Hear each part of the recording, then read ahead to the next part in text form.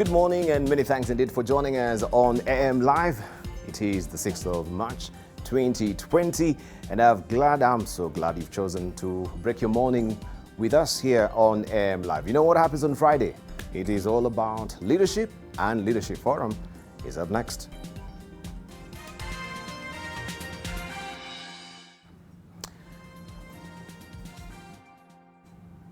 So today it will be just a pick-me-up for you if you're feeling a bit down. I know it is Friday. We're using for subjects, not really a title, but a phrase or a saying. It is an Indian proverb that says that all the flowers of tomorrow are in the seeds of today. All the flowers of tomorrow are in the seeds of today. So whatever that you're doing today, just be sure, be cocksure, will definitely affect you tomorrow. In fact, it is cutting across all spectrum of life. They say that whatever we are doing in the environment will definitely affect our children tomorrow. And also, they remind us that we've not really inherited our land from our ancestors, but we've borrowed it from our children. So whatever we do with the environment today will affect also our children tomorrow.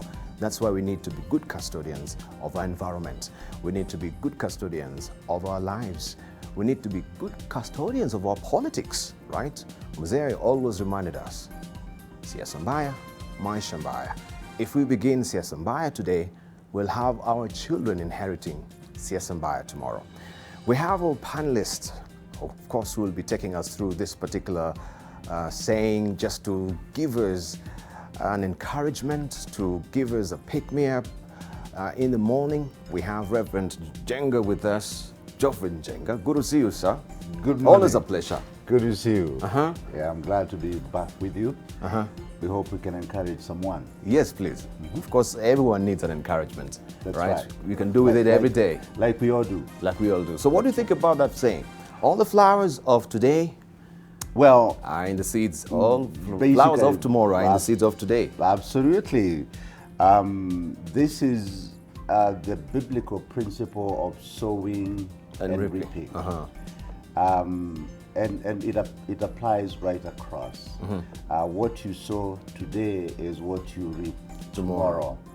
And a wise man said you cannot sow beans today and then reap maize tomorrow. It simply doesn't happen. And that principle of sowing and reaping, we do forget it, but it's so central to what happens to us in life. It will happen. Things don't just happen. What we do with our personal lives today, what we do with our social life today, what we do with our children today, and what we do with this nation today will have a big impact on tomorrow. Oftentimes we run helter-skelter, thinking probably we can solve everything that's happening today, forgetting that this has taken a lot of time to come where it is. So I think we need to be very careful about today. Today, right? And they always say as well that the rest of my life begins today. Absolutely. The rest of my life begins today. Yeah. Right, so there we have Reverend Geoffrey Njenga, and he will be also on the lectern here, speaking to us on that particular subject matter. All the flowers of tomorrow are in the seeds of today. We'll be joined by Peter Ndeng as well, Jared Ouko and Nancy Wangombe to take us through that particular subject. And you know the drill. You can hit us on Twitter. AM Live NTV is our Twitter handle. AM Live NTV, our profile name on Facebook, and 20686, our SMS portal. Make sure you follow AM Live. Of course, that's our Twitter handle. We're using the hashtag AM Live as well. Also, you can follow me at Dibala. By the way, Rev, what's your Twitter handle? I haven't reached there yet. You haven't reached there? Yeah, not yet. Why are you living under the rock? Everyone is. Yeah, I know, but you see, some of us are laggards. Why are you a laggard? I don't know. I'll get there. Don't give up on me. All the flowers of tomorrow. I'll plant the seed today. Perhaps you planted the seed. You need to plant that seed today, right? Because mean everything now is headed there. That's right.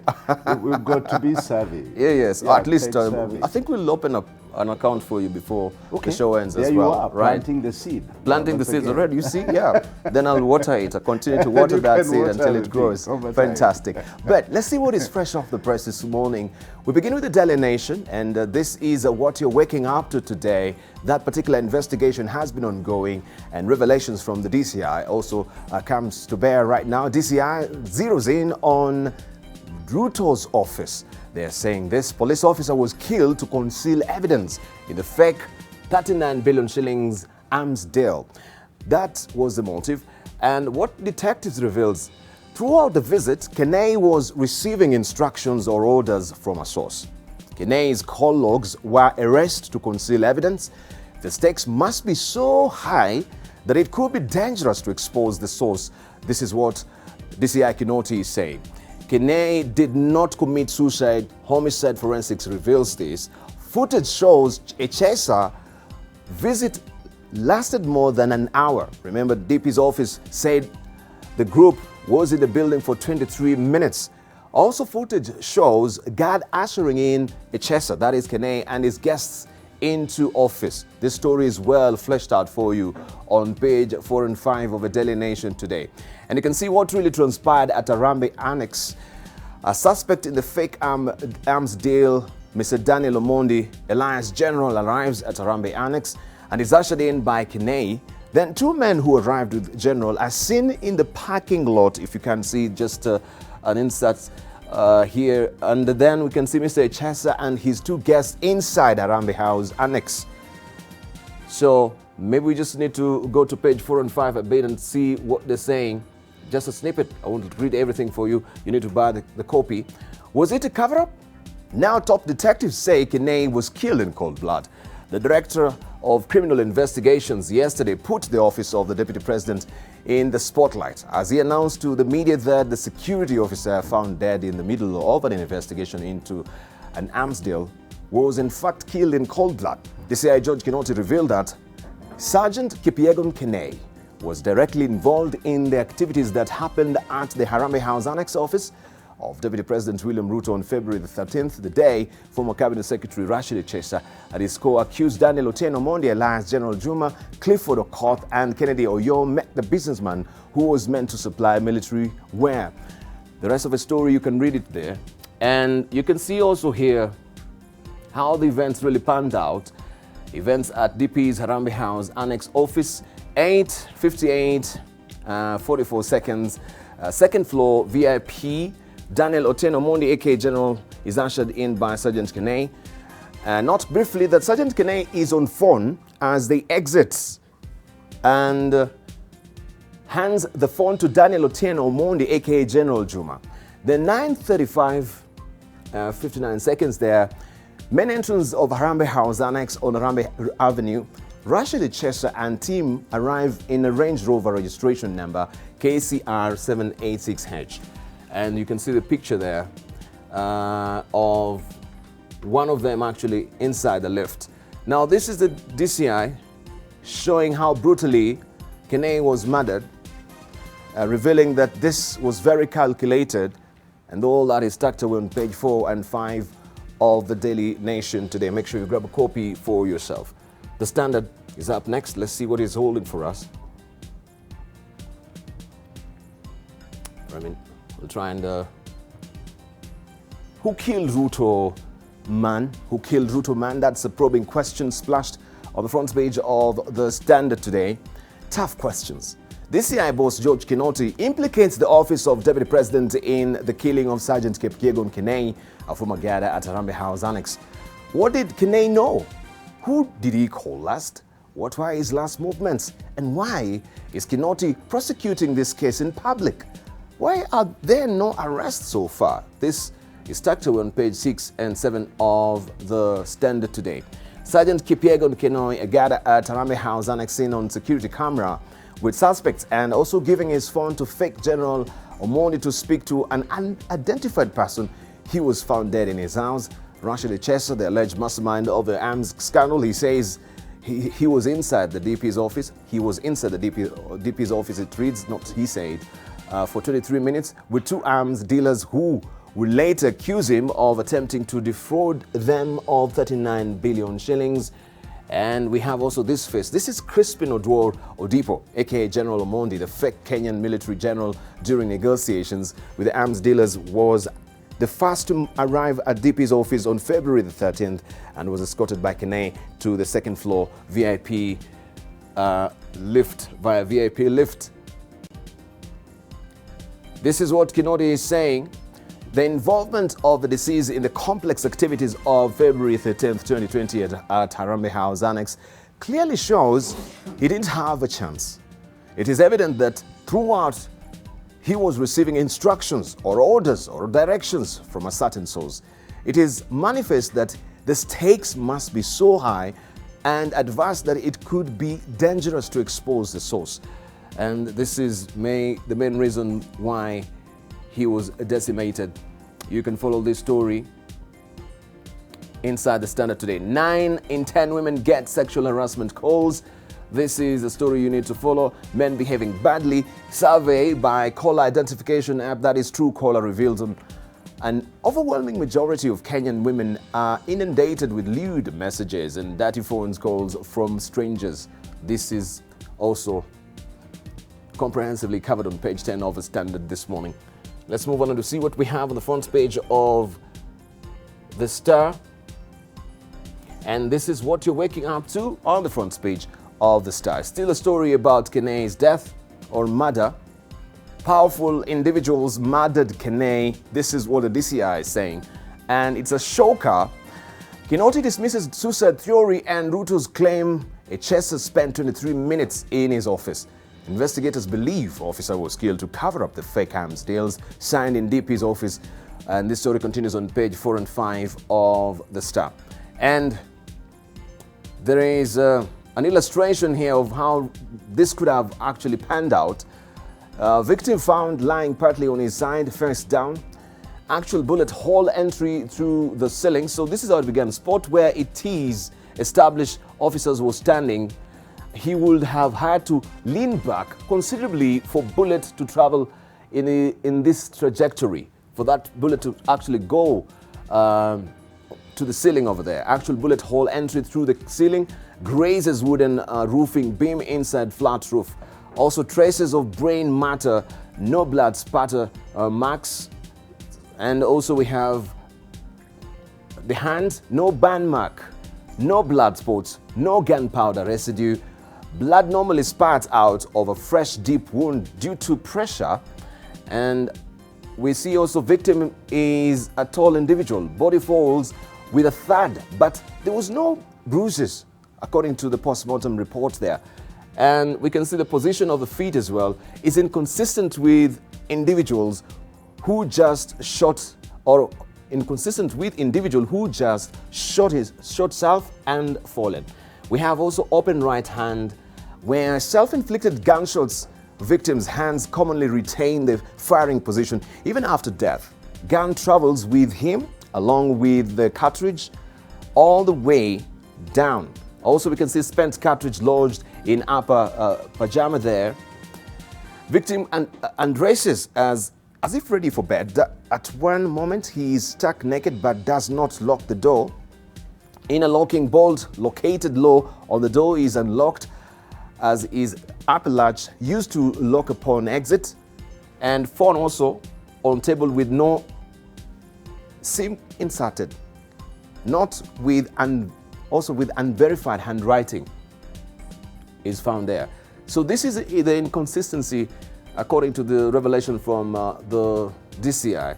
Shooting is staged, and you can read all about this on page 4 and 5 of the Star today. Also major, we have uproar as Jubilant soldiers cross into Mandera, fearful residents flee their home. Farmajo Madobe fight. It says here as a flagger, the security situation in Mandera has deteriorated despite President Uhuru Kenyatta's warning to Somalia on Wednesday against violating Kenya's territorial integrity. Hundreds of residents on Thursday fled their homes to areas far away from the border where Somali National Army troops and Jubilant forces had clashed. Also plea bargain Banks fined 395 million shillings for role in NOS scandal. Money sent to prosecution fund. 5 banks which failed to report suspicious transactions during the NOS to rip-off have paid the state 395 million shillings as fines to escape prosecution. DPP Nuruddin Haji on Thursday said the banks already released the money to the central bank in a plea bargain agreement that saw their bosses escape the dock. You can follow the story on page 2 of The Star this morning. And Mount Kenya factions in vicious fight to succeed President Uhuru Kenyatta. You have the Siasa pullout on page 4 of The Star this morning. What is the People Daily holding for us? There you go. Ruto office on the spot over Kenei murder cover-up. That is also the splash on the front page of the People Daily.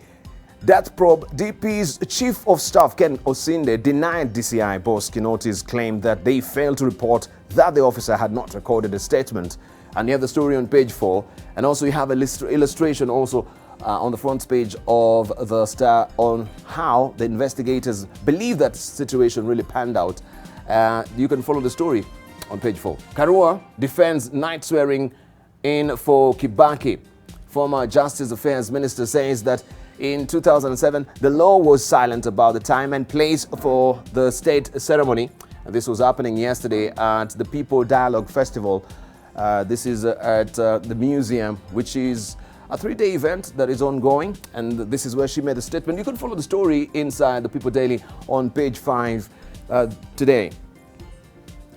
Let's see what is on top here. 25 years after Beijing caucus, Women's Day focus. This is on page 18 and 24. Call for concrete, ambitious and transformative actions to achieve immediate and irreversible progress towards gender equality. Remember, on Sunday is International Women's Day, and this is the beginning of it. You can read all the stories about it since Beijing, and also the efforts of the late President Daniel Toroitich arap Moi trying to mainstream gender in the country. That is gender parity. Musicians and ending misery over royalties. Find all that in the Spies Pullout magazine inside the People Daily this morning. The Star, I've shown you, but we have Taifa Leo as well. DCI, Ruto alidanganya, it says. Ruto alidanganya. Idara yasema naibu rais alisema uongo kuhusu ziara ya Echesa ofisini mwake Nairobi.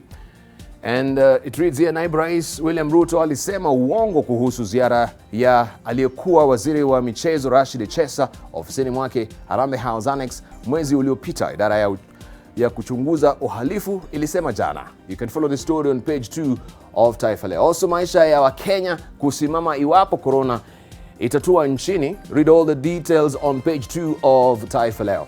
Let's buckle down to some business a bit and see what we have inside the Business Daily. This is what, excuse me, some flames there. Need to clear that.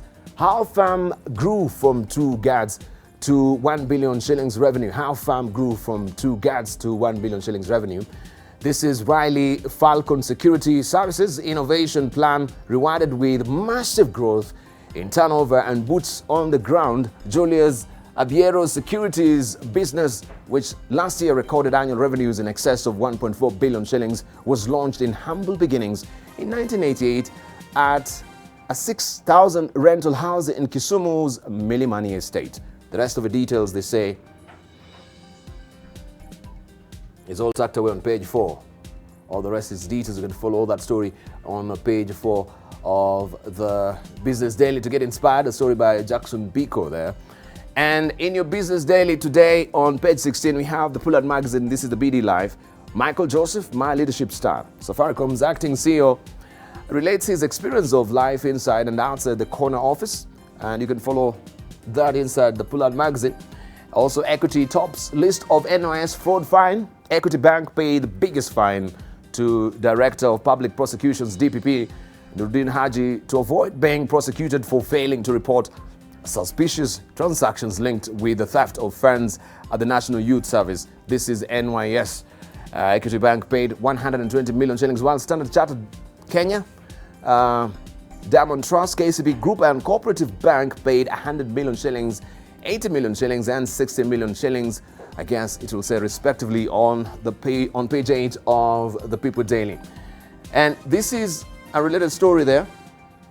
Director or related picture, Director of Public Prosecutions Rudin Harji addressing a news conference yesterday flanked by Ethics and Anti-Corruption Commission, CEO that is Twalib Mbarak, and the Directorate of Criminal Investigations boss George Kinoti after a meeting with 5 chief executives of banks over fines related to the National Youth Service scam. You can follow the story inside the Business Daily this morning. Coronavirus prices of protective masks triple. The price of protective masks has tripled in Nairobi over the past month on increased demand from local pharmacies and hospitals, as well as dealers exporting the gear following the coronavirus outbreak. A manufacturer of a mask, Nairobi Enterprises Limited, NEL, said that the price of a box containing 50 units of the protective gear had surged from 500 to the current 1,700 on a wholesale market. This means the wholesale price of a single mask has increased. The details also continues on page 4 of the Business Daily today.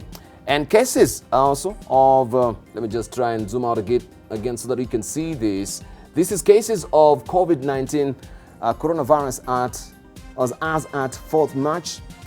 We have Asia leading there with 3,031 deaths. Europe follows with 86 deaths.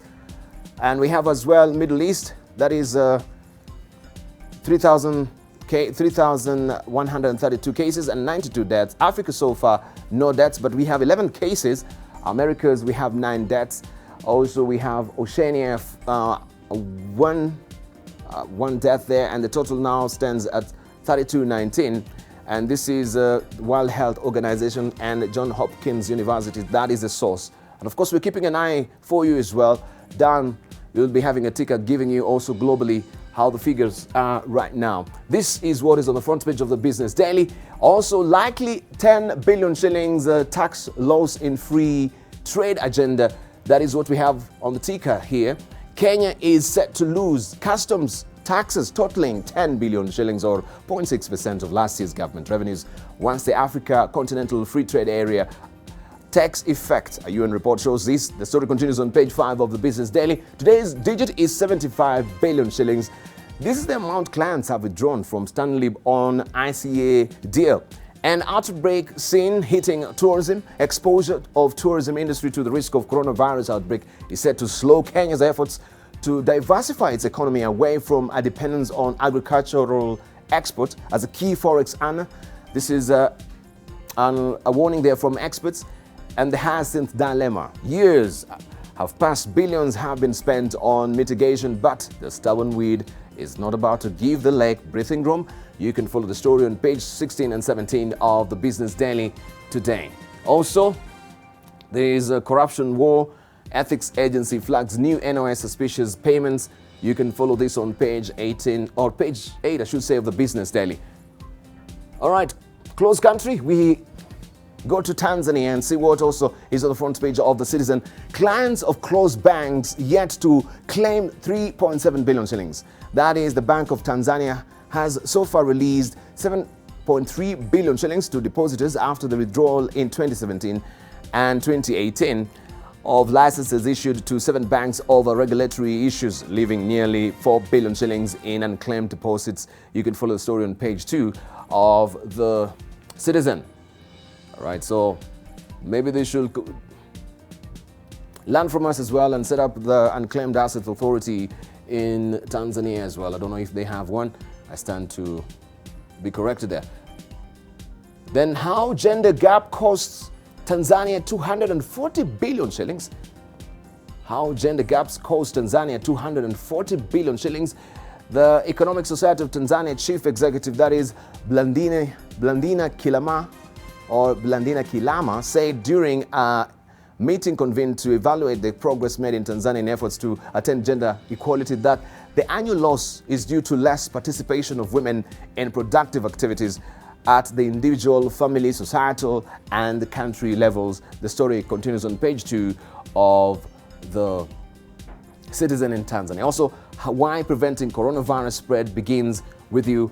You can follow this story on page 3 of the Citizen in Tanzania. While still in Tanzania, we can try and pick up also Mwananchi, the Swahili version of the Citizen. Mbowe, kama kwenda ikulu nataka iwe hivi. Kama kwenda ikulu nataka iwe hivi. He gives his own demands there, and that is a splash. You can follow the story on page 4. Barabara Moro Dom Chakavu ina miaka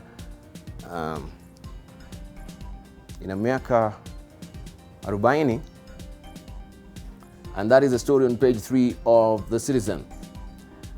And fahamu jinsi ya kujikinga na virusi vya coronavirus ama virusi vya corona. Mambo ya kuzingatia, they're all given here. I'll spare you the details.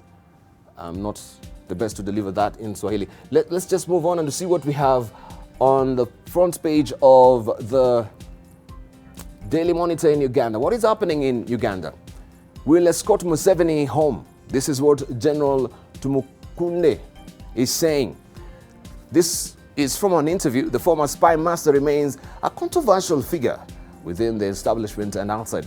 Even with his pronouncement to run for the country's top seat, many cannot read enough of his intentions. But what is he up to? That is the question. You can follow the story on page 4 and 5 of the Daily Monitor. Coronavirus man narrates how he beat the disease.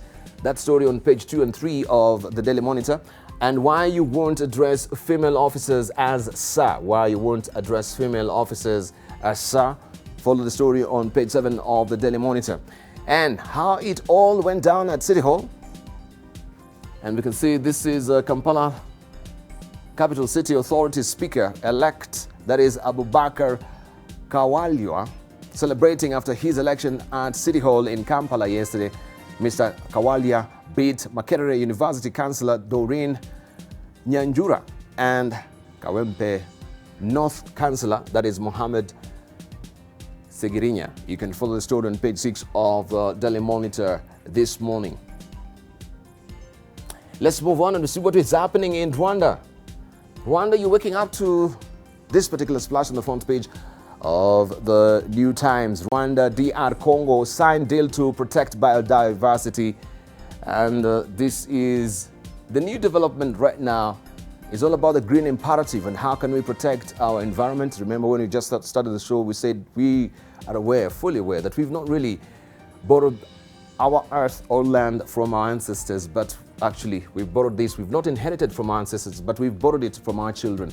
Rwanda and DR Congo have signed an agreement aimed at monitoring safe exploitation of methane gas and protection of biodiversity in Lake Kivu. The deal was signed by Minister for Environment Jean Mujawa Maria, representing the government of Rwanda, and State Minister in charge of hydrocarbons Rubens Mikindo Muhima. You can read the rest of the details on page 3 of the New Times in Rwanda. And Human Rights Watch credibility called into question again. The story is tucked on page 2. Heavy rains, 53 people killed since January. And also we have a standalone picture here. Oh, this is a related picture actually of the headlining story as I've read for you. That is the splash on the front page of the New Times in Rwanda. And lastly, I want just to show you also what we have inside the latest copy of the Economic Times, not the Economic Times, but the Economist. This is what we have on the front page of the Economist. This ends today. American nightmare. Could it come to this? Bernie Sanders and Trump 2020? American nightmare, could it come to this? That is a probing question. And COVID-19 goes global. Make the EU's trade bruiser. Working 9 to 5 digital twin of the heart. That are all tucked away, or those are all tucked away inside the Economist as well.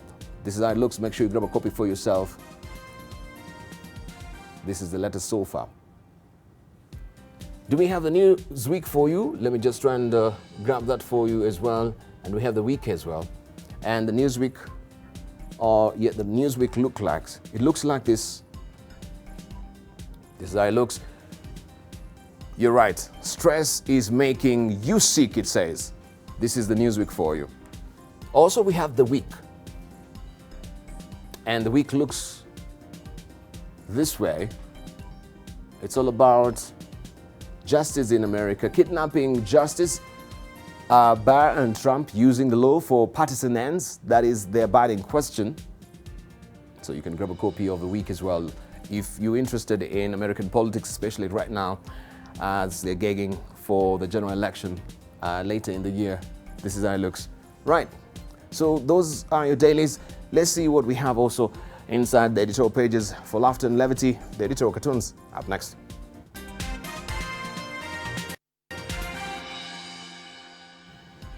All right, this is what we have inside.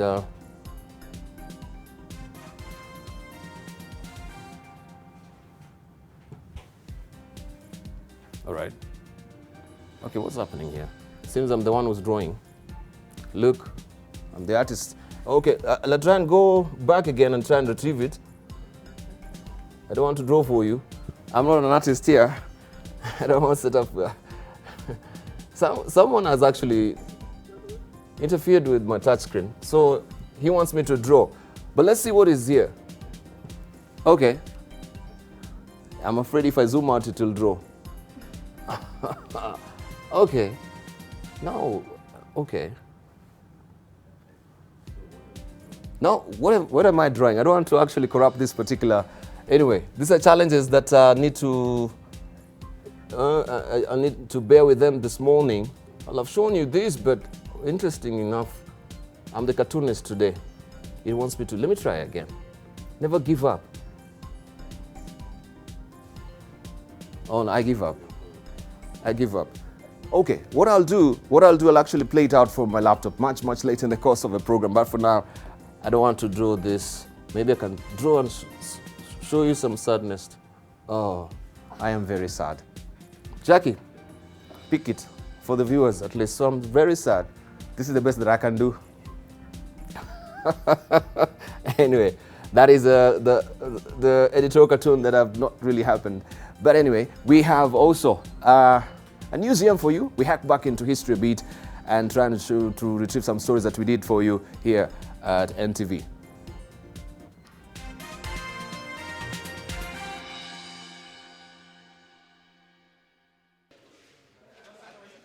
The sole beneficiary of the stalled multi-million Nyaya Awards project that was intended to benefit hundreds of expectant mothers in Nairobi and other areas, Geoffrey Mwendwa says he has for the past 2 years rented 62 would-be wards for between 1,500 shillings to 2,000 shillings.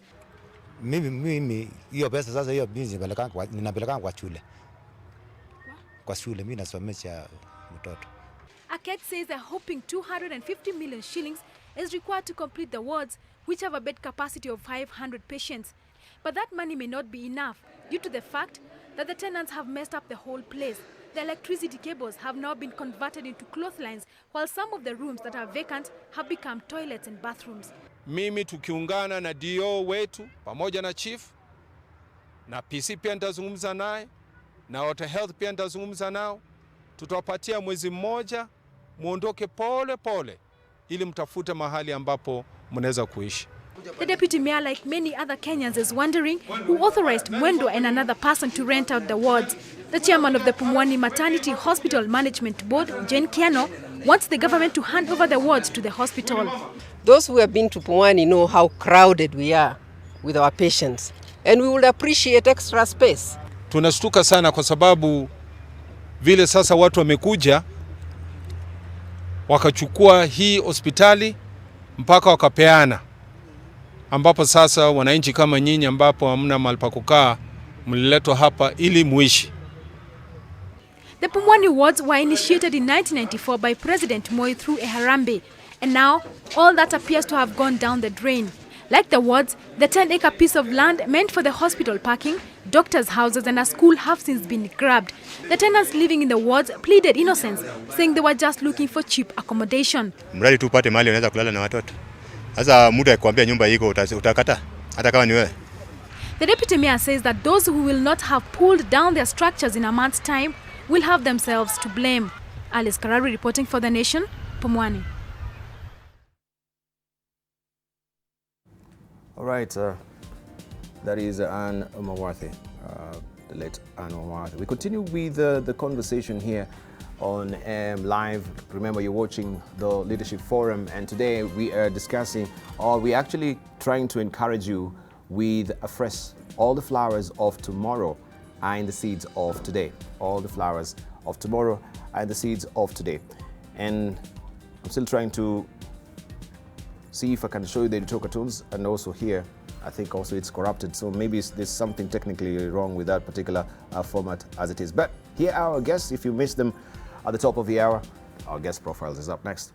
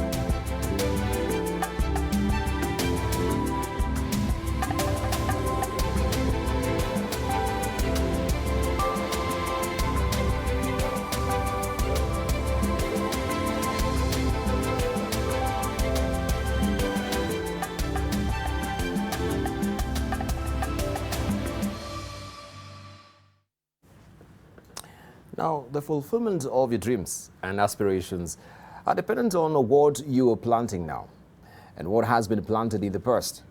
Do you want to reap more trust, friends, a job, good health, greater self-esteem? Then you need to be active planting new seeds, making those investments in jobs, applications, in courses, in exercise, in healthy eating and living. If you have children and you are constantly shouting and showing them your anger and frustration instead of your love, don't be surprised when a few years down the line, they turn out to be fearful, angry and bitter individuals. If you plant sparingly, you will reap, they say, sparingly. Not every seed you plant will produce fruit, so don't be stingy when you plant. By all means, be focused. If you want a job in sales, then apply for sales job, but don't just fill in one application form. Don't be deterred if your plans don't succeed at first. Perseverance, an old-fashioned and underused word, is key to your success.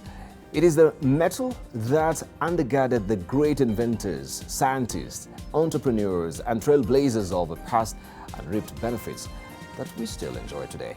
Now, you know, every seed needs time to grow. So plant your hopes and dreams now and be patient, but also remain focused.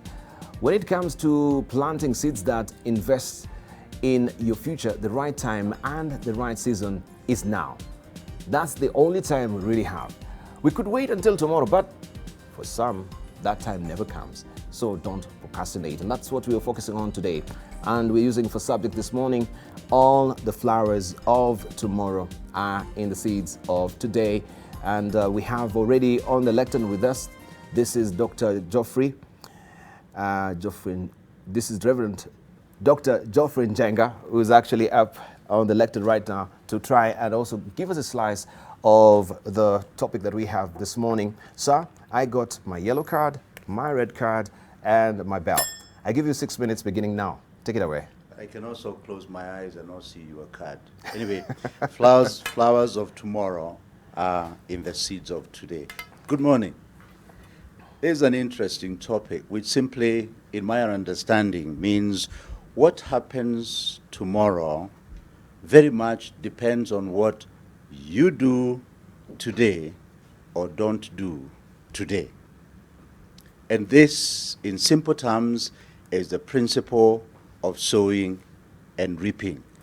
That we will sow, and what we sow is what we will reap. And in other words, things don't just happen. That what you do today has huge implications of what happens to you tomorrow. Well, yes, there's a waiting period because tomorrow will come tomorrow, and that would be the future. There is the passage of time, but for sure, what you do today has huge implications of what will happen tomorrow. Someone said we borrow tomorrow from our children, and we should therefore be very conscious and careful how we handle today, because we live on borrowed time effectively, and the price will be paid tomorrow. There is also the planting season, and we, I think, forget that there is the planting season, but the outcome will be tomorrow. For example, an individual does not suddenly get organized. You've got to be willing to plant the seed of order in your life. You don't suddenly become fat. You eat, and you're planting the seeds of a big body tomorrow. You don't suddenly become rich. Of course, in this country, we have people who have become rich overnight, but we know that they have planted the wrong seeds. Riches, the right riches, will take time and effort. A career does not suddenly happen. You plant, you invest time in studying, in doing the right things, in the job, and develop a career. You don't become godly simply because you hear people are godly. It takes a beginning, planting the right seed today, obviously, accepting Christ in your heart, and then you grow in that. An athlete does not suddenly, a professional athlete does not stumble in the field and then suddenly he becomes a wild beater. No, it doesn't work like that. You've got to be willing to plant the seeds today of hard work, practice, and so also for the professional soldier. I know that corruption is a word which is in the mouth of just about everybody. A nation does not suddenly become corrupt. We didn't wake up one morning only to discover that we are corrupt. We've been planting the wrong seeds over the years, and now we are planting the seeds. Or our lakes and rivers do not suddenly become poisoned. This is seeds we've been planting over and over, planting seeds of poisoning our rivers. And so is environmental degradation. It does not just happen. It's actions we take. I know we are trying to reverse the wrong actions and the seeds we planted on the water tower, but it took a lot of time. And of course, the church does not suddenly become rotten. It does not suddenly become powerless. We plant the wrong seeds and we reap what we planted. People have said, and I think it is true, that the church has lost its voice, or it is miffed. And we need to discover where the rain began to beat us. Stephen Covey, a writer, says this: sow a thought, reap an action. Sow an action, reap a habit. Sow a habit, reap a character. Sow a character, and reap a destiny. And our nation and us as individuals need to take care of that. So what to do? As I have seen the yellow card. At the personal level, take personal audit. Audit your life, and you'll discover where it all began happening. And it's been happening for a long time. You didn't suddenly become an alcoholic addict. Begin to discover how this happens, but more importantly, determine to reverse that trend today. A nation needs to accept that it's probably too late for Kenei and Haji, and I know they are doing a good job, to capture every thief that we have in this country. What I think we need to do is have the anti-corruption campaigns beginning in the kindergarten and in our primary schools, and so is in agriculture, which we believe is going to be a major employer for the foreseeable future. Promote agriculture in primary school. Promote values. Yes, promote values. Let's talk about the values which will help this country. Promote clean politics, beginning from school. The first time I saw a corrupt leader at the university, he had people lining up and he was dishing out money. Now, perhaps if you've been following that, you know where that leader is today. Promote care for each other, concern for each other. Promote love for this country. Promote clean environment and promote good social order and talk about the good things which are happening in this country. This is not about burying our head in the sand, but talk about the good things which are happening in this country. Sow the seeds of good today, and we will reap a good future. Thank you very much. Right, thank you, Reverend Geoffrey Njenga. Sow the good, or sow the seeds of good today, of God of good today, and you'll reap. What did you say? Actually, I forgot it. Sow the seeds of good today, and you'll reap what tomorrow? You reap the good things tomorrow. We'll go the good things tomorrow. That's right. Right, it did escape me. I'm trying to take also copies notes here, but that one escaped me. But up next we have Peter Ndeng. He is actually proceeding to the lectern. He has 6 minutes as well. Remember, you can hit us on Twitter. AM Live NTV is our Twitter handle. AM Live NTV is our profile name on Facebook, and 20686 our SMS portal. So Pete, you got 6 minutes beginning now. Good morning. Last night at about 7 p.m., I landed here from a 1.5 week trip that I've been on to Djibouti and Ethiopia. And I remember talking to somebody on the phone. The first question they asked me was, "What did you bring us?" Which is a common question people ask. Dibal, you've asked me that question before when on some of my trips. Oh, really? What did you bring us? But you know, as I was thinking, as I was thinking about that question, I thought, I never wanted to come back from a trip and not have learned something. So in a way, I wish people would ask me, what did you learn on that trip? Every trip is like a school. A couple of things that are related to the topic that we're discussing today that I want to share with you as I went on my mission in Djibouti and Ethiopia.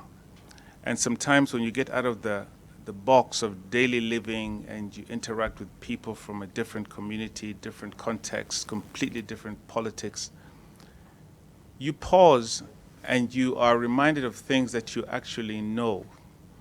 They're not things you don't know, but things that we need to be reminded of again and again. And one of the things that I was reminded of again was that life is not a straight line. Life is not predictable. Stuff happens. And in the course of life, changes come, influences come. Right now, as we're sitting here, there are things that we could not have predicted just 6 months ago, whether it's the locusts, whether it's coronavirus, whether it's some of the things that are going on in the political sphere in Kenya. Life is not a straight line.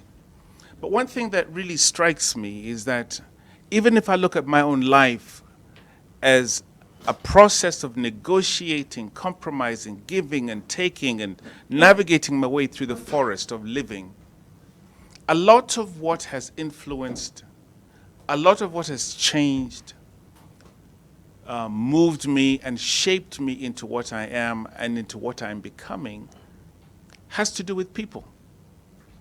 Yes, stuff happens. But if you look back, you discover it is really about people. And it's almost like we're on a matatu or in a train that is going somewhere. It's a continuous process. And in this train, people are coming on and going off.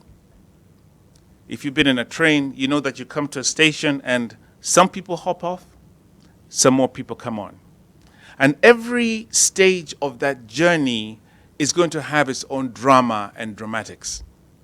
Some people will leave an impression. They will do something in that journey that will actually be remembered by those who are continuing with that journey. Some will silently come in and silently walk out, never to be remembered again. But somewhere in there, everybody has an opportunity to do something that will impact those who will continue with that journey.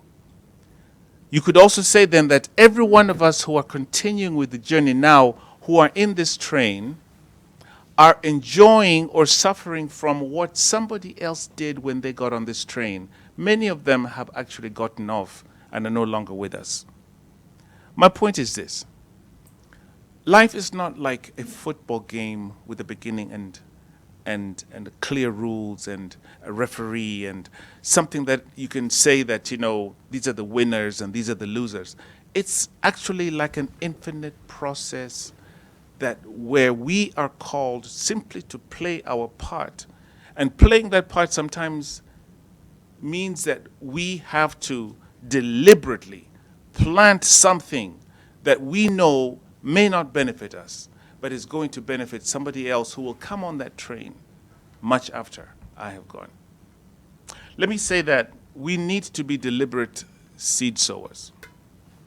Deliberate in the sense that, yes, we know that seeds must be sown, but we benefit from seeds of the past, and the future is the fruits of seeds of today. But am I deliberately planting seeds in the lives of people? Am I deliberately doing something that may not have any benefit to me, but will have some good in the life of somebody else today or tomorrow? This is really what it's all about. Let us be deliberate seed sowers. And as we have also heard already, not every seed that I'm going to plant is going to grow. But I'm going to plant anyway. And along the way, in this journey, in this train, or whatever you want to call it, some things we will do will be mistakes. We will hurt people. People will hurt us who will come on that train and do something that will damage me, just like I know I have done things that have hurt other people. There is a process we must go through, keeping our eye on the goal, knowing that life is a continuous process of planting and reaping. We plant and we trust that some of the seeds that we're planting are going to be harvested. So my bottom line is, be a deliberate seed sower. Do something that you know is putting good in the lives of those around you, knowing that it may not be in your lifetime, but certainly it will benefit somebody. Thank you for listening. Thank you very much, Peter Ndeng there. Be a deliberate seed sower. Are you doing that? Are you deliberate about it? It reminds you that life is not a straight line. We need to be deliberate in sowing our seeds, and we shall be also discussing this much later once we buckle down to just discuss some of the salient points that they've raised. Proceeding up to the lectern next is Nancy, and also Nancy will give us a slice of the topic as well this morning. Nancy, take it away. Thank you. Good morning, Kenyans and people around the world. All flowers of tomorrow are in the seeds of today. I beg to go a very different way in analyzing or in building this concept, like I always do. I think that a lot of people are concerned with productivity, with reaping and harvest, and little attention is given to the seed that is being put into the ground. And I want to take the 6 minutes to simply think about what us as human beings have been sowing. And I will take the example of the Kenyan story from independence and pre-independence, from colonialism. Our education system, we adopted it from white men who killed, raped our women, and mistreated Africans in any way imaginable. The economy that we run today, we also adopted from them. The taxation idea came from them. We, as Kenyans, are an example of individuals who are carried and continue to plant seeds that are not their own, but are rather inherited. See, the seeds of today are from the flowers of yesterday. And until you are able to understand that and stop within yourself and ask, do I want to reap the same fruits? Then you're caught up in a trap, and you have no say, really, in the type of life you lead, in the type of fruits that you reap. And so I challenge everyone today that as we think about the power of planting seeds and the power that there is in multiplication and in the harvest that we could harvest, that more closely we investigate the seeds themselves.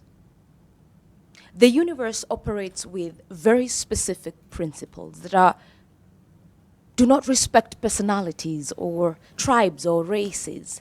They are universal and undeniable.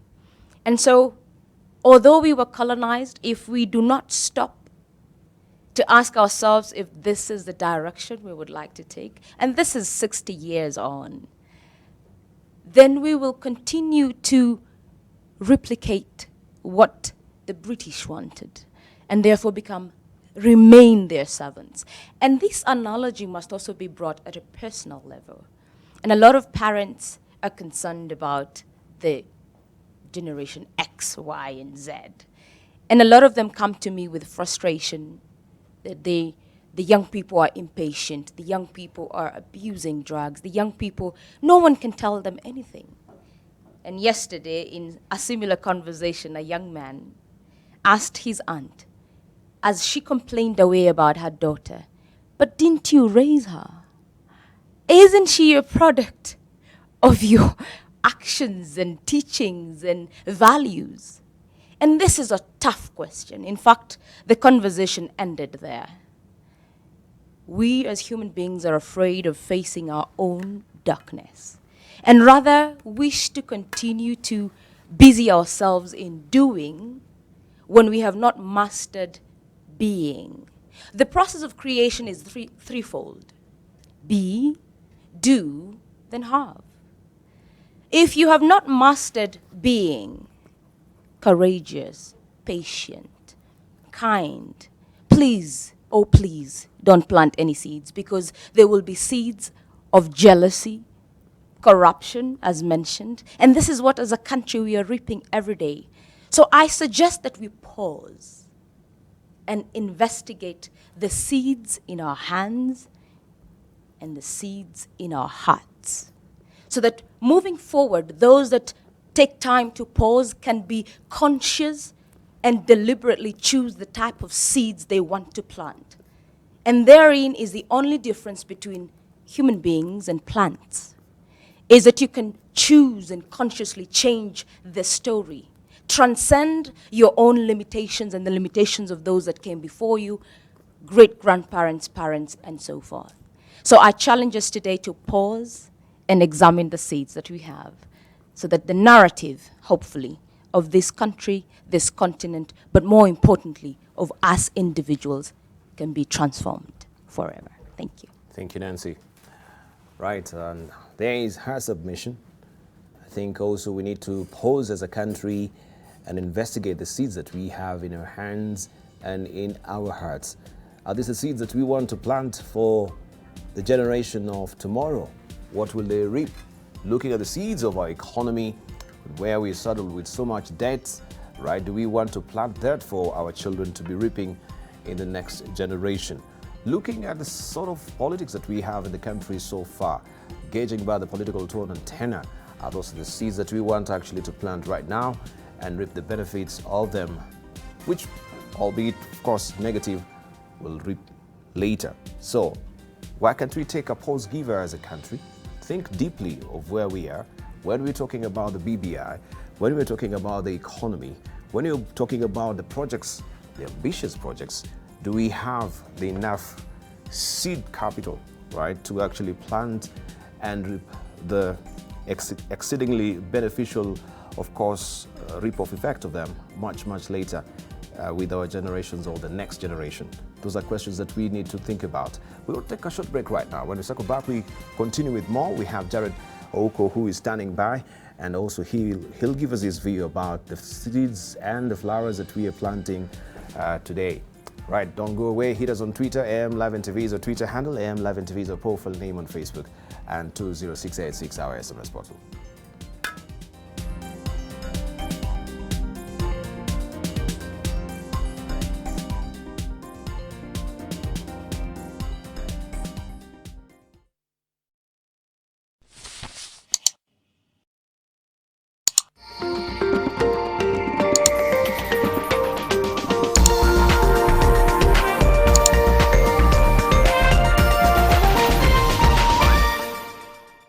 Building tips for general construction should be bought from reliable sources, should not get dry before the specific curing time given for best results, must be kept certified. Exactly 50 kilograms guaranteed in each bag. Adding strength to Kenya's landmarks, power for specialized constructions, cementing the nation's future. Simba Cement, the strength and pride of Kenya. Now also produced in Nakuru and Mombasa. What would you like to become when you grow up? As a refugee, you have to improve yourself first. A doctor. Clap for the doctor. The most important thing that I've come to know in the camp is education. We are focusing on empowering them with the knowledge. When I don't school, how will I get a job? There are a lot of gaps where we actually need more funding so that the books, the school uniform, the ratio of students per classroom or the ratio of students per teacher can be improved.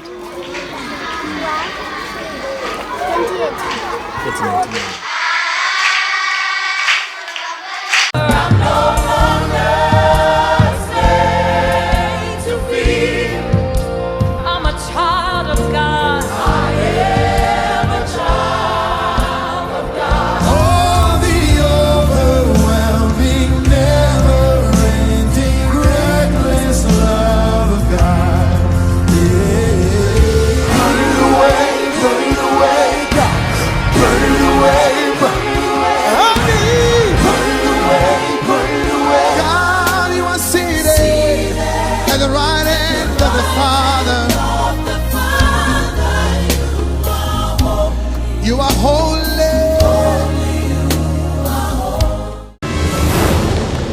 All you really need to do is make her feel respected, make her think she has control, and I will give it to her so she won't be able to suspect that while I'm kneeling before her, I'm already looking for a replacement.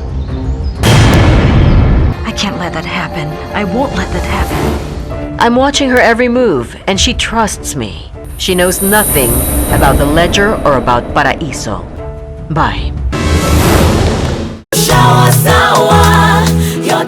Sour Shower has never been better with the new look Sour. Now with a new formulation too that will leave you feeling fresh for longer, while the soap lasts even longer.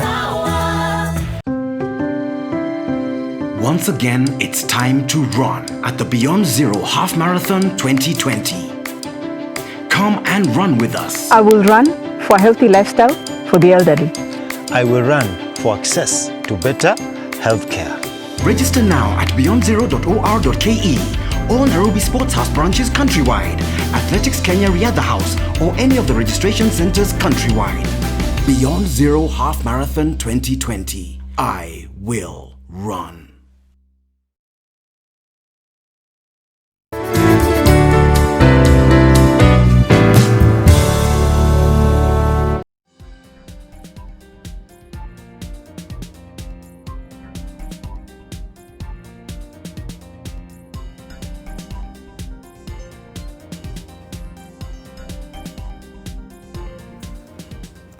Leadership Forum is what you're watching this morning, and of course we've heard from three of our panelists. On the other side of a break, we continue with the conversation, as always we say, at pace.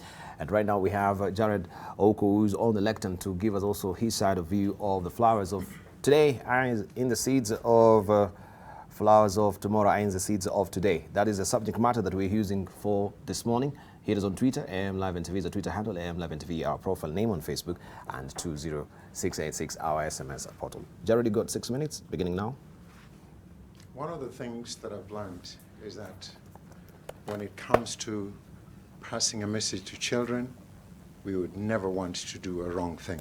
We want to be very sure that the modeling that we are having is the right one. And I remember one day walking in the supermarket with my children, and one of my kids loves gardening, and we bought some seeds. And when we got home, he said, "Oh no, I want to plant these ones over the weekend with my friends." And we had some friends coming, and they brought their families. And he got them into the shamba and got them to plant the seeds, and everyone was busy making themselves dirty. And it was all about this idea of planting seeds. It was coriander. And coriander planted, you need to wait for it to germinate. And the kids were very eager to find out what is it that is going to come out. And for sure, most of the plantings that we have done, we have heard the real seed that were planted in terms of what we get from it. And this is a reality. Whatever you sow is what you reap. And whatever you sow, you will never fail to reap something, either full reap or something that represents what went into the ground. And that simplifies or signifies the life that we live in terms of what is it that we're doing today. It is going to be a part of tomorrow's life. And I remember taking the kids to go and see grandma, and my grandma, around her cooking area, would be hanging the seeds up the roof so that the soot from the fire could make them be preserved for next generation. So the seeds that we plant is where we get our seeds for tomorrow, for continuation. And that takes us back to the leadership of today. What is it that we are doing today? And what is it that our children are watching? Are they going to do the same? Definitely they will do the same. The same politician mentoring another politician today, the same values this politician is exuding will be exemplified in the next politician. And that's why in the Far East, there is a Chinese bamboo tree. And when you take a Chinese bamboo tree and you want to plant, you plant the seed. It takes a very long time for it to shoot off the ground. It actually takes 5 years for it to shoot off the ground. But you've got to water it and fertilize it every other day. You've got to weed it, pull the struggle weeds around it, and make sure that it's well nurtured to grow. And after 5 years, it shoots off the ground. Then it takes 6 weeks to grow 90 feet tall. Now, the things that we plant in our children today, when are they going to have it accelerated to give us the ripple effect of what we want when the time comes for reaping? Now we're training our kids, we're getting our kids to school. What is it that they are taking as values so that they carry the values of this seed plantation to the next generation? Now, what are some of the lessons we can take away as Kenyans? There are people who are for BBI. There are people who are not for it. But the people must convince the others what it is that they mean that we may not be seeing now. Now, if you're convinced about an idea, you have to get out there and sell it to the people. And that's why leadership is the ability to visualize, then mobilize people to follow your vision. You've got to convince people what it is. So whatever seed you're planting now that you want people to understand, what are some of the values that you need them to see when the time comes? Why wouldn't you talk about them now? Why wouldn't you have a dialogue, have a conversation that allows you to bring out your points and get people to argue and raise questions rather than being monotone or being one way in terms of your communication? Why don't we have a dialogue and have a conversation and be sold and move towards one direction? So it's critical for us as leaders to ensure that whatever it is that we want people to do, we convince them and listen to them, let them understand what it is that we mean, and dialogue and argue, then reach a point where you say we've all agreed, we move to the next level. So we need to make a conscious, deliberate, and very determined effort that whatever we plant, we know exactly what it is that we're going to reap. So you reap what you sow, so the Bible says. Bless you. Thank you. Thank you, Jared. Right, so are you that bamboo seed that you think you're in that fallow ground that has not really blossomed so far? It has taken you so many years and people think that, yeah, nothing is really forthcoming from your life, right? That you don't come lately and you think maybe I should just give up. maybe that bamboo seed that will one day shoot up and rise 90 feet, right? Because it is taking root in the ground. It is extending, the roots, the tentacles to hold firmly on that foundation. Maybe it's your character that you're building, and people don't see that as anything to be of a noble virtue. So we want just to discuss this with our panelists, and I can see also reactions on Twitter as well. I shall be reading them much, much later. The subject that we're using today. I just want to head back to where we began with Dr. Reverend Geoffrey Njenga. And he raised also some very good points, maybe just to broaden our understanding and discussion on a wider perspective, aside just from having pick-me-ups and encouraging Kenyans as well, looking at the affairs of a country as it is right now. The seeds of corruption. The seeds of corruption in this country were sown years back, if you hack back into the history of this country. And we've had, so many efforts, salutary efforts, so to speak, to try and stanch the flow of corruption in this country. But it's still, up to date, it's still a menace. In fact, I think I'll just also request my director, Jackie, to just give us a story we did yesterday from the archives about corruption and how it really panned out much, much later as we discuss that corruption. Thank you. Anything that happens around me is personal and also communal. I need to make a personal choice. As I talk about corruption, I need to make a personal choice and determine that I'm not going to follow that path. If I have not made that decision, I really have no business talking about it, because it will begin with me making a choice. But it's communal as well, because we live together, and what I do will affect the other. Corruption is a two-way thing. There is the giver and the taker. Often we talk about, is it the giver? But it is a two-way thing that needs to be dealt with on both sides. How can we deal with it? At the personal level, make a personal choice. At the group level, at the communal level, we choose that we do not want to go that way. And then we do have agencies which deal with it. And we've seen them play along. And there is the DCI, there is the DPP, there is the judiciary. I think right now, with all the problems that the judiciary has, I think it needs to up its game and at least capture, determine the cases which are out there, especially for the big thieves. I mean, they may not have all the money in the world, but they can deal with 3 or 4 and jail the thieves who are stealing from this country. What does that do? That will serve as a deterrence.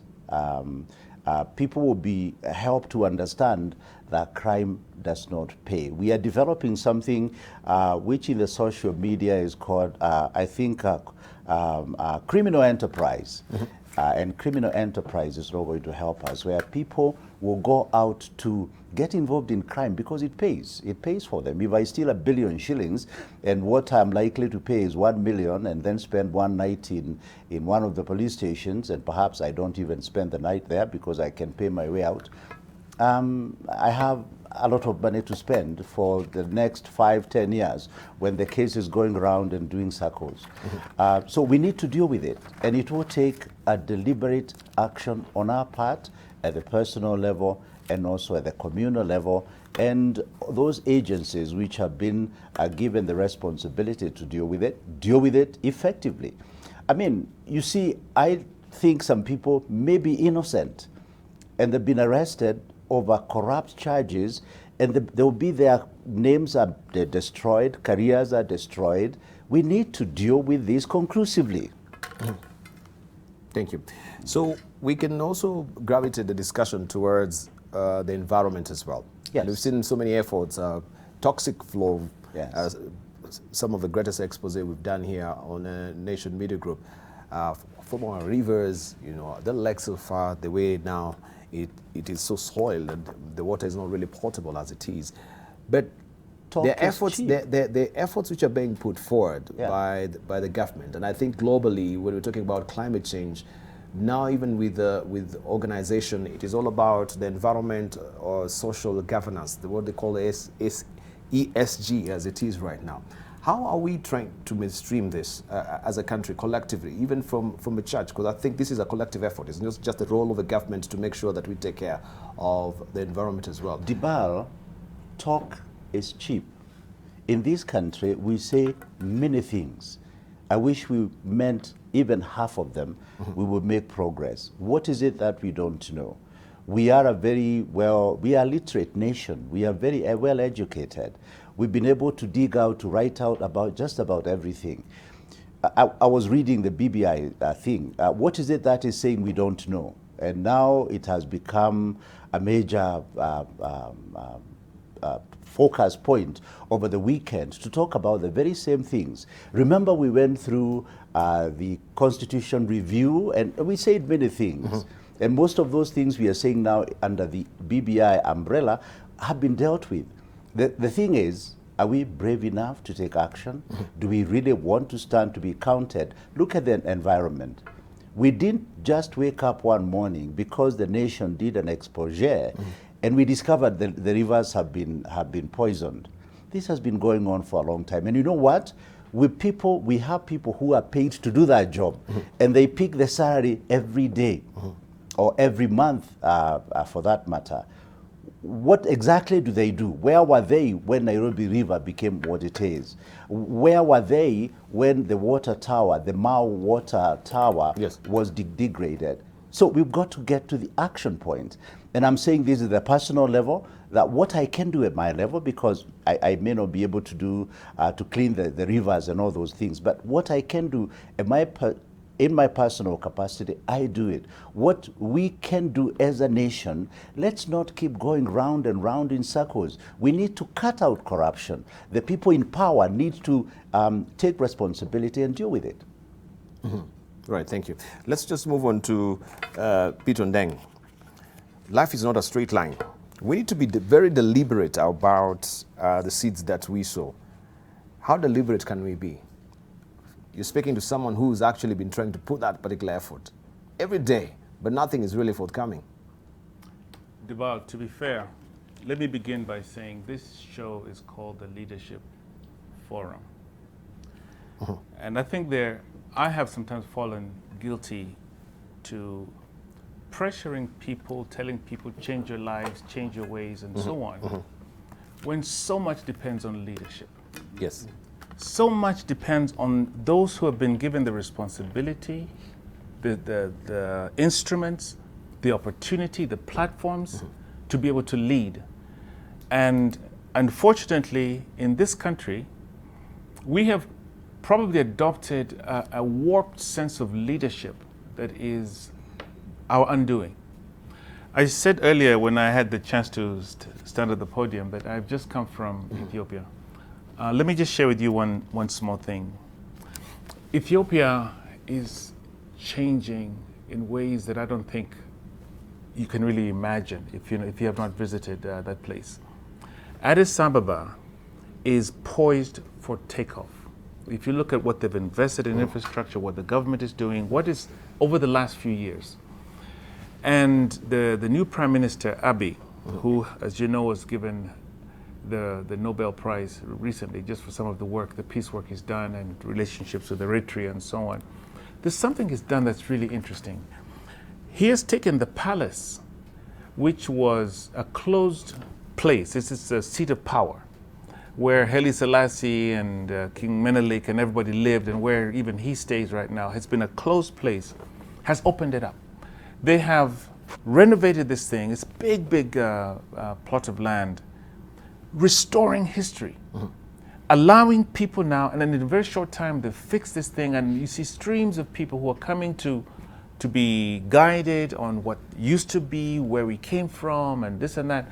It is really, really remarkable what transformation is happening this short time that he's been there.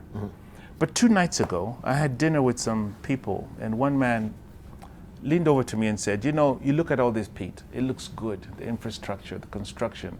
You hear the popularity of our Prime Minister. He says, we are on the brink of going the Kenya way. Which is the Kenya way? My heart sunk. Because it sounded like something negative, and I didn't know if I want to hear it, you know? Because he's saying, this all looks good, but we are on the brink of going the Kenya way. So I did ask him, and he said, you know, we are right now looking at each other as ethnic communities. For the first time, we are saying, my people, our this, your that, and so on. And I said to myself, as I looked at the history of Ethiopia in that museum, that place, and I said, yes, it's possible to say, when you look at that history, there's so little I can do because it's a journey that involves royalty and all this kind of thing. And it humbles you and brings you to a place of recognition that I have something to do. I may not influence the world to change overnight. I have to do my part today. But I also must hold my leaders accountable to do their part. And if they're not doing it, we really need to find a system to bring about a new sense of forward-looking, compassionate leaders with integrity and a heart for this nation. Yeah. All right, let's come to Nancy, because you're telling us to pause and reflect the sort of seeds that we have in our hands and in our hearts. What are we planting? A sense of sobriety that maybe we need to recalibrate in all spheres of our lives, beginning with our politics as well. Maybe you can elaborate more on that. When I read a lot, and I'm getting to a place where I'm almost giving up on humanity, because the process of development and the understanding of what development is and advancement is totally flawed. We think development is physical, and we ignore who we are. The person is the driver of everything that happens in the world. If you're an unfinished person, you can only create unfinished development. And this is what everybody around the world is doing. Somebody went to America the other day and they came back and told me, the US will crumble. I observed their systems, they're very efficient, but the individuals behind it, how they eat, how they talk about themselves, how they take care of themselves, the individual crumbles when development or advancement precedes the development of the individual, who must remain the driver. Therefore, and I like what he's saying about, Peter is saying about holding leaders accountable. For the people, because we are in a democracy, to hold leaders accountable, we must first develop the moral authority to hold them accountable. You see, we lie, we cheat, we are individuals who actually want to be bribed to wake up and go vote. We are so lazy that simple responsibilities of being a citizen, we want to be paid for it. That type of citizenry cannot hold a leadership accountable. Yet, as I speak, there is still a lot of hope, because a human being, if they are to decide to change today, this moment, then the process of creation starts all over again. But my challenge is that we are afraid of facing our own darkness. And I challenge us, even as we sit here as panelists, to ask ourselves, what is my darkness? Personally, impatience. And that does affect the kind of programs I'm developing. And when I interact with students, because I do agree that the campaign needs to begin at preschool. That if we're going to build a generation that is responsible and has values and has integrity, it has to start that early. And so when I interact with students, I'm very honest. If I am struggling with an area, I will tell it to your face. That as I encourage you in these areas that I have mastered and I have gained a level of understanding, that this is a challenge for me and I'm working on it. That type of authenticity allows people to be honest and see themselves for what they are. A lot of parents, and I must say this, do not admit to their weaknesses. They just keep pushing you. You gotta do this, and as they say that, you're like, but you lied. I had you lie. You know, I have watched you do other things that you're not willing to be honest about. Perfection is in us. We have it. But it is the process of character development that has eluded humanity. Because mostly we, again, like I said, the process of creation is be do, have. And human beings just like doing and have not been able to master being. It's a process of silence, actually doing a lot of nothing, and simply listening to yourself, knowing yourself, and gaining a level of self-mastery that allows you to then manage and manipulate the environment. But are we given that space to actually, just be? Well, good question. Are we? Do we? We find ourselves, most of us, we are living on autopilot, right? I will, after this, I'll be now preparing maybe for tomorrow, I'll sleep, and then it will be the same, cycle again. Over the years, you find, still is the same thing that you do, unless you break the pattern. Absolutely. So, do we have that space? Or we need to be deliberate, or whether Pete is saying that, yes, we need to create that space where we can actually just be, just be a being, try to connect with your soul again, where you feel like, truly, I'm just now a body in motion, but actually I'm feeling disconnected with my soul. I don't know. If I may, please, as we go through Sure. We do have the opportunity to be 24 hours a day.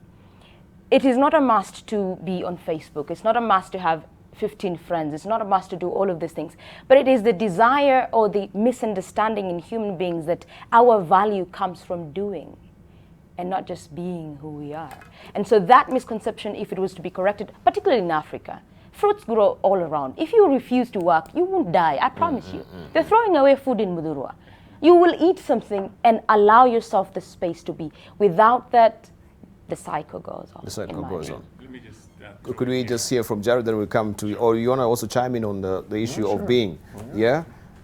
Before we come to the bamboo, I like the analogy of bamboo, right? I was going to actually just I appreciate what you're saying, what Nancy's saying about being. And I'm connecting this to my remark about leadership. If there is something I yearn for, is a leader who will help us connect with who we are. Yeah. Not come and make promises about what he or she is going to do for us, but help us to appreciate who we are. Like I just talked about with this man, what he's doing with his people in Ethiopia. I think it's a very powerful statement. Being. And I know from this panel, there are people who take time to be, most of them. Sometimes I call them and I'm away on a retreat, on a one-week retreat. I just want to recalibrate with myself. I just want to realign, my body, my soul, and my spirit. These are some of the elements that we don't sometimes take care of. That we find, yes, we're in the grind all the time. It's all about money. It's all about chasing our dreams, the trappings of life, trophies. And then we find we're so empty once we've amassed all these things. How critical is it also for someone, just to take time to be, just go away from all the noises and the cacophony around you and try and reconnect with nature, reconnect with your creator, and find that there's a sense of fulfillment that comes from there. Should even maybe the construction of, or maybe the systems of our workplace afford this? Absolutely. Yeah? Oh, that might as well be. And thinking about facing our own darkness. I like the concept, but there has to be a beginning. There's a fellow called St. Paul in the Bible who made a very startling statement. He said, "No good thing lives in my flesh."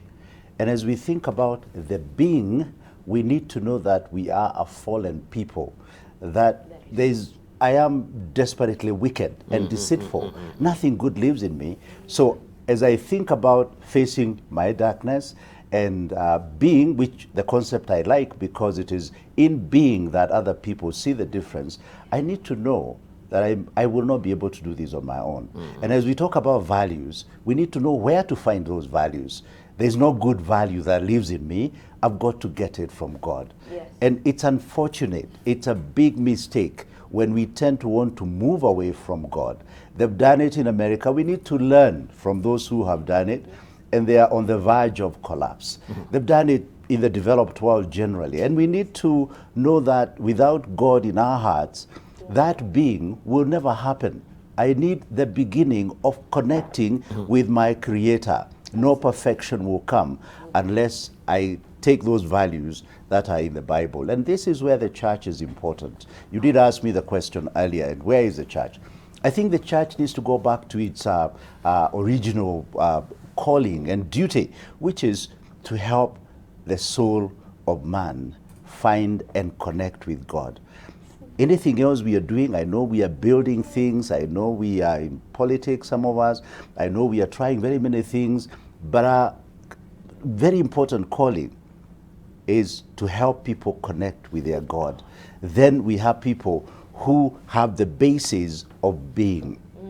I want to just connect, but allow me to connect to what he said, Yes, because that's very critical.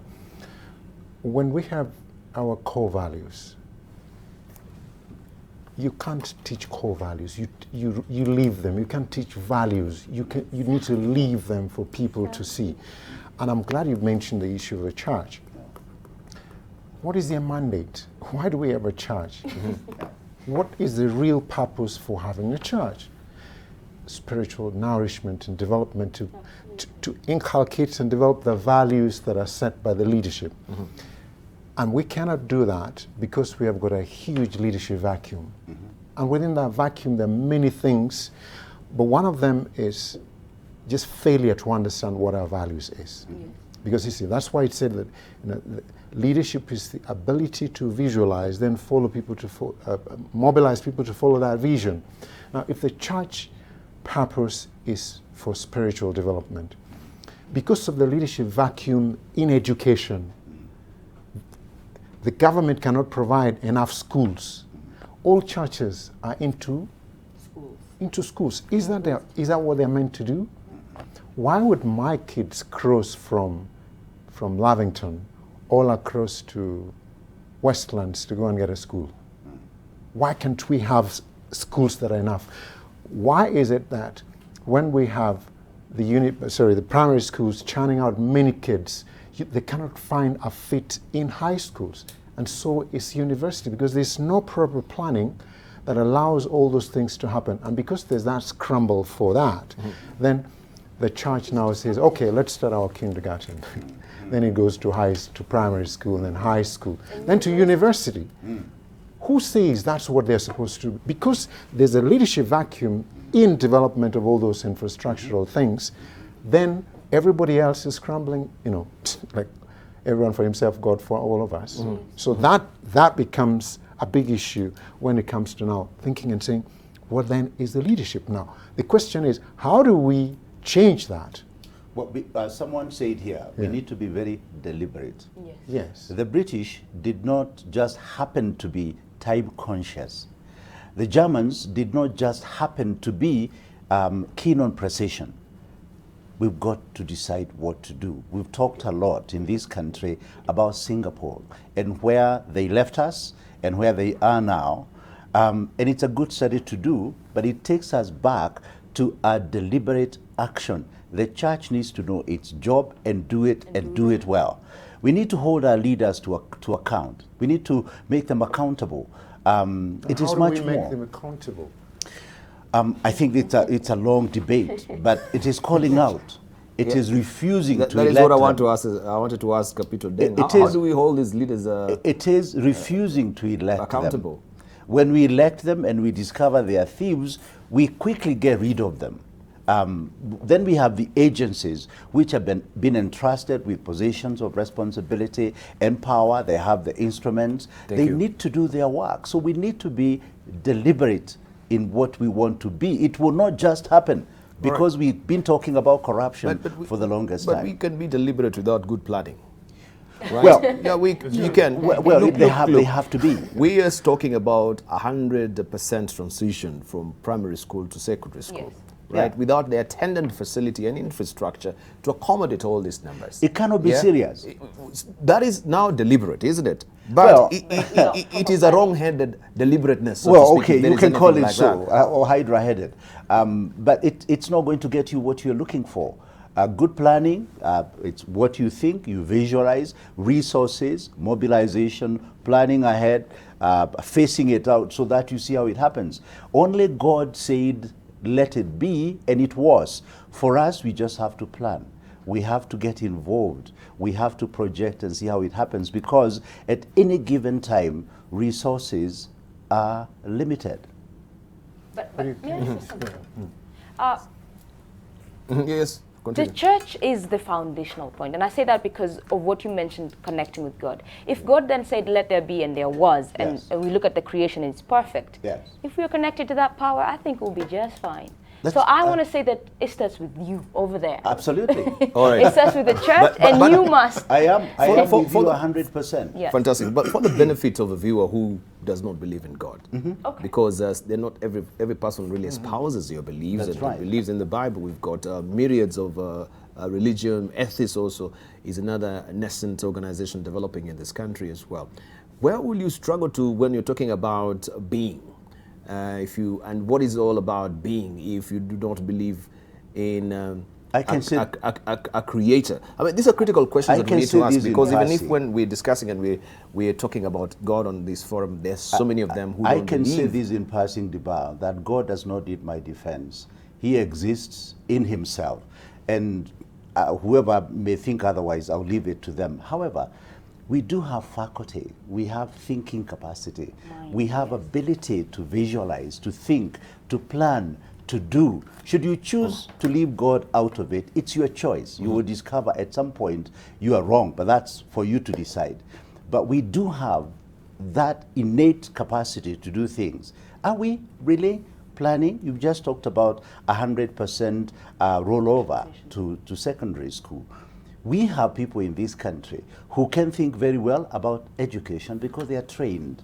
They can think about the infrastructure which is needed. They can lay all that to the leader and say, before I make that announcement, I need to know that I have this in place. If you abandon that process, you are obviously planning to fail, and it's unfortunate. It's unfortunate. We had Jared raising a very critical comment, saying that we cannot teach values. Values have to be lived, to be apt, so to speak. We cannot teach values. We have now integrity clubs that are being introduced by the Ethics and Anti-Corruption Commission into schools, and they're saying also we should try and inculcate, so to speak, a curriculum on values and ethics. How then do we grapple with the idea of teaching values as opposed to living values? I think it all revolves around what is it that we want. You know, just like that seed when you plant it, what do you visualize to get out? If you plant corn, you get corn. You'll never get bamboo, you'll never get apples from the corn seed.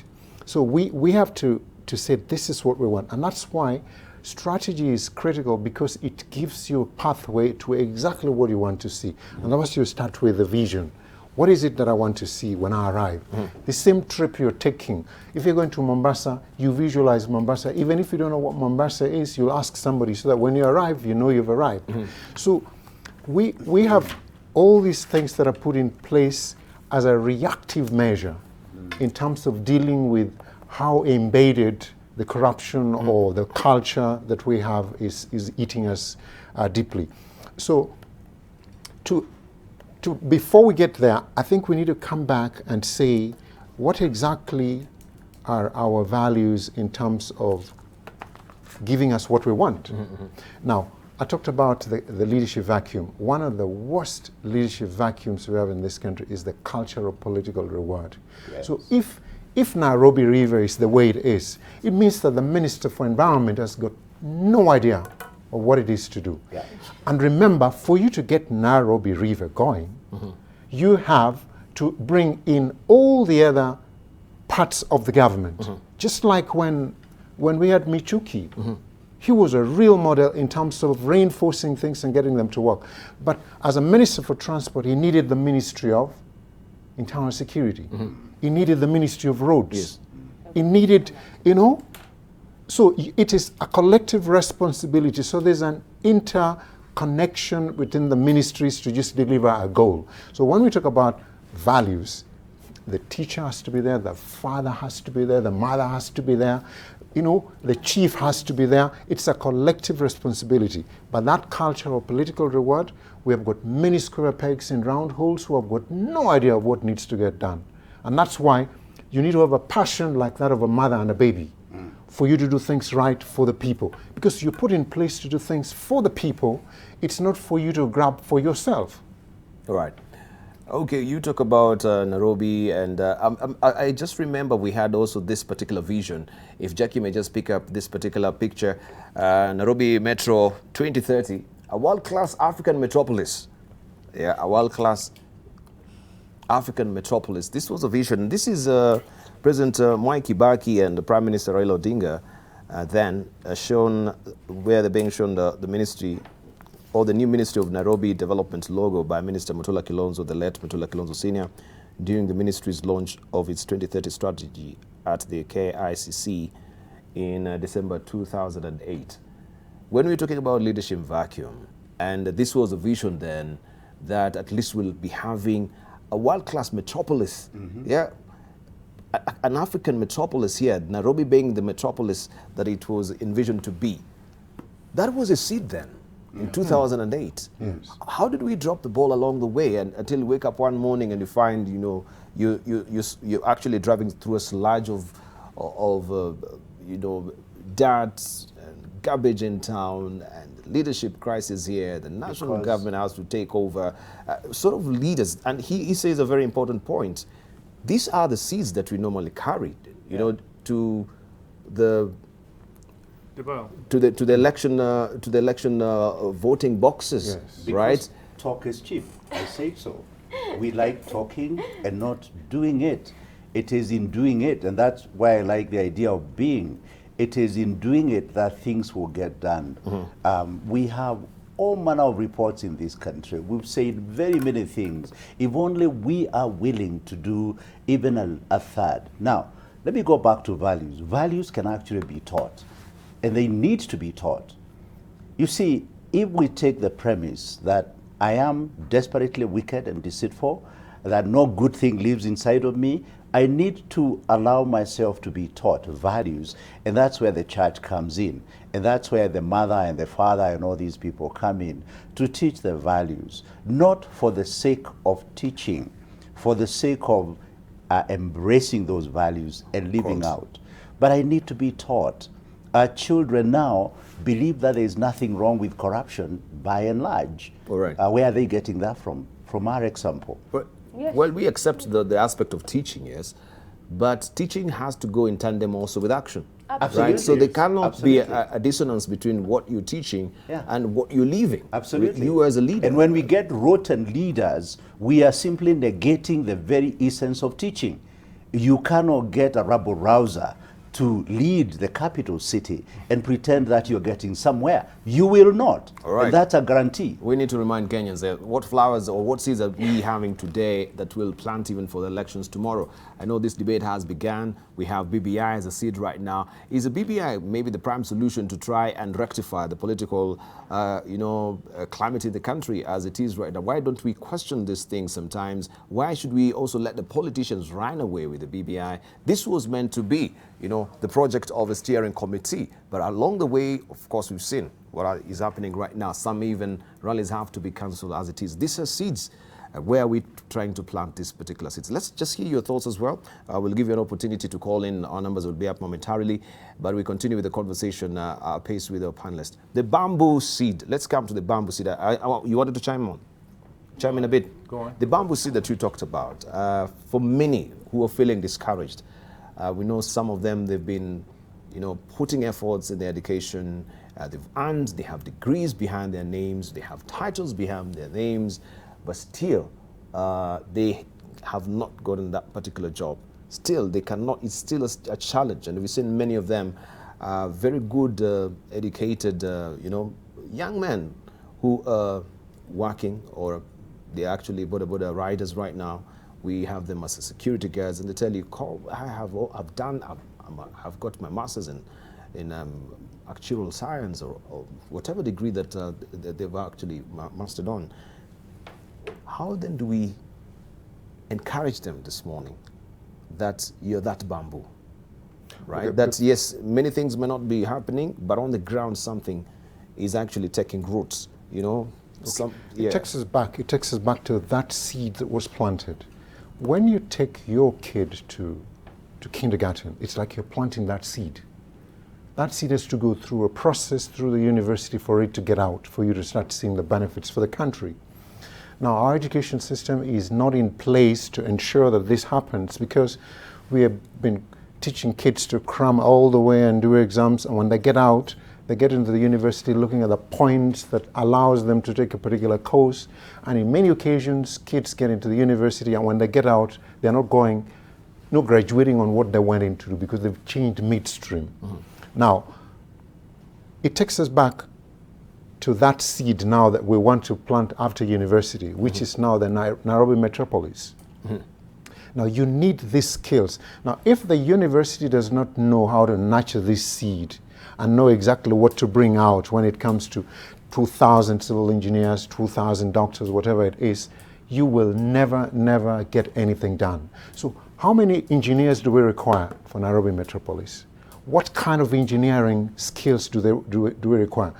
What is wrong with the government not sitting back and saying, in 2020, we want to get out these types of engineers to get this thing done? So the reason that project has failed is because of, again, that culture of political reward. Because you look at a project and everybody looks at it from the leadership point that, oh, how many of my cronies can be pushed in there?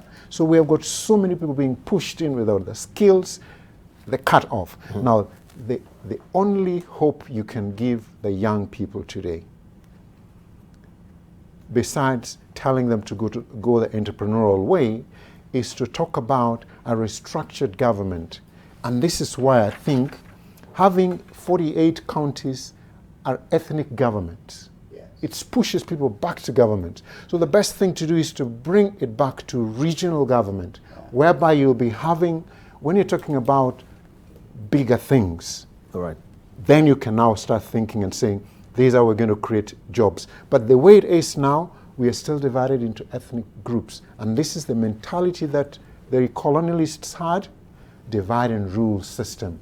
If people come together, they will gang up against you. So back to the regions, you'll be having more powerful, more bargaining power, and a lot more things to do, and a lot more jobs to create. So we need to start thinking, what is it that is happening now?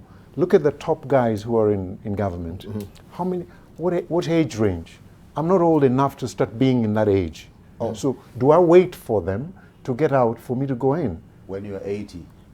When I'm 80 or 70 is when I sit on the boards? No, but I think that is the wrong assumption that we've been riding on, that they've stuck to power because young people cannot really, it is you who's not really voting. No, it is you who's not really, mobilizing the young people or in your age bracket to go and vote and be that particular leader. So for the most of the times, why are they there? They didn't take themselves there. I don't think it is we people who put them there. No, it's not wrong to have them there. The idea is that what is the emerging leadership pipeline that is going to take care of that? If anything happens, that everybody else who is in civil service and they have got a lot of knowledge, if anything happens that they leave, who is going to take over? And who is saying that in the university, let's have this particular curriculum to teach people what happens in government so that when they leave, we can transfuse 50 or 70%. It's just a matter of lack of planning. But it will be the stupidity of the highest order when we expect that these people will groom young people so that they can take over. Exactly. Right? Who wants actually to come out? But that's what they should do. The question is, what should we do for them to do that? Maybe now you tell me from this particular forum, what should we do, Peter Ndeng? Jabal, first of all, there's so many things that are, and then we have just a few minutes to go here. One of them is that not everybody is called to be a leader. And there are people who have the opportunity, the position, they have the profile, they have actually the background and the tools to be able to do something. And there are people also around, even on this panel and those watching this television, who are discouraged because they're planting seeds which otherwise should be growing but are not growing. Because the soil is bad. The soil is bad. And sometimes I actually... the seed could also be bad. No. Let's call a spade a spade. The seed could be bad. Not all seeds will germinate. Yeah. But if the soil is bad, you're wasting your time. Planting. the value system, and I don't mind calling out leaders who are stealing and who are actually driving this country into the ground, and to try to just talk about what you can do, what the church should, we actually need to get rid of them. Simple as that. Yes. I'm not a revolutionary. I'm not talking about assassinations. I'm not talking about some crazy thing like this. But as long as we have people who are spending their waking hours just thinking of how to perpetuate their self-interest at the expense of this country, until people lose hope, people begin to feel there is no hope, so let me join in the game.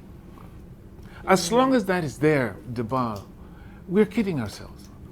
The discussion we need to be having around the table as Kenyans is, how do we break this foolishness, this blindness, that somehow we can move forward as a nation while people actually are positioned to take every good thing that comes out of this place for themselves. Yeah, that's the challenge. And that's what's on the table. And there is no one person here who has all the answers. But together, if we decide this is what we want to do, we can change the direction of this country. We can. But it requires somebody putting their head on the block and saying, it's okay. I gotta go. Some heads will roll, some heads will be chopped, some people will die as part of this process. It's true. It's the cost of change. And if everybody wants to sit back and discuss this in panels, in churches, and so things must, somebody has to step out there, and it's going to be painful. But as Kenyans, we need to change. Yeah. Because we are a bunch of belly-aching people that we love complaining, and we don't take any decisive action to try. You know, the keyboard warriors, they'll be on Twitter, they'll really make all these things really trend. Well, we'll even come to these forums and really complain. Then after this, it is done. What action then do we take from here? I think Kenyans then, they need to actually collectively have a decisive action on how we're saying enough is enough. We've had enough of people stealing from the public coffers. We've had enough talking about reports which are not being implemented. We've had enough, you know, of our children not getting the best education they should be getting, because we pay taxes as Kenyans, and exorbitant taxes, and we settle with them day in, day out. Debts left, right, and center. I think it behooves us to really come to that particular point where we need to take action and stop complaining. Even God himself doesn't love it. But let us also remember, Debal, that it is a process. Yes, it is a process. It is a process. Where does it begin? Because I think we are a talking nation. It begins. We always talk. Action. It begins with me. I cannot talk about corruption, and then I get out there. I'm driving my car, and I'm willing to pay the policeman to let me go if I break the law. It begins with me. However, we have systems and people in responsibility, and they've been entrusted to running this country. The bigger example will come from them. I always wonder, now that you did that write-up on Nairobi River, has it changed? The appointing authority, where was that appointing authority when that river got that dirty and poisoned? You done one recently in the last 3 weeks, I think, about Lake Victoria. Yes. Where is the authority? Where are they? And when that happens, why is the leader there reporting for duty? They should be dismissed. They go home, we look for someone else who can take care of the river. It's as simple as that, to my mind. We've got to take action. If there is a thief in the government, release them, let them go. I don't see why we should be busy trying to protect somebody who simply cannot deliver and has proved that he can't. So it's got to begin now and with me, and then those who have responsibility and I like what you said about young people and complaining while we have the numbers. Absolutely stunning that we have about 9 million Kenyans not voting, and we're having bad leaders in power who had 4 million votes. Yes, so it begins with us. It begins with us, and it begins with us, and I feel that this conversation really has sparked something around the country. And personally for me, in the institutions that I'm working in, and we're having a meeting next week with some young people, but this is a conversation that will influence our conversation with the leaders of that organization and where we feel they're not accountable. So I think You talked about BBI. My take is you cannot unite people by making trips across the country and sowing seeds of hate and discord It doesn't work like that. We must look for a way of getting the good ideas in there and implementing them. But the people must also just a moment. But why have we had not from a church regarding the BBI? Why are we doing that? Why have we not you had normally come, but do you wait for electioneering period to come and actually give statements and press conferences? We see you collectively as a church coming together and speaking, oh, we need peace in this country. Why not act at this particular time? Because when we have the BBI and Yeah. you don't like the political tone and tenor it's taking, then you intervene as a church. The church is sleeping on that particular failure front. on the part of the church, unmitigated. But you are the church. Well, yes, I would do what I can. I do not hold the entire church together. I would do what I can by saying, let's do it now. Let's take action now. But we are many, and we all need to come together and accept that divided we fall. It is in togetherness that we can give this nation a way forward. The day the church will realize that the county governments are ethnic, they are, and say, they are tribal, and the tribal government. Yes. The day they will realize that divided we fall. Yes. That's the way you're saying. That's right. Then they will wake up to the reality that now we need to come together. When I come to your church, in your church, there's a mixture of, a plethora of members from different communities. Yes. Right. That's what we need to start thinking about a county. But now, when we say, for that reason, I can't wake up and go to Nyeri and buy a plot.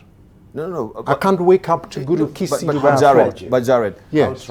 we can actually not throw the baby with the bathwater. The bathwater as it is right now, because I think in some sense we lost the spirit of a constitution in it.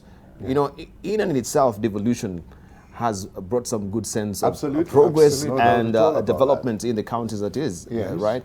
But I think we were not really given that civic education properly and prepared as a country to actually devolve, right? With this mentality that this is our turf, this is our court, you cannot come, from other regions to be employed in this particular place, that you need a vice chancellor to come from, our extract. So it doesn't really happen that way. There was lack of maybe good civic education on how devolutions, looking at the swings and roundabouts that will come with the devolution. But Dibala, again, the people must have initiative. You've just said that this type of leaders that we have are not the type of people who will educate you. So then the people must become the type of people who have initiative to ask, to seek, to photocopy, to read it, to discuss it themselves. You cannot expect the person who is raping you to save you. No, you must take action yourself, and you must seek this knowledge, and you must ask yourself, how do we use what is to get what we want? So we cannot put the responsibility of civic education. We must forget and understand that there's a vacuum in leadership. Though they're there, they're not there. And when the people take that personal responsibility, then change is inevitable. Yes. But BBI is a seed. BBI is a seed. It depends on the ground where it's planted and the process of getting that and getting it out to grow. It's a brilliant idea, just like a seed. And the people who are taking the seed. The people. Yes. Yes. So it depends on how you nurture it and let people see its fruits. Tell people what are the fruits that it's going to bear. But you shouldn't even do that, because they should just definitely know that, wow, this is what we expect. And that's why if you go back to the county governments, the only way to make it work right now is to restructure the administration of all those. Move all the governors. Right, thank you. Swap them over. We got a minute to go, and we have also reactions on Twitter. Just to read them as we are winding up. Governor the Dreamer is saying, leaders should influence others in such a way that it builds people up, encourages and edifies them, so they can duplicate this attitude in others. He goes on to say that the best way a mentor can prepare another leader is to expose him or her to other great people. Also, we have Bravo saying that 80% of Kenyans vote out of mediocre and tribalism. Ask anyone, why do they vote, and get to hear their views. Moreover, we don't give these politicians eyes to tell them we can see what they're doing. We speak politics from morning to evening. That's what we are good at. Also, Chris says that not really, 98% of our leaders are ignorant. Basically, they have political advisors and all that.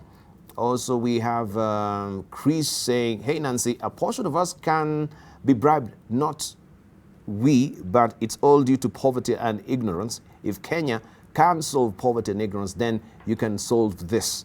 Also, we have, this is Brown Ruff saying, in a nutshell, we should vote in women as 80% of our leaders in the next election. Can I hear an amen?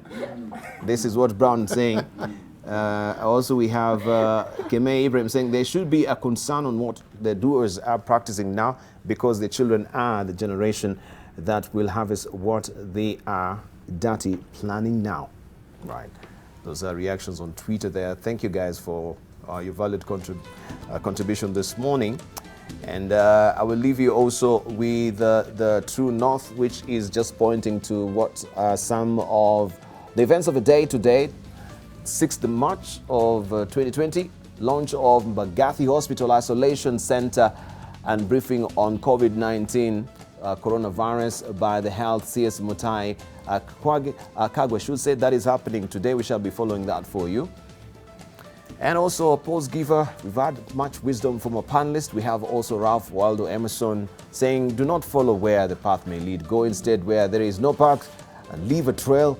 I think that's a way to plant your seed. So what seed are you holding today, right? If these leaders come asking for your vote, ask them what is a seed. Will you take that 50 bob, 100 bob as your seed? Then tomorrow you reap poverty, right? You need to actually have leaders who will bring, good dramatic change in this country in terms of development that will be exceedingly beneficial for you and for the generation to come. Thank you for your valued company. You've been watching the Leadership Forum here on AM Live.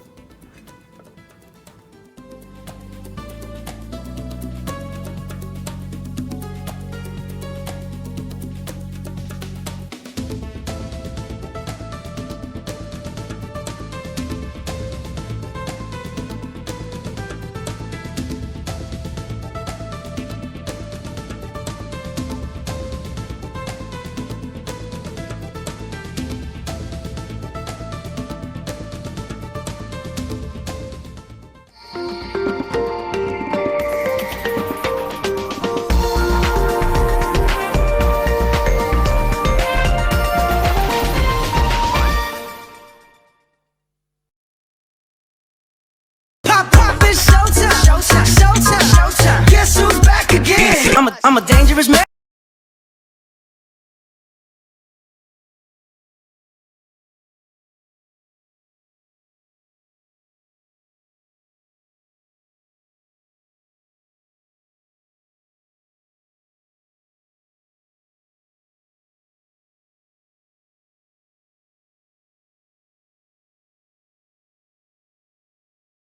Maybelline, New York. Fit Me Foundation from Maybelline, New York. Fits your unique tone and texture. Blurs pores. Stop shine. For your most natural matte.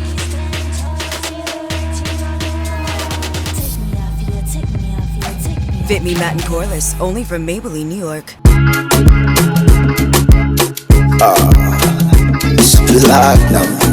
It's Kelpie. This Saturday on Team Republic Live. Jaja, your body, Jaja. Jaja, your body, Jaja. No. Jaja, your body. Get ready to laugh with Flaco.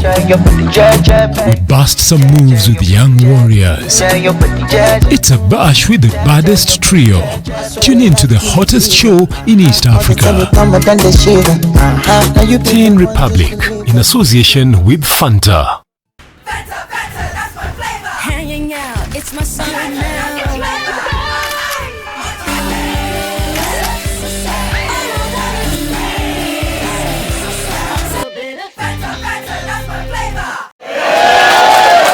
Now, prices of several commodities, mostly consumer goods, are set to go up courtesy of coronavirus. Now, one explanation being that most products are imported from China. Shida inataka kuingilia hapa kwa the people who love to take advantage of things, of every situation. Nimekuambia Githurai ni 300. Si hata unajua barabara tumetoa China. There's a time you fly, you can let the plane go. Inaitwa autopilot. Automatic pilot, yes. Yeah. But it's a computer. There's a driver who did that on Jogoo Road. Alitoka akaacha watu waende.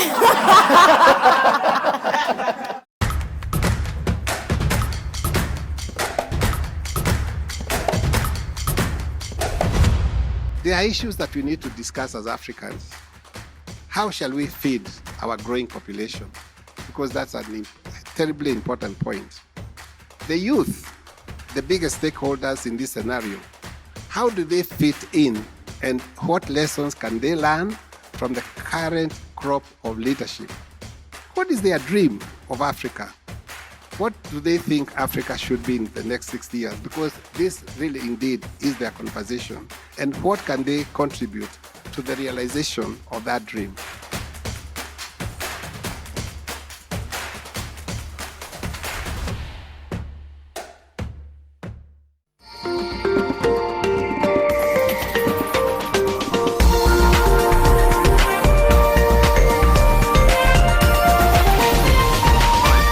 This is NTV.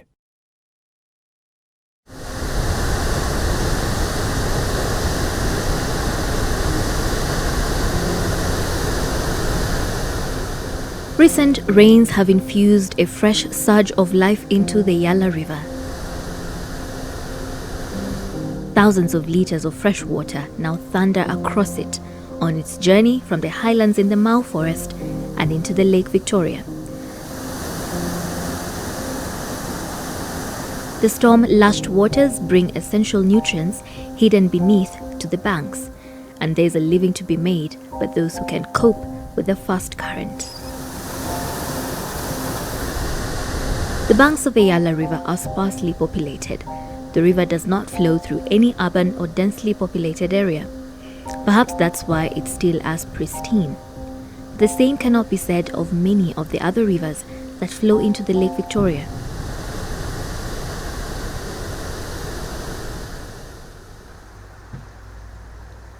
The River Migori is one of such several strings that connect this region to the lake. Its waters travel cold from the forests in Transmara, out over the flat plains, through Migori town and into the River Kuja as it carves its way into the heart of the Lake Victoria.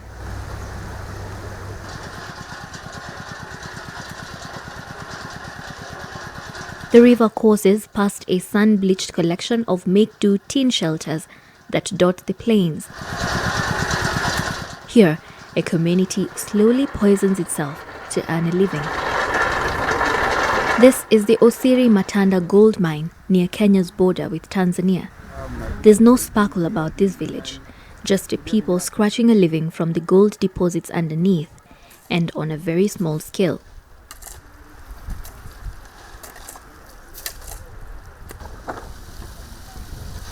An average miner gets around 2 grams a day on a good day. A gram of gold sells for about 3,800 shillings. Hii sehemu yetu ni ina ukame. Sasa hii ndio tuseme yenyewe baraka ambayo Mungu alitupa. Kipato chetu inatoka upande wa dhahabu. Tunapata school fees yenyewe, yani mambo yote yenyewe, yani tuseme yenyewe, yani mahitaji yetu yote inatoka upande wa dhahabu. The miners use mercury, an installed solution, to extract gold from the ore. But mercury is a type of deadly venom for the river that snakes past the village and all who live off it.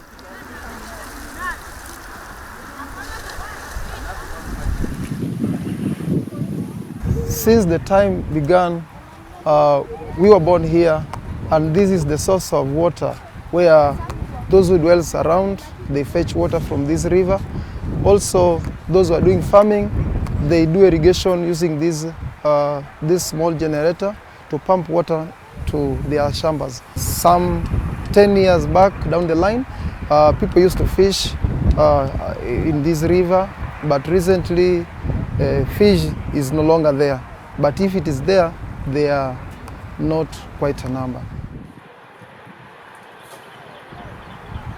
Could be maybe the water is polluted, and that's why you not find maybe life inside the water that can accommodate fish.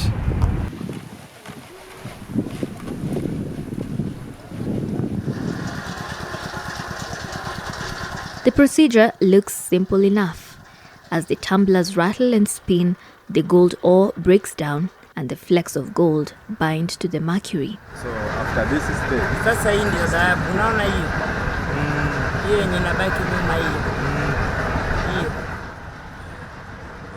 Haijachomwa. Hii sasa haijachomwa. Mpaka ichomwe na moto, litani ile rangi yake unaijua ile. The mixture of gold and mercury has to be put to the fire to extract the gold, releasing dangerous mercury gas into the environment. The run of poisonous waste also seeps into the ground, mixes with the treatment water and flows downstream, where it joins the river.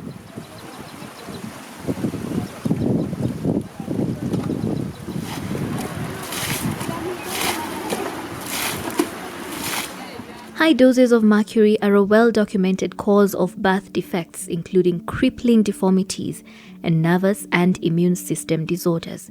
The most notorious episode of mercury poisoning occurred in Japan in the 1950s, when a factory dumped the heavy metal into Minamata Bay. More than 2,000 people were poisoned by the bay's seafood. Some died, while dozens of children suffered severe birth defects. But mercury poisoning can be difficult to diagnose because it has many symptoms in common with other ailments. And in the absence of government warnings or controls on the use of mercury, it is easy for the miners to dismiss its effects. County government has also sensitized people on the dangers which are caused by the mercury. And to the other miners who go down the shaft, they're using the helmet and also the hand gloves, also the gumboots, for them to protect their bodies when they work under the ground. The dangers of the mercury, people have not started realizing the signs and symptoms. They just hear that people say that there are some dangers of mercury. Tangu nizaliwe mpaka nifike umri, sijaona mtu ambaye ameathirika juu ya mercury. Endapo kama kuna madhara, lakini hapa kwetu sijaona.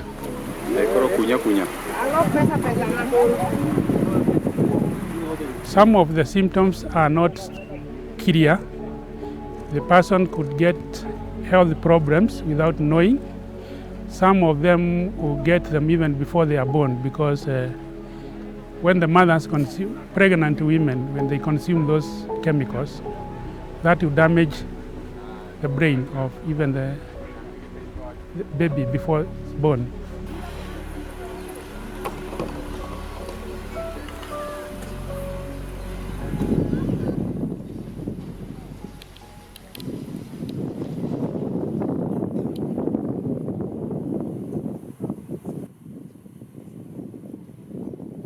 The Nzoia River rises from the Cherangani Hills, providing a lifeline to more than 3 million people on its 257-kilometer journey to the Lake Victoria.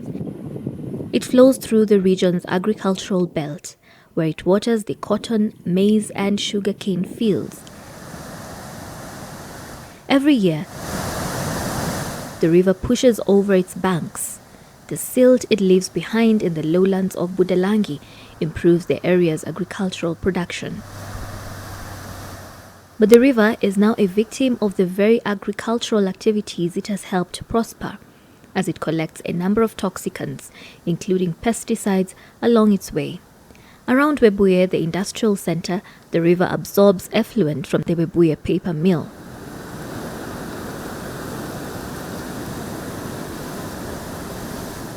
The death of the paper plant in 2009 was seen as an environmental blessing. Residents often complained that the plant often belched acrid smoke into the air and pumped a noxious liquid into the ground below. A strong smell of sulfur was one of the town's defining features. Now the hums of the machines is back on, breathing new life into the town, but also into concerns about what eventually causes into their lifeblood.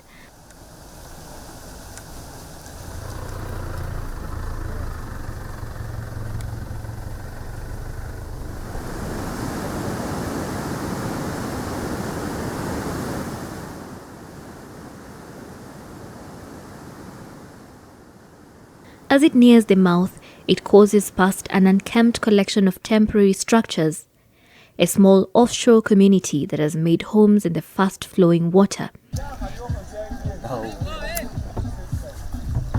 Hidden from the world, their lives are keyed with the river's natural rhythms. For For the Sango people, the river is the principal highway transporting goods and people to and from neighboring Uganda. They have forged such an intimate relationship with the water that they rarely leave it. But this community has no sanitation facilities. All their waste ends up in the river, which then winds through an amassment of reeds and weeds as it pumps its contents into the Lake Victoria.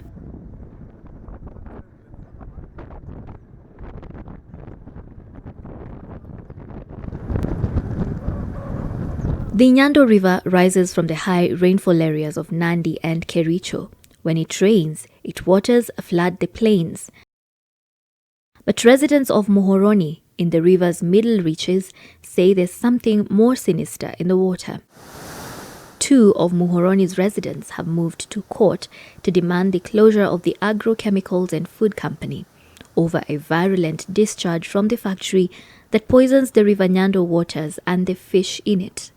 They also want NEMA to cancel their discharge license for failing to meet the standards for discharge into sewers and rivers.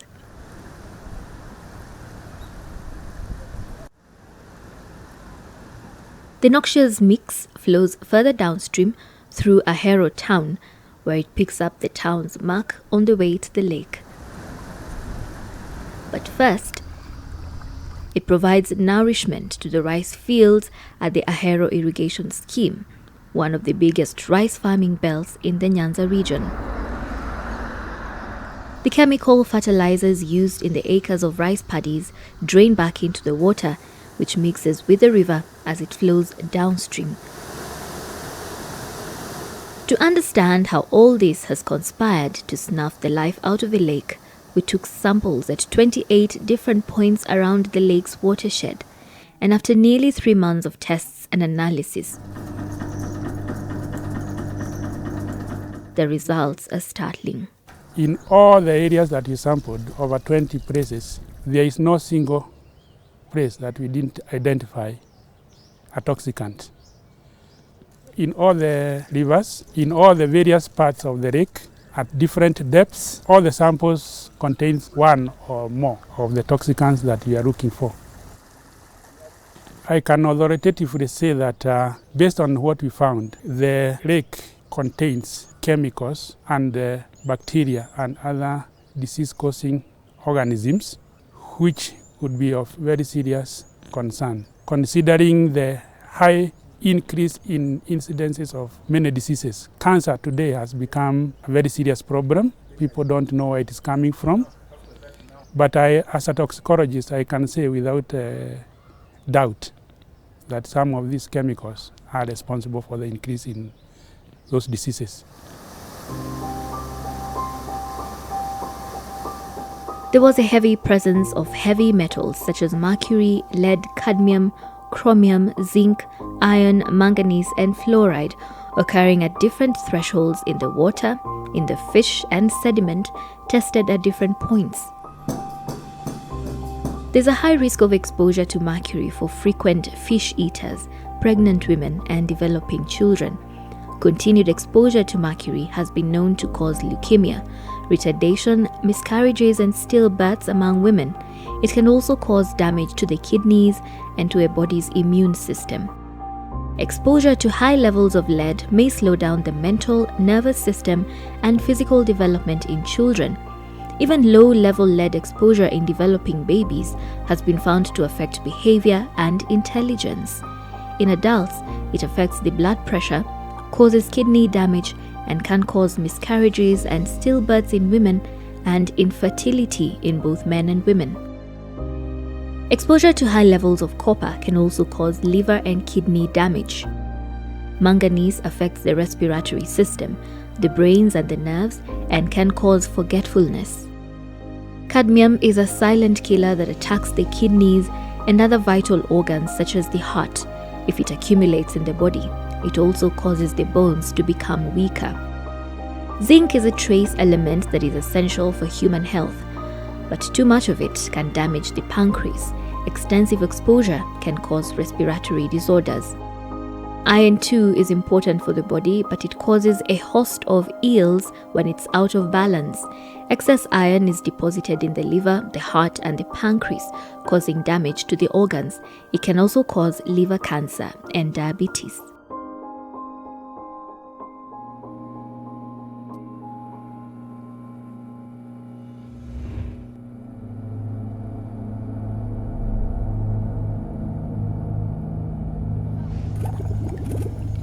The samples of water, fish, and sediment collected at the mouth of River Awach had the highest number of these heavy metals and at levels way above the safety threshold.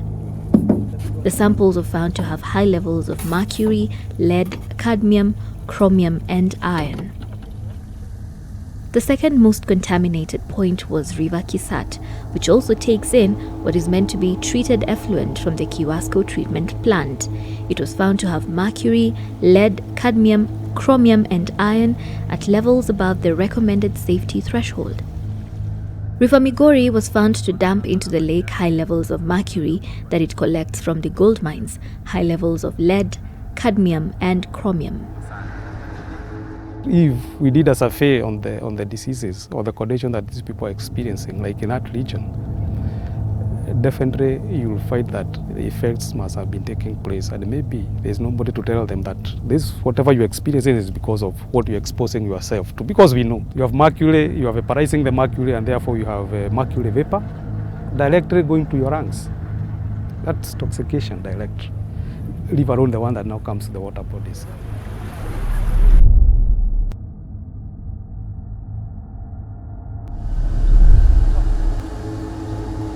Samples from the effluent from the Kibos sugar factory were contaminated with lead and cadmium at levels way above the safety threshold.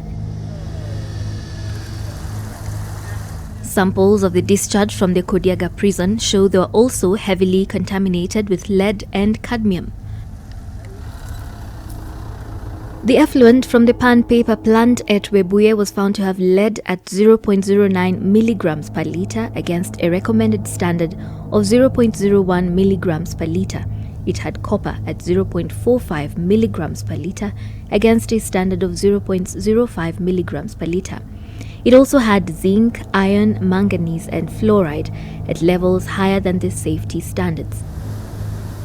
The samples from Marenga Beach in Port Victoria were highly contaminated with lead, copper, iron, manganese, zinc, and fluoride.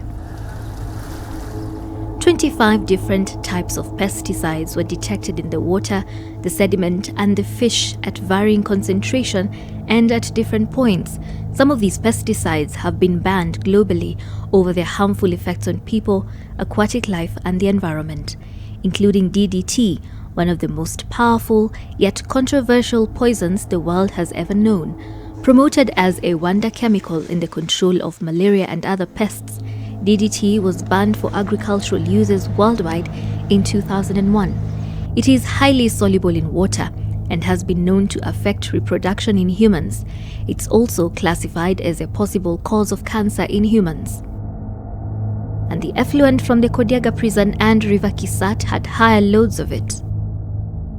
Also detected in the samples was endolcephan, an insecticide and a known neurotoxin globally banned in 2012 and which causes birth defects, and Mirex, which also lingers in the environment and is a known possible cause of cancer. DDT belongs to a group of chemicals that are known as organochlorines. They are highly persistent in the environment. They can stay for several years without being broken down. Exposure to DDT makes the body adapt such that the body will destroy any chemical, whether useful or not. That means you try to treat somebody with a drug, but because their liver is destroying it, they don't get healed. The bacteria E. coli and other forms of fecal coliform were found at all 28 sampling points. They can cause waterborne bacterial infections and foodborne bacterial infections when contaminated fish is undercooked or consumed raw. A lot of imbalances that happen within the water have a lot of effects, a lot of dynamics that we may not be able to essentially pin up to. But we know that different types of aquatic animals feed on different types of nutrients. And as I had said earlier on, the algae that we are seeing here at certain level is very useful for the animals, for the aquatic animals, that's what they feed on. But when it reaches to a certain point and covers the water, then you don't have oxygen, particularly at night. That leads to death of a number of fish. And with the spectacular decline of the lake's greatest gift, the Lake Victoria is now a textbook case of human-caused extinction. And the people of the lake who are riding the wave of plenty now face a similar fate as the fish.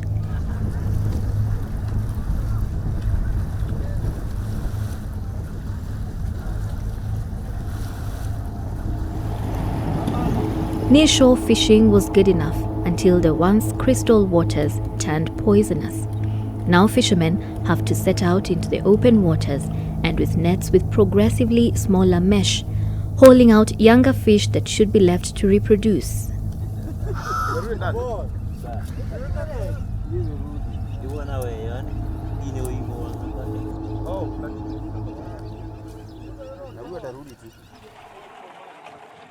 Out in the open lake where the water is still cleaner, those who can keep fish in cages. For the farmers, these floating fish farms are netting them returns. But it's still hardly enough to satisfy the insatiable demand.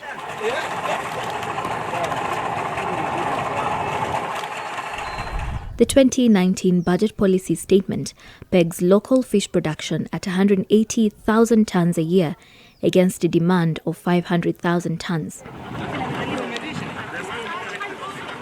George Okeo is a cage fish farmer and a businessman who brings in fish imports.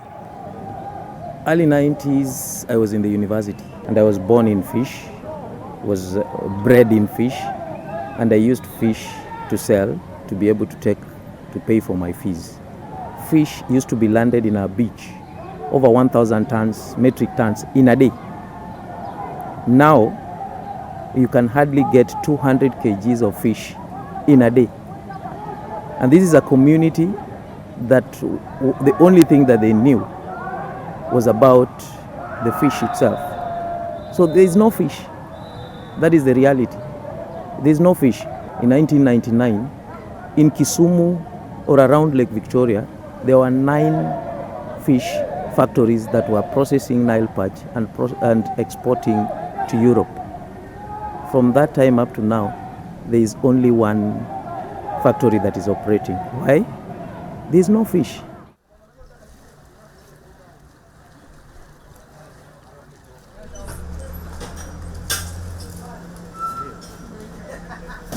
Kenya recently turned to China to plug the deficit, and which remains Kenya's top source of fish imports.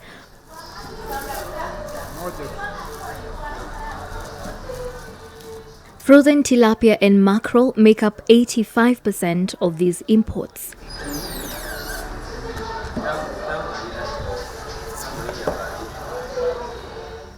In Kisumu, the subject of fish imports from China is a heated affair. Traders like Miria Nyango complain that the cheap imports have driven away their customers. Poverty imetuvamia. Sasa mtu akipata pesa yake kidogo, si anaenda kwa cheap. Na hii yetu tunauza 500 per kilogram.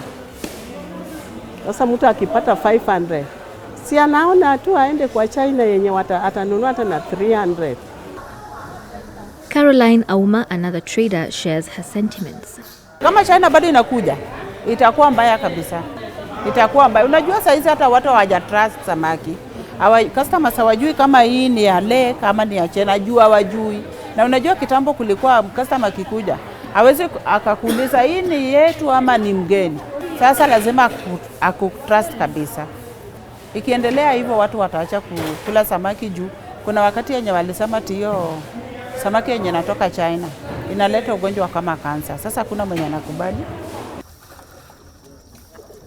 In October 2018, President Kenyatta hinted at a ban on fish imports from China. China saw it as a trade war and threatened to reciprocate. The move to ban imports was also on the back of reports that the China fish was tainted with heavy metals. But after a month of a back and forth, Kenya seemingly resigned to the reality that there were fewer options. And so the China fish stays on Kenya's menu.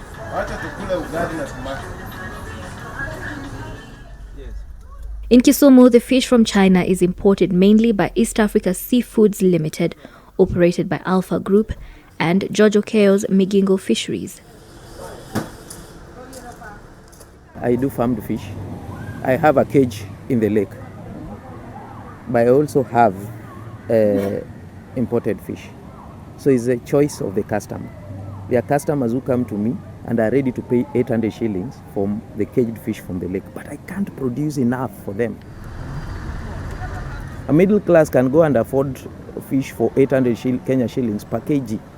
That lady who is in a slum in Kisumu needs to eat fish, and we are providing fish of 150 shillings per kg, for example. They can be able to afford because of the size, and they have to eat it nutritionally. It's good for them. And as such, traders and individuals flock to his go-down in the mornings to buy cheaper fish from China. It is then transported to various parts of the country. Isa Juma says he's rushing to catch the transport to Mumias, where his family is waiting for the carton of frozen fish he just bought.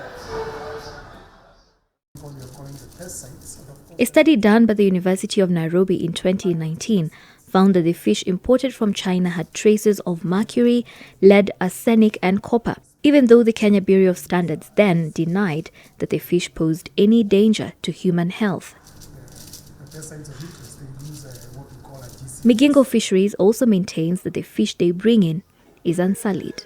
It comes with a quality certificate that it has been tested, and that is done by Kenya Bureau of Standards, because what they do is they contract a local organization on the other side to do a test for them based on the standards, and this one is an international one, Bureau Veritas, so they cannot load any container to come here without that. When it reaches Mombasa, Kenya Bureau of Standards pick samples from when they are doing their verification. They pick samples of our fish and take to their lab and analyze. So we have never imported fish that, as far as we are concerned, that has heavy metals, that has any sort of contamination.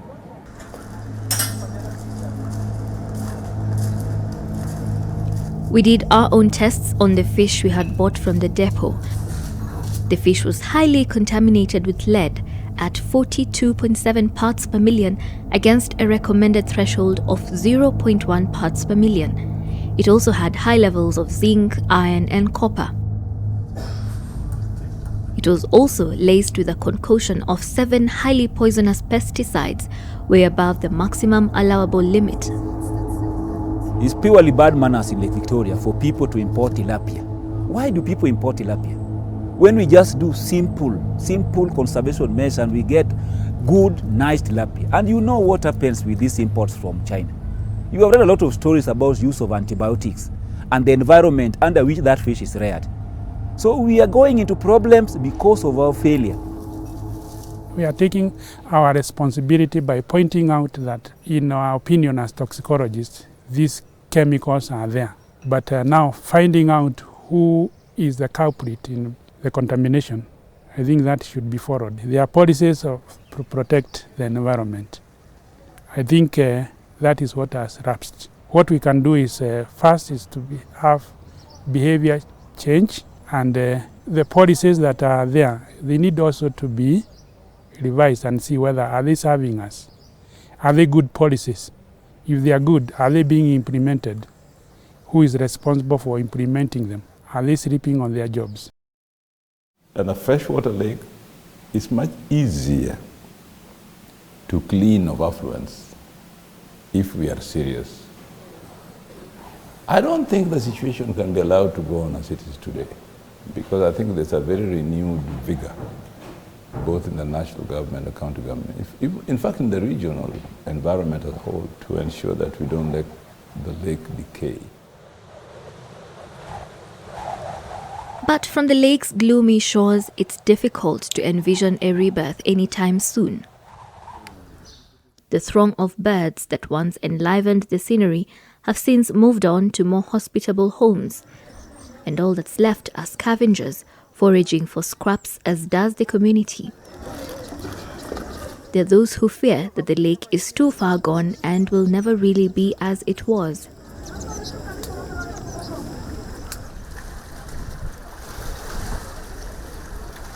But nature can bounce back. Over the past 100,000 years, the lake has completely dried up at least 3 times. There was a time when Lake Naivasha was also said that it's remaining with only like 40 years to disappear. And I think some efforts were made to improve that. So I don't know how long it will take Lake Victoria, but if we go that way, it can also disappear. But so what if the lake was written off and left to die? For the fishermen plying its bays, the women selling fish scraps on the lake's beaches, and for the millions of people whose fate is tied to the lake, there will be nowhere to turn on their long voyage to oblivion.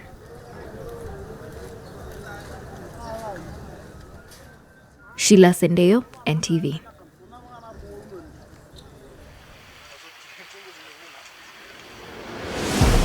Everybody thought that this water cannot be affected. So whoever who had any rubbish, anything could bring and dump in water.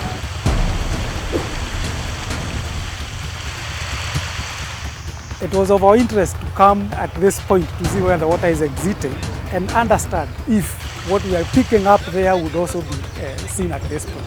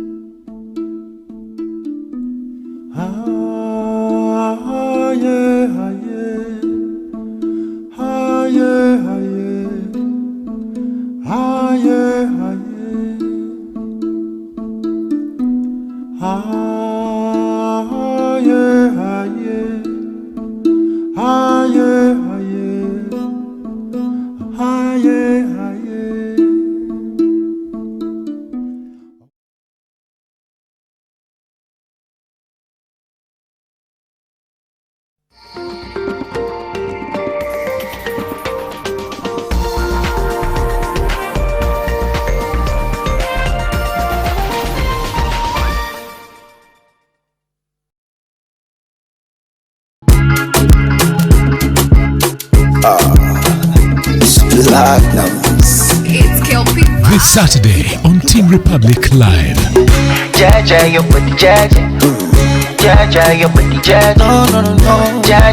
Get ready to laugh with Flaku. We bust some moves with young warriors. It's a bash with the baddest trio. Tune in to the hottest show in East Africa. Team Republic in association with Fanta. Hanging out, it's my summer now.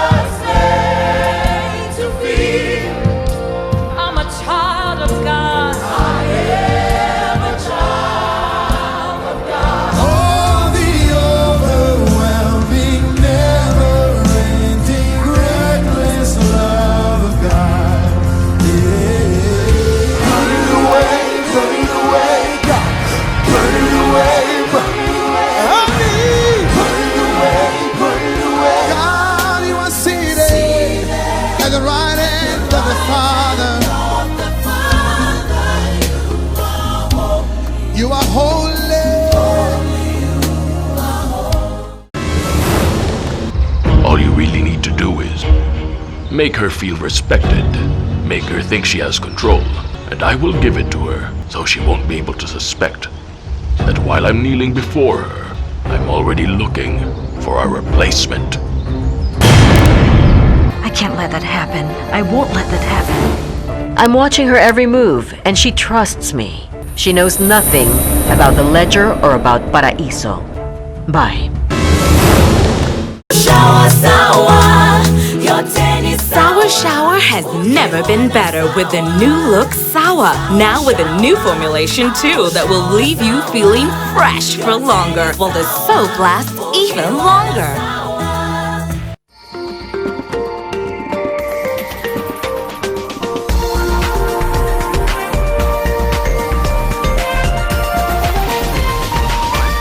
This is NTV. Mombasa is famous for its sandy beaches and majestic palm trees that spring from the ground and tower over everything around them.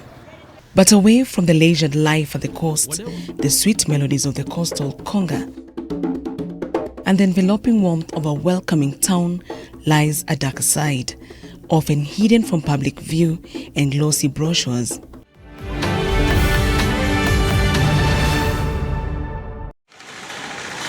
In the alleys and back streets of this coastal gem live thousands resigned to the gloomy life of drug addiction.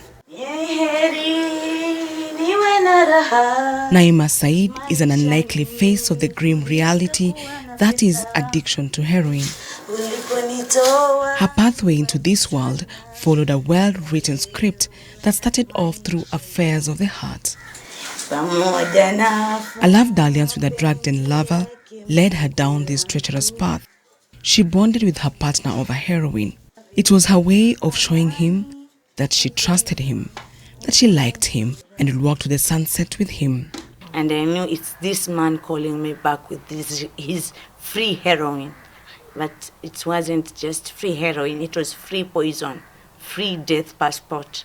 That man was like, okay, he knew he was using me, but his words was like he was helping me. So rather than going out and struggle on the road and the streets with the cold, I'd rather be with the drug baron so he could use me when he wants and he could give me heroin. So I stayed with that man for 5 years. Naima's story would probably have turned out different had she not had such easy access to a banned substance. Yet here at the coast, where the blue waters of the Indian Ocean give way to undulating hills, chalk-white villas, drugs are some sort of a common currency. Then the supply reduction, it is out of our hand, because if we say this is the targeted area and we are not maybe focusing on it, us as a community, we are working on the demand reduction. And we've been having a lot of voices because heroin is not planted in Kenya, but it's available. It is easier today to buy heroin in the streets of Mombasa than to buy sugar from a supermarket. Despite its easy availability, chasing down the next fix for women is still a tall order and costs more than just money. With women drug users, unlike their male counterpart, that will hustle and get money for their next fix meaning their next usage of heroin. But for women it was very difficult for stealing or running around. So they had to, the most stigmatizing part was selling their body, because they had to exchange sex for a sachet of heroin. So on a day they will tell me like I have to have like multiple sex partners, but an average 6 partners per day, they'll even be forced to sleep with like 10. It's 200 per one sachet, and one sachet is not enough for a day. I have to get like 5 to 6 sachets a day for me to satisfy myself or cure myself for that day. The next fix could be the last. At that time I was like half dead, half alive. I was sick. I was like, you could look at me and get scared. My skin changed, everything. According to the World Health Organization, almost 11 million people inject drugs globally, and 2 out of every 10 people who inject drugs are women. While data on heroin users in Kenya is limited, the United Nations Office on Drugs and Crime has warned that heroin addiction appears to be on the rise in the country, particularly along the coast, and women are increasingly getting hooked. The National AIDS and STIs Control Program estimates the number of women who inject drugs in the country at about 2,405. More ominously, about 15% of all people who inject drugs in the country are women. That is an interesting piece of information because drug abuse has traditionally been regarded as a preserve for wayward boys and confused men. Studies have shown that girls and women start using injectable drugs between the age of 11 and 17, and their male sexual partners mostly introduce 7 out of every 10 to the drugs.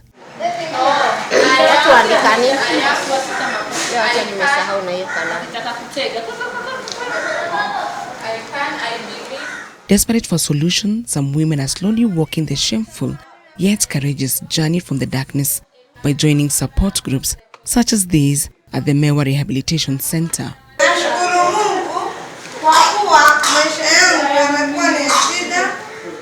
But not all find these places favorable or welcoming. Nearby, in downtown Mombasa,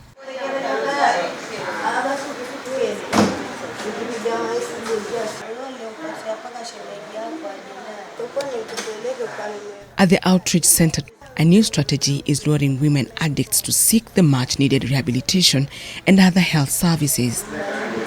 And that strategy is in the form of a salon, which also doubles up as an outreach center. They used to wait for us to reach out to them at their hotspot, which at times is hard. So that is why I came up with the idea of the beauty corner. So far we've seen a bigger uptake of services because they're not only coming there to beautify themselves, but as they come, we also encourage them to access clinical services. Naima Said, who is now a recovering addict, has been on methadone treatment for 5 years now, and the first female client at this center, which earned her the coveted 001 title. The only other person who answers to that title is Mombasa Governor Ali Hassan Joho. Naima is tasked by the organization to run the activities at the salon, and through her, more female drug addicts have come to the clinic to seek rehabilitation services.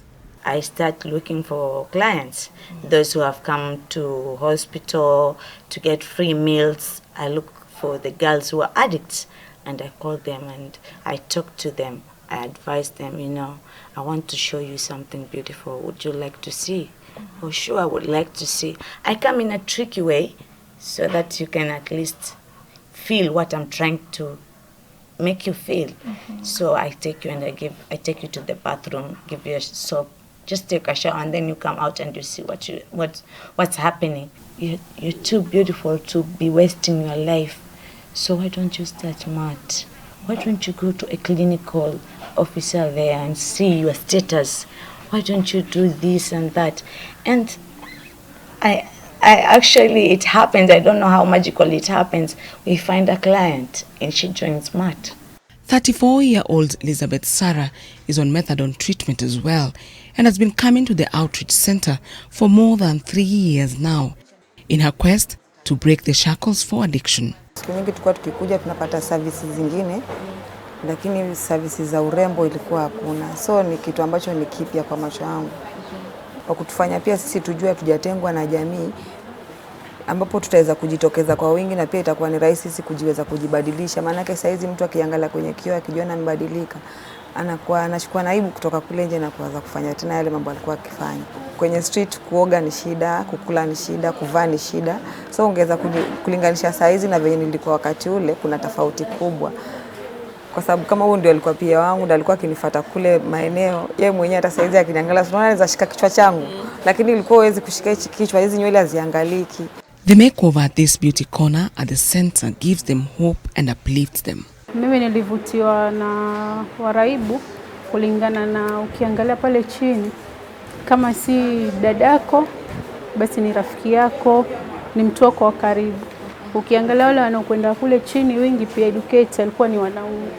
So nikajitolelea kuwa mimi mwanamke niweze kuwasaidia wale dada zetu kule chini wapate kuonekana kama wao ni wanawake kama vile sisi, kwa sababu wengi ukiangalia wako na watoto na wanaishi nao maeneo.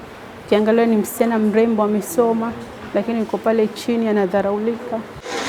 Here, the active users who are still injecting drugs are also given syringes and needles through a partnership with the National AIDS and STI Control Program as a way to reduce HIV infection among users.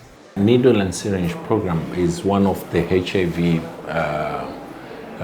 prevention package under the WHO, UNAIDS and UNODC.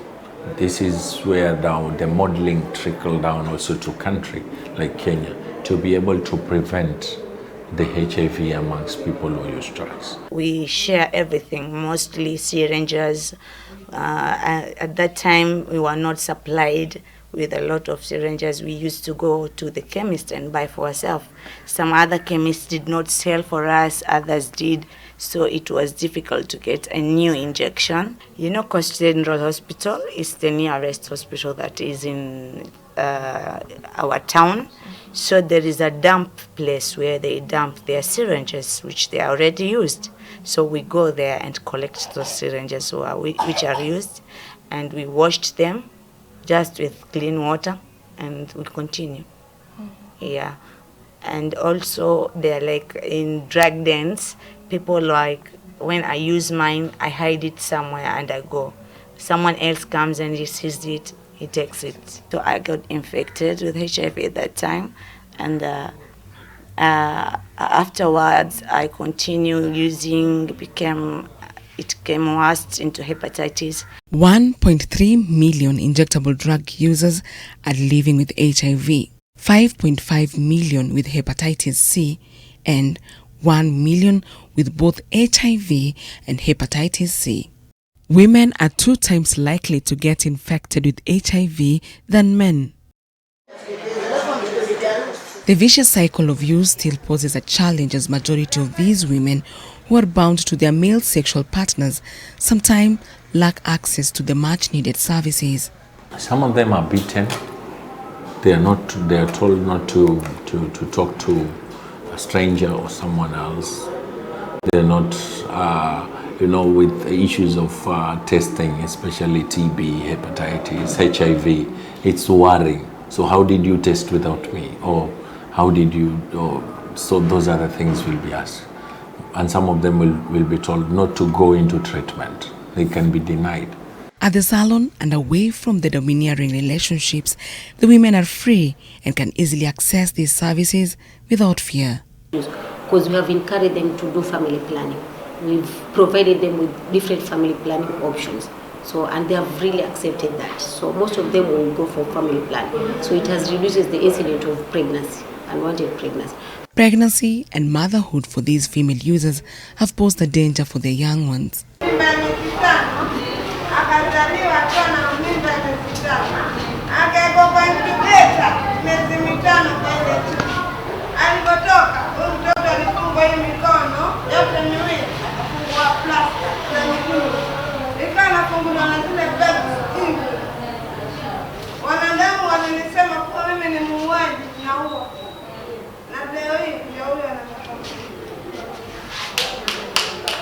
Heroin use during pregnancy can result in neonatal abstinence syndrome, which occurs when heroin passes through the placenta to the fetus during pregnancy, causing the baby to become dependent along with the mother.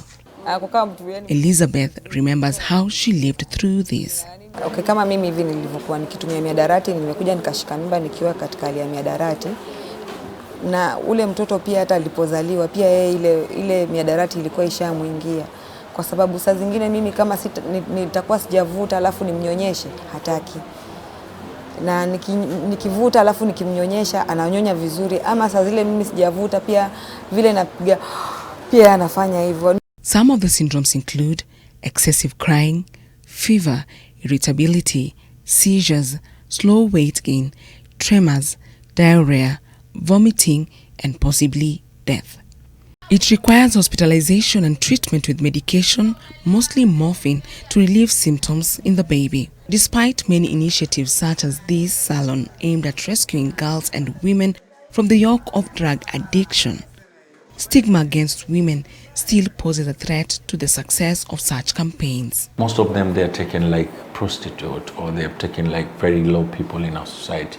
So we are trying to raise that alarm and being able to say these are members of the community.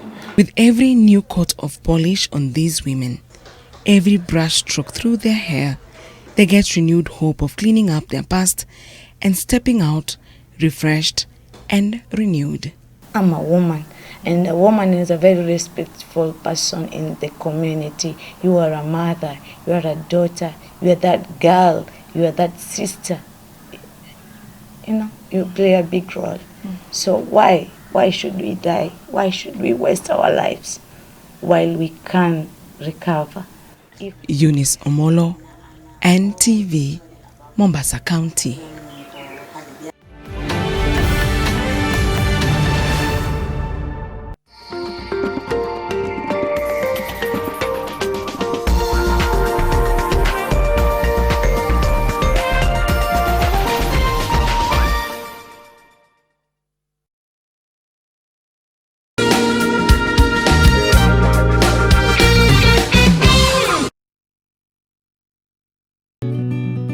I help women find independence by training them in fish farming. It's tough on my back, joints, and can cause headaches. Panadol Extra relieves multiple types of pain. If symptoms persist, seek medical advice.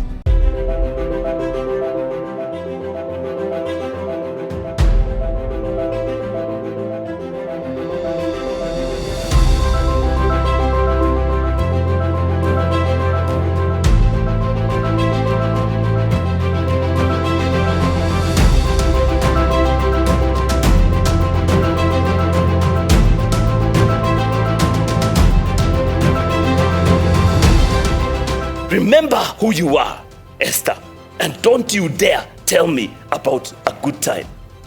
Do not think that because you are in the king's house, you alone of all the Jews will escape.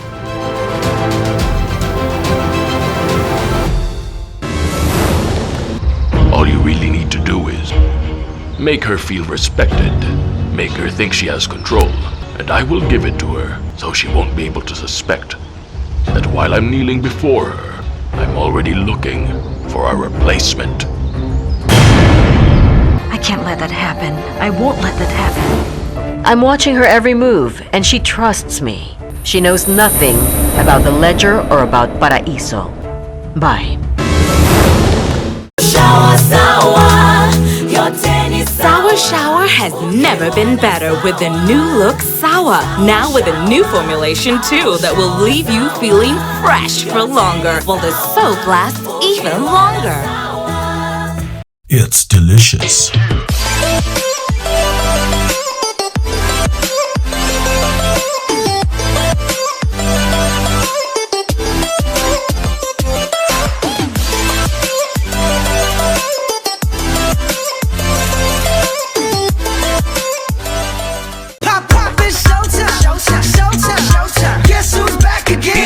I'm a dangerous man with some money in my pocket. Keep up. Trend. It's going down, cause I'm around. Trend. Everybody knows I'm unstoppable. Let me make one thing clear. Ladies and gentlemen, Trend.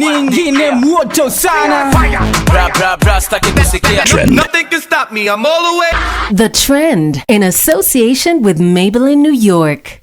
Fit Me Foundation from Maybelline, New York.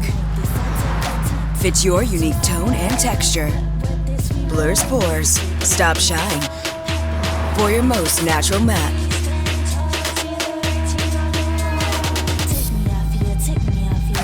Fit Me Matte and Poreless, only from Maybelline, New York.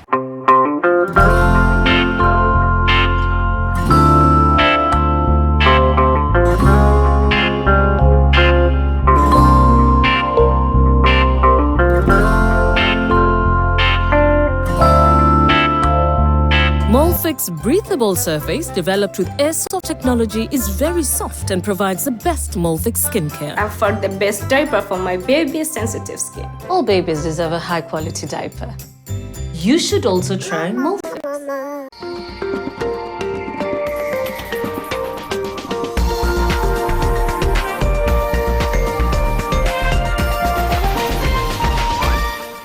NTV, turning on your world.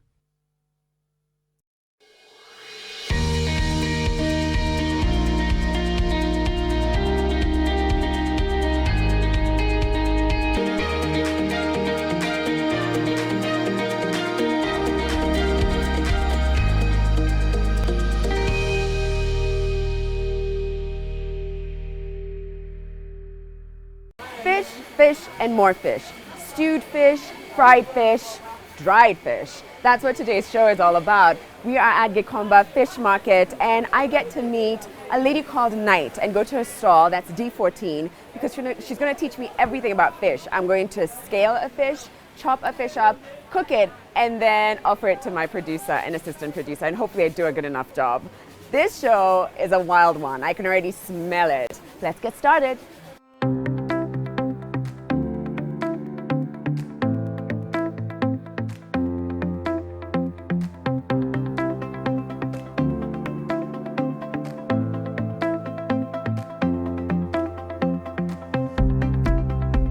This, ladies and gents, is Night, and this is her stall, D14. Night, habari ya leo? Asante sana kwa kutuallow tuje kwako leo. Na hata kwa kunifunza, kwa vile leo nimekuja kwako kama mwanafunzi.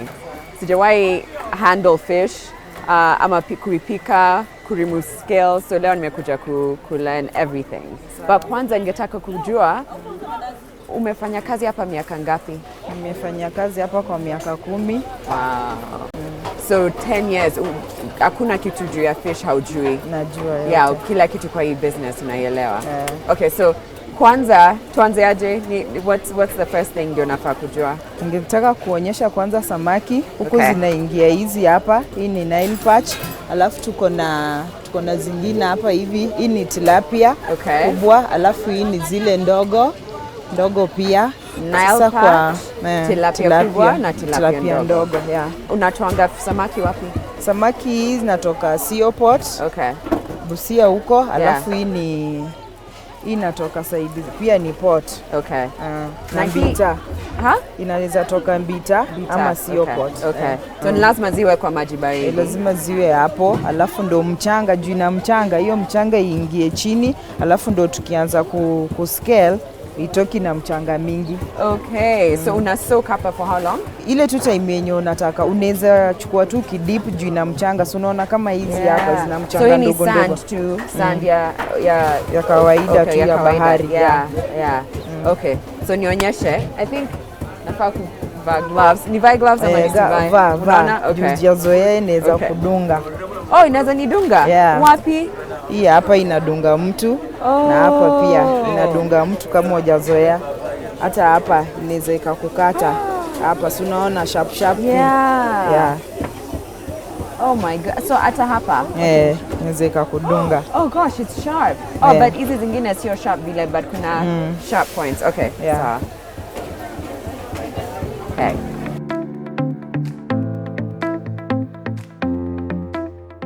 There we go. Gloves on. Ready. Okay. So unashika hapa. Unashika mdomo? Unashika hapa hivi kwa mdomo. Alafu unafanya hivi. Wow.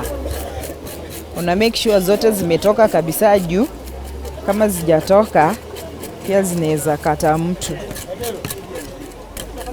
Scales. Yeah. Okay. Wow. So ni jaribu hiyo side ingine? Sasa jaribu hii side ingine. Na hii inaitwa? Tunaitanga ugwaru. Ugwaru. Mle na gwaruza. Shika hapa, shikilia hapa hivi. Nikishika hapa ni sawa? Sawa.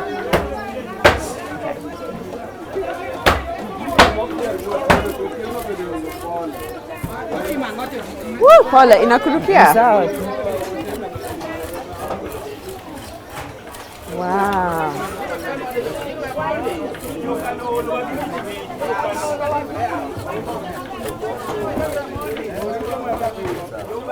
Oh, so ukitoa scales hata rangi ina change.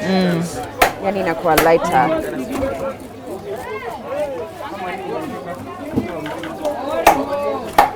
Hivyo, kama hivyo, nimefanyaje hivyo?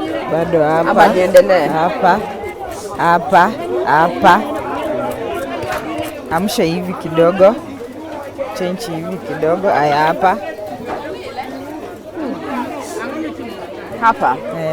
Hapo na sita hapo nageuza hivi. Unageuza hivi. Hapa. Hii side pia geuza hivi. Wow. Hivyo.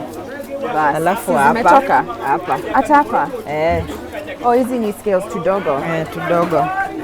Watu wanakuladi kichwa. Watu wanakuladi kichwa. Nimewahi ona by the way. Ugeuza hivi hapa. Sawa. Kuna shika hapa. Alafu na hapa. Ama wewe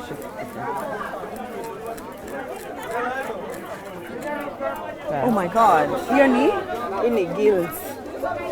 Hizi ndio zinasaidianga ukitaka kuona samaki ni fresh. Unaangalia hapa kama ni red. Ukiangalia kama saa hii ni fresh kabisa. Hizi zikiwa green ama black, hiyo samaki haiko fresh. Haiko fresh. Good point. Okay. So niendelee ama nifunge hapa ndio gills zisiingie? I mean your scales. Iko sawa. Iko sawa sasa. Iko sawa sasa. Okay.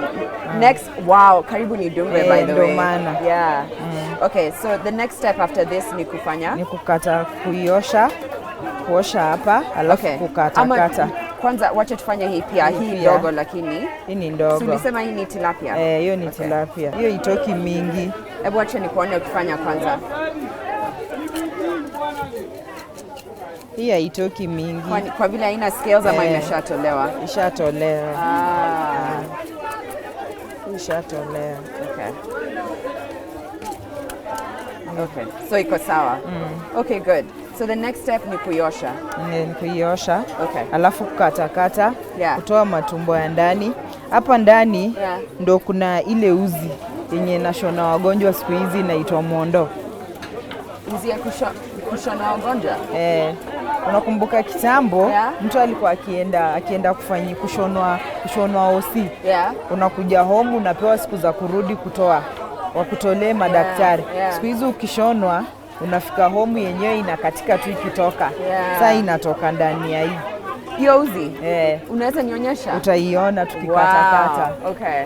So tukatie hapa ama lazima tuingie? Tunaweza katia hapa? Tunakatia tu hapa. Okay, sawa. Sasa tukati hivi, hatuzipiki zikiwa whole. Sasa tunakatakata size ndogo ndogo. Okay. Ndio unauza hivyo? Hivyo.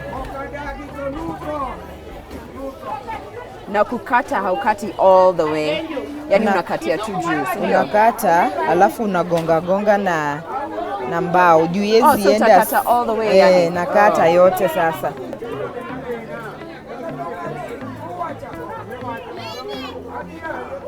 Hiyo singinya leseta. So naona hii hapa. Hiyo ndo mondo. Hiyo ndio hiyo uzi? Hiyo ndio hiyo uzi. Sasa wanachukuanga, wanatengeneza nayo. Mpe mbao. So mbao ndio wanatumia. Wow.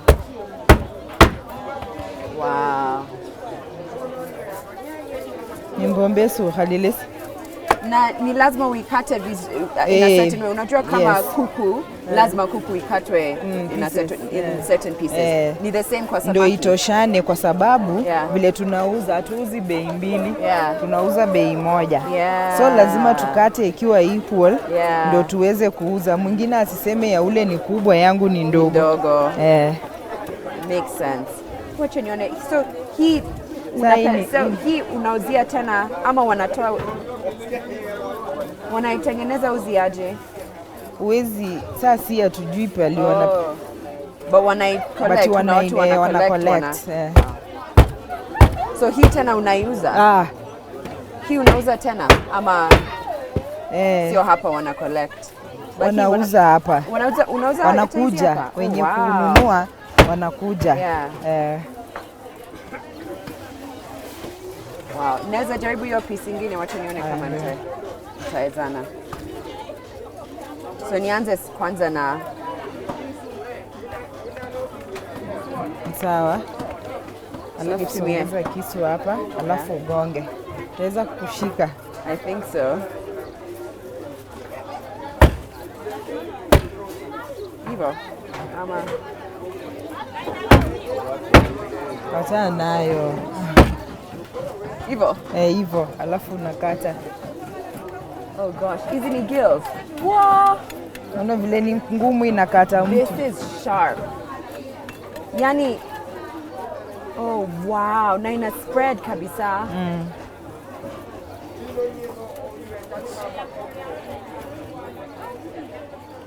Na kwa samaki kuna vitu mtu anafaa unajua kwa kuku sometimes ukikata usipotoa vitu zingine zinaharibu.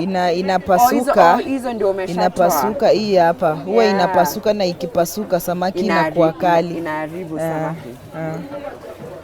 What?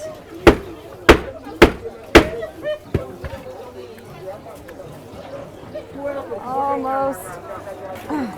Wow. Hivyo. Naekei wapi? Oh, there. Oh, wow. Okay. So we're going to take a quick break. When we come back, we'll start cooking. Utanifunza kupika pia. Sio? Okay. We're going to take a quick break. We'll be right back.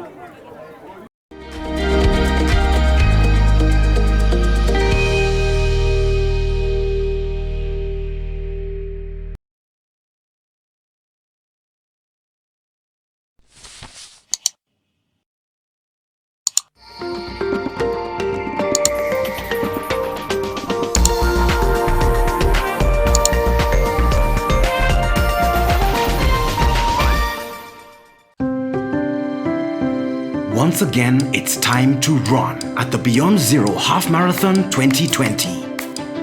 Come and run with us. I will run for a healthy lifestyle for the elderly.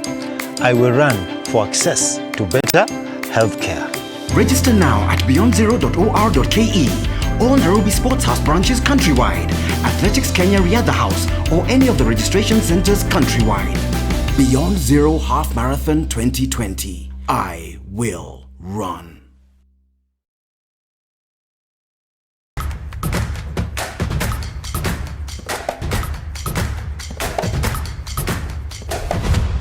Key points to bear in mind, and therefore which will define the kinds of challenges we face and how to face, but also realize the strengths we have as a continent, as a people of Africa, and just making sure we don't continue to waste the opportunities we have.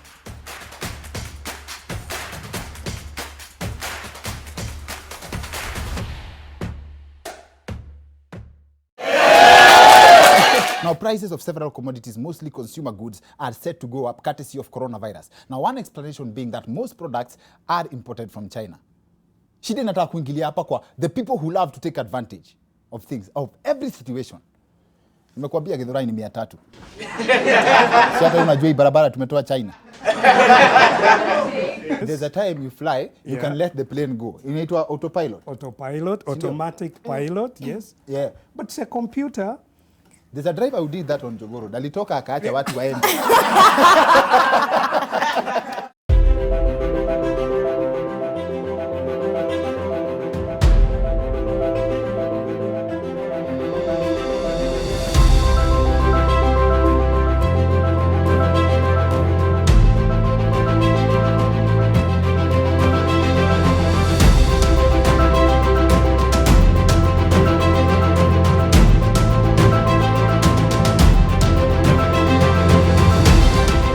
Remember who you are, Esther, and don't you dare tell me about a good time. Do not think that because you are in the king's house, you alone of all the Jews will escape.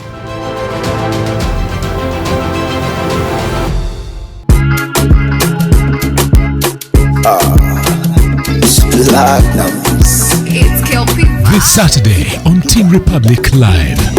Jaja, your body, Jaja. Jaja, your body, Jaja. No, no, no, no. Jaja, your body, Get ready to laugh with Flaku. Jaja, We bust some moves with young warriors. It's a bash with the baddest trio. Tune in to the hottest show in East Africa. Teen Republic in association with Fanta. It's my summer now.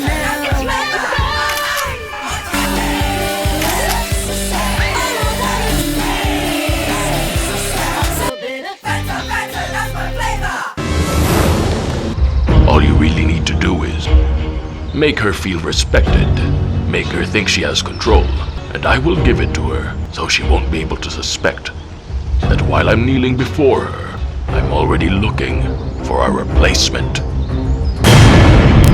I can't let that happen. I won't let that happen. I'm watching her every move, and she trusts me. She knows nothing about the ledger or about Paraiso.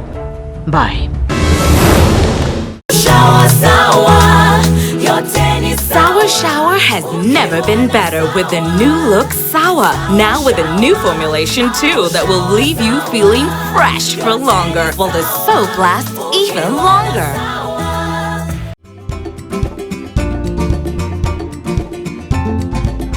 This week on Property Focus, we're celebrating women in the built environment. Our first stop will be right here at the Jennifer Riria Hub in Nakuru, where we'll be meeting with the doctor herself, Dr. Riria, and learn about this inspiring project. Next, we'll talk to the Wire Chair about the welfare of women in real estate, and then a chat with a top woman in the construction and manufacturing industry who's disrupting the building market with unique solutions, Winnie Ngumi. Do not miss Property Focus for anything this Sunday at 5:30 p.m. right here on NTV.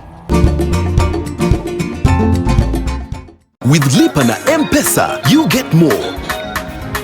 Lipa na M-Pesa. Every 100 shillings spent on Lipa na M-Pesa earns you an entry into the draw. Do more with Lipa na M-Pesa. It's delicious.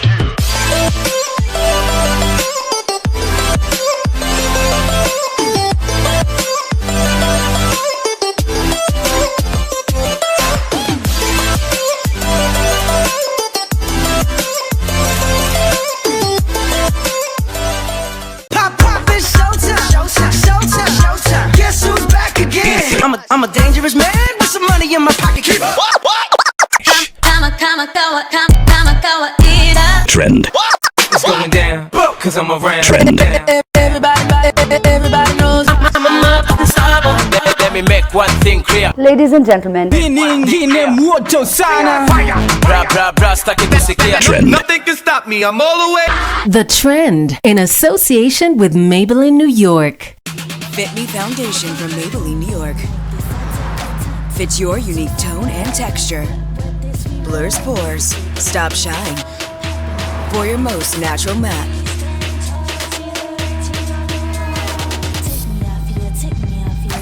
Fit Me Matte and Poreless, only from Maybelline, New York.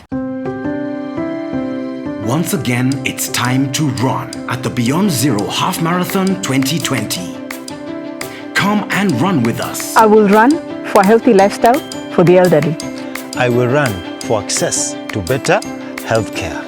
Register now at beyondzero.or.ke, all Nairobi Sports House branches countrywide, Athletics Kenya Riadha House, or any of the registration centers countrywide. Beyond Zero Half Marathon 2020. I will run.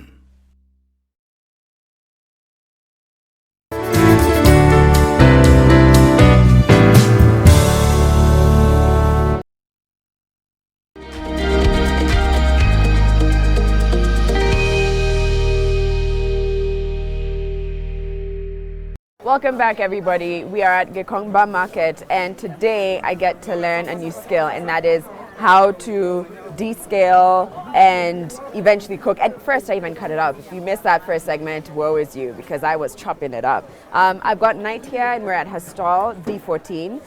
Na sasa tunaanza kuosha. Okay, good.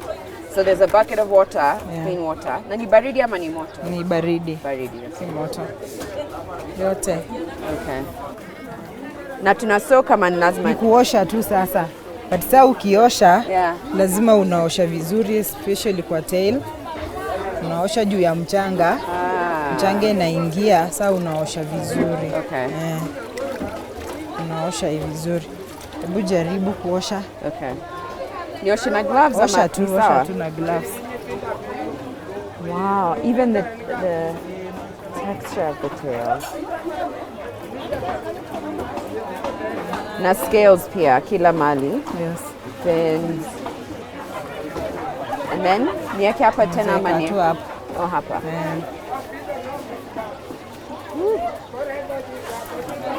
Ndani sio lazima nioshe. Unaosha, usipoosha vile labda umekata hizi za red zinafaa kutolewa, unafaa kuosha vizuri, unatoa mpaka hizi vitu zenye zimebaki na baki samaki peke yake ikiwa white.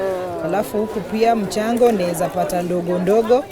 So mtu akikula anapata iko na mchanga. Okay, so it's red. So let me show you. Wait.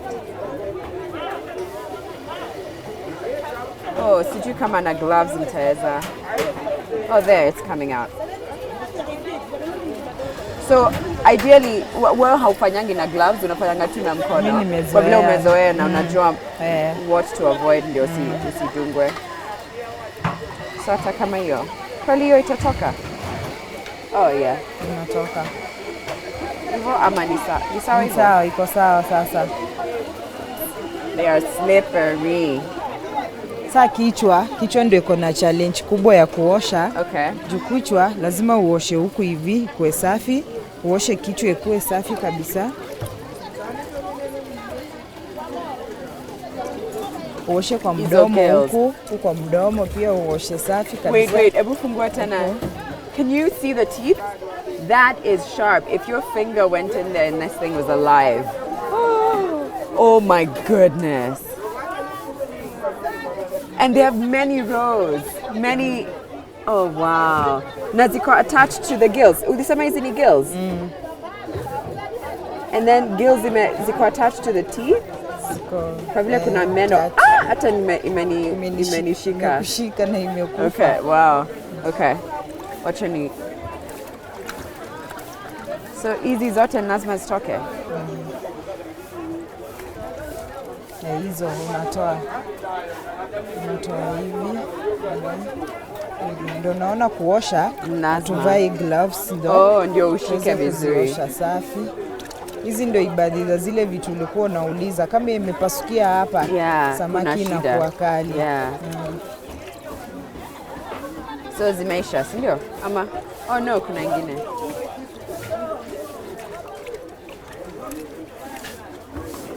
I think kuna moja ingine hapa. Hivyo sasa. There. Sasa tumemaliza.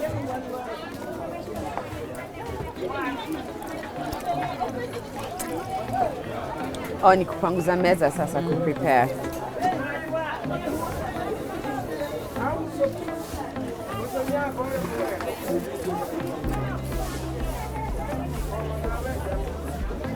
Sasa next.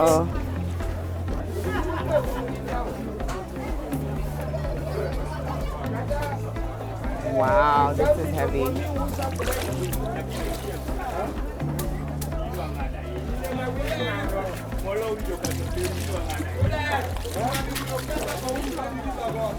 Okay. Next, nizirudisha hapa.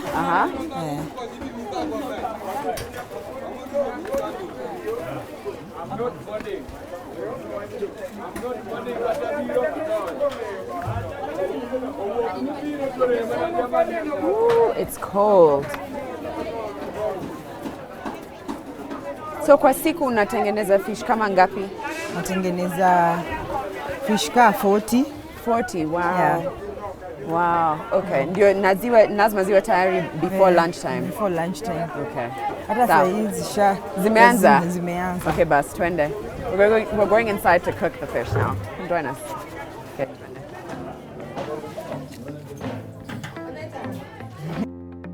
All right, we're now in Knight's kitchen where the magic actually happens. Okay, so Knight, uta-season hii samaki at all ama unaweka kwa nikitoa hapa na idip. Okay. Sasa vile unaona hii ni stew imetengenezwa. Alafu ukitoa pale tunaidip pale kwa mafuta. Unashika hivi unaweka hivyo. Okay, naweza dip nyingine. Haya, shika. Nachukua naweka hapo alafu naweka.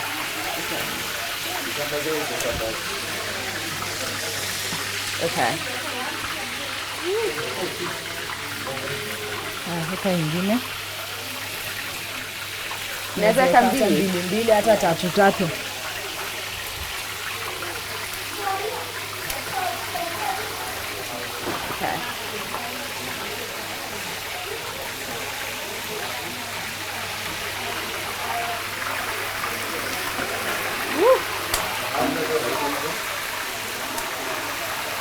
Umeweka chumvi? Unaweka salt kidogo ndio chomeke na chomeke.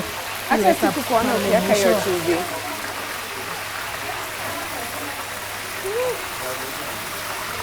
Haya, hivyo sasa. Okay. Wow. Okay, so na unangojea for how long? Ikiiva unaangalia tu juu, isipoiva ndo utoe, unashika chini. Saa inashika saa ukitoa inabaki chini. Okay. Kama dakika ngapi? Kitu 3 minutes, 4 minutes. Alafu ndio una flip, alafu 3 minutes tena. Wow. So night, nieleze ukikuja hapa asubuhi hadi jioni vile unatoka, ni nini na what is your day to day? Ni aje unaanzanga kazi and then what follows next? And nikifika asubuhi naanza kutafuta samaki. Yani kununua ama kununua. Okay, sawa. Nikishanunua tunakuja hapa tunatengeneza, tunaosha, tunakatakata. Tukishamaliza kukatakata tunachoma. Saa mimi nazunguka huko nyuma. Naanza kuita na customer. Ndio hiyo hata customer anataka. Ugali unaweka hapa, weka hapa. Unaweka hapa. Weka hapa. So hii ndio ya kuserve. Hivyo. Hapo sasa. Okay. Sasa tunarudisha hapa. Sasa tunauza mpaka kitu 5:30 to 6 tunafunga, tunaenda home. So hiyo ni restaurant yako pia? Huko ndo watu wanakaa. Hapo ndio serve fish ndio tuone kama watu wataenjoy or not. The whole day, most of the day unakuanga hapa hapa kwa kitchen hapa. Prepare hizi vitu. Nikishamaliza but nakuanga na mpishi. Pia ananisaidia. Sasa so kuna staff kama wangapi hapa? Niko na 8. Na vile ulianza hapa 10 years ago, ulikuwa na hii stall ama ulikuwa in another area? Nilikuja kwa hii stall. Alafu baadaye nikaongezea hapo nyuma juu nilikuwa na wateja. Sasa nikaongezea pale mali watu wanakaa. Na uko na regular customers ama kila siku ni watu? Okay, kunao wa kila siku na kuna wakupita juu ni soko pia. Okay, sawa. I think it's time to turn ama bado. Okay. Sasa hizi tunaweka kwa supu. So hizi umefry tayari. Hizi sasa ndio. Hizo. Okay.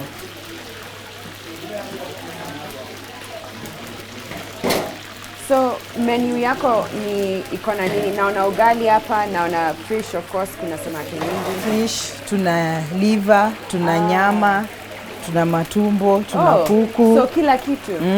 But tumeanza na fish leo. Unaanzanga na fish? Inaanza na fish. Okay. Kuna kitu ya 210? Naona tuone. Bado. Kwa vile imeshika. Bado. Wow, so unasikia kwanza kama inaweza move peke yake, unajua imeiva. Una serve kama hiyo piece moja? Piece moja. Na hiyo inauzwa how much? Tunauza na ugali 100.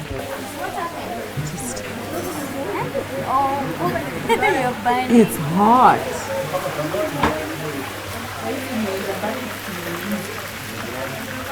All right, so we have about 2 more minutes before the fish is ready. So we're going to take a break now. When we come back, we'll do the taste test. And actually, I've got a couple people in the crew who I'm going to give the fish to because they're going to give me the honest opinion. We'll be back in a moment, ladies and gentlemen.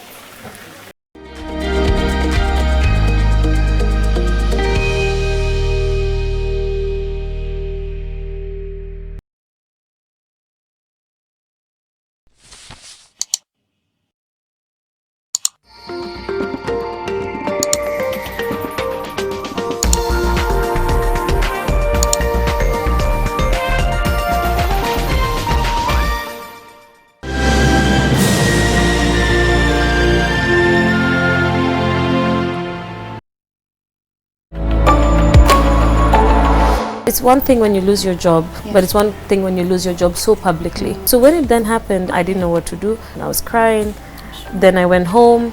The hardest person to tell was the nanny. Why? Because what do you tell her? Kazi meisha. Actually doing something that you're meant to do on this earth. Yeah. Purpose is informed by passion. It's placed in our heart for a reason. I'd like to be remembered as a person who took business journalism to where it's supposed to be. Because we're all hustlers. At the end of the day, you want information about how to grow your business. That's so where did you get it from? From Terry and Chebet. With Lipa na M-Pesa, you get more. Lipa na M-Pesa. Every 100 shillings spent on Lipa na M-Pesa earns you an entry into the draw. Do more with Lipa na M-Pesa. Once again, it's time to run at the Beyond Zero Half Marathon 2020. Come and run with us. I will run for a healthy lifestyle for the elderly.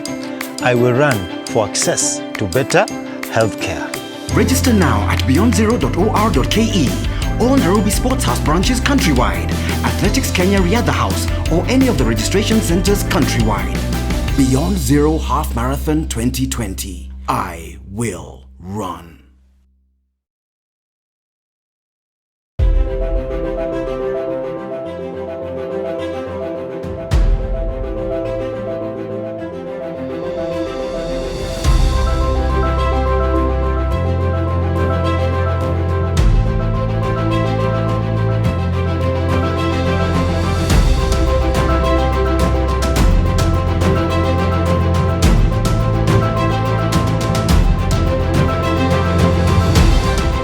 Remember who you are, Esther, and don't you dare tell me about a good time.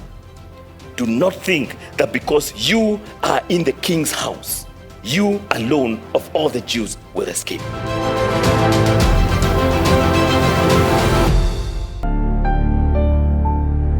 Jabali ana mchumba mwingine? Mambo ya wasichana huwa hana. Ni ngumu sana kujua. Shika hii. Na kuomba usiambie mtu. Sawa. Ndio. Jabali yuko wapi? Utampigia ama haumpigii? Huyu hapa kwenye magoti yangu. Niache mimi nimsambazie maumivu yule mpaka akitoka hapo ende akafilie mbali huko mbele. With Lipa na M-Pesa, you get more. Lipa na M-Pesa. Every 100 shillings spent on Lipa na M-Pesa earns you an entry into the draw. Do more with Lipa na M-Pesa. Pop, it's showtime, showtime, showtime, showtime. Guess who's back again? I'm a dangerous man with some money in my pocket. Keep up. Trend. It's going down, cause I'm around. Trend. Everybody knows I'm unstoppable. Let me make one thing clear. Ladies and gentlemen, Trend. Nothing can stop me, I'm all the way. The Trend, in association with Maybelline New York. Fit Me Foundation from Maybelline New York. Fits your unique tone and texture. Blurs pores, stops shine. For your most natural matte.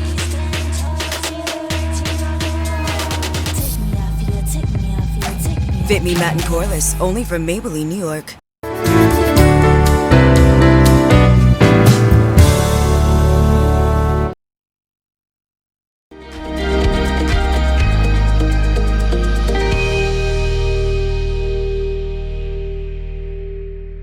Welcome back, everybody. So the fish is now ready. The fish that I had cut up, descaled, cooked is now ready. And now I get to serve my producer and the assistant producer of the show, who you guys get to meet today, which is just double good stuff.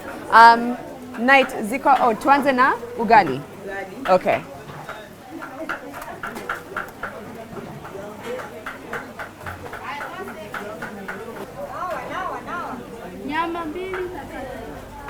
Okay, alafu nakujia samaki. Okay. Are you ready? I didn't cook it, but y'all better like this. Lena on the gram, trying to make sure you get it. Okay, let me get your fish, okay?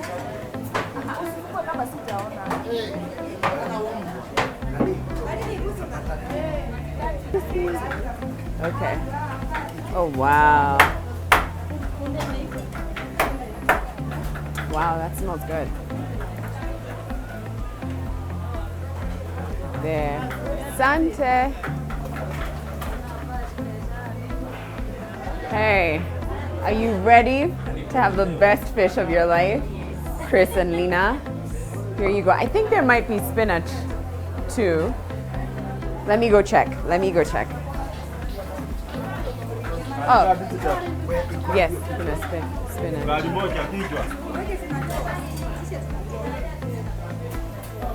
Asante night. Okay. All right, there's chili here if you want. I want only honest opinions. I hope your hands are clean too, by the way. Yeah. Okay. Oh, you washed it? I washed it. Okay. Chris, do you like fish? I do. You like fish? Lena, do you like fish? Yeah. Sometimes, not so much. Okay. Are you sure you're the one who cooked this? But you haven't even tasted the fish. I've tasted the soup. The soup. So the taste of the fish comes from the soup. Well, I don't know how much work I'd say that I put into the soup. But the fish, yours truly, with a lot of help from Night. Night! Wameipenda. 2 thumbs up. Thumbs up? Really? I can quit my day job? Yeah. Oh my gosh, okay. This actually is really cool. I might just have a little piece, but my hands are not clean. No. Yeah. But my hands aren't clean. Yeah. Oh, let me wash my hands real quick. I'm gonna wash my hands.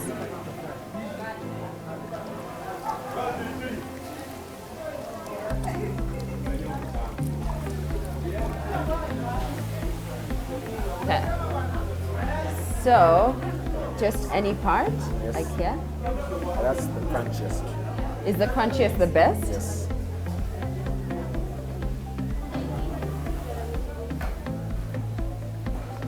Oh. That almost has some like really good chicken vibes too. I've never had fish that crunchy.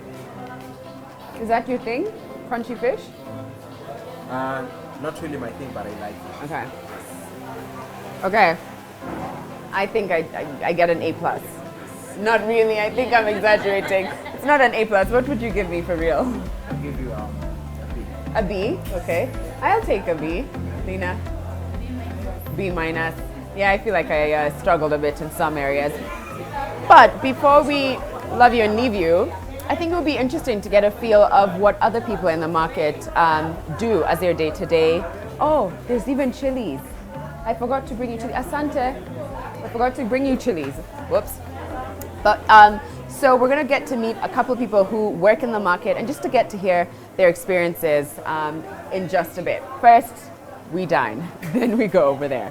Bon appetit.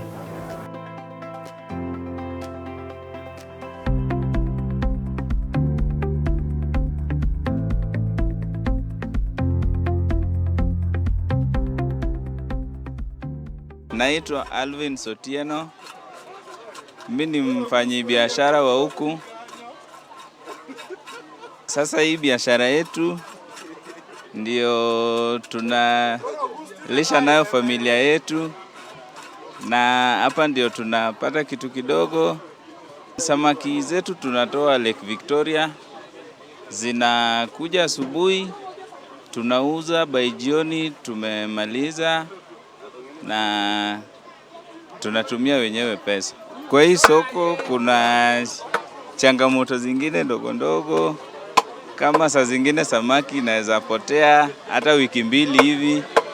Sasa kama saa hii ni kazi zimepotea. Hiyo storage pia imetupiga kiasi juu sasa hiyo inakuja na bei ya chini na hii yetu iko standard. So hiyo pia ni changamoto kwetu. Tunaomba tu serikali tusaidie kutoa hizo manyasi ziko kwa bahari ili tupate samaki. Anaitwa Florence huko. Mimi ni muuzaji wa samaki kauka, yani dry fish hapa Gikomba. Kuna yenye iko smoked, yani inachomwa kwanza kwa moto. Alafu ndio tunauza. Inakaaga kwa muda, hata mwezi, hata mwaka, na pia inalingana na vile umeiweka. Itakagi kitu kama maji unaiweka pali dry. Storage matters a lot. Kila mtu ana preference yake kulingana na bei. Bei ikiwa juu, unaona wateja wanakuwa kidogo. Sana sana wengi wao wanapenda za bei ya chini, juu wengi wao wanachukuanga hata wanaenda wanauza, wanataka pia wapate na bei nzuri, waende wauze pia wapate faida. Lakini bei ikiwa juu, unaona wateja wanapungua. Challenge ile tuna face ni ati wakati wa mvua kuna kuaga na saa zingine tuko na shida ya nini? Hii hapa.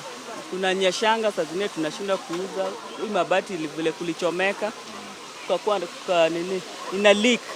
Sasa tunakuaga na shida wakati wa mvua, tunafunika tu kazi. And that's it. Thank you so much for watching, everybody. And thank you so much, Night. Aki, kusema kweli sijawahi fanya hii kazi before, but this was such a good experience. Thank you. Asante.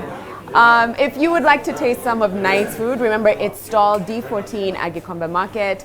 But for now, this old fish is gonna love you and leave you. Bye, everybody.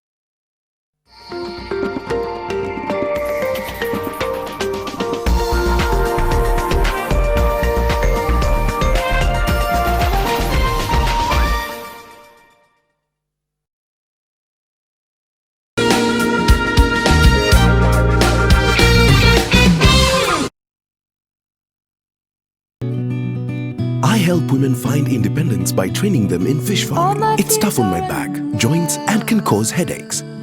Panadol Extra relieves multiple types of pain. If symptoms persist, seek medical advice.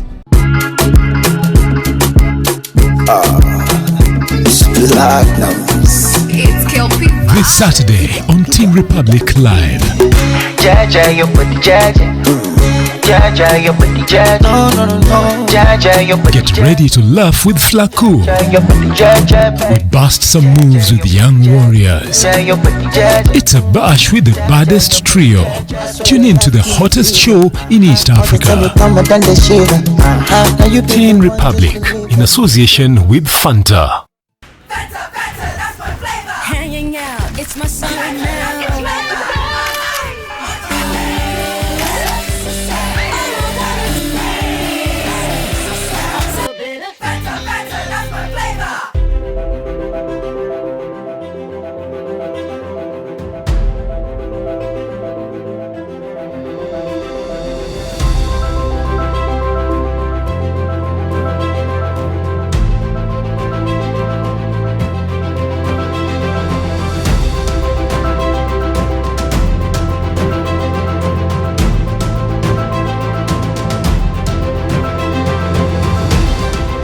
Remember who you are, Esther, and don't you dare tell me about a good time. Do not think that because you are in the king's house, you alone of all the Jews will escape.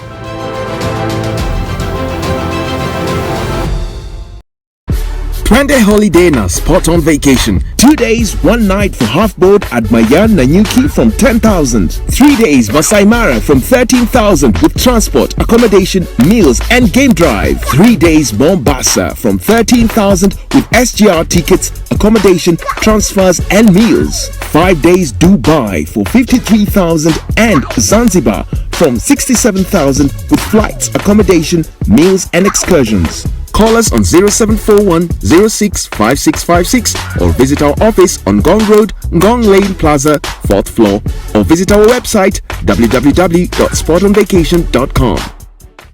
Pop, it's showtime. Guess who's back again? I'm a dangerous man with some money in my pocket. Keep up. Kama kawaida Trend. It's going down, cause I'm around. Trend. Everybody knows I'm a motherfucking. Let me make one thing clear. Ladies and gentlemen, Trend. Nothing can stop me, I'm all the way. The Trend, in association with Maybelline New York. Fit Me Foundation from Maybelline, New York. Fits your unique tone and texture. Blurs pores, stops shine. For your most natural matte.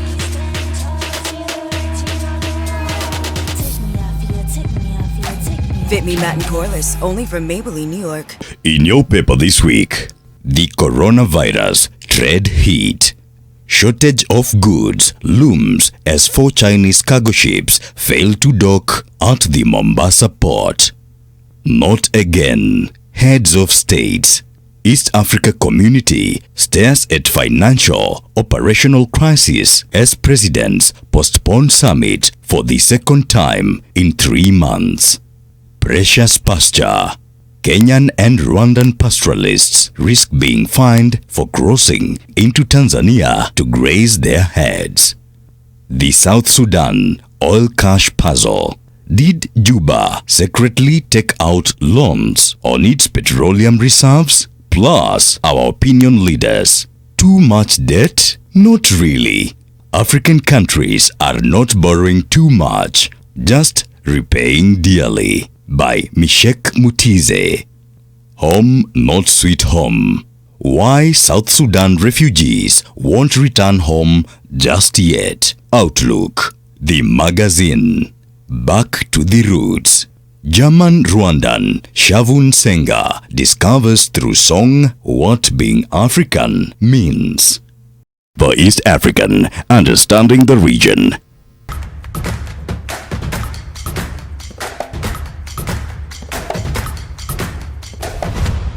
Key points to bear in mind, and therefore which will define the kinds of challenges we face and have to face, but also realize the strengths we have as a continent, as a people of Africa, and just making sure we don't continue to waste the opportunities we have.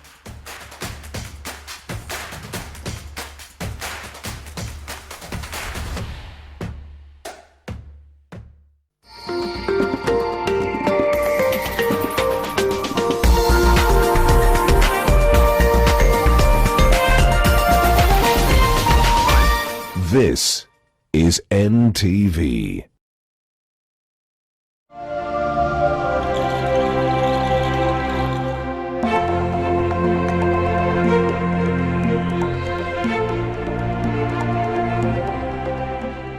The city of Cape Town, located in the southeast of South Africa.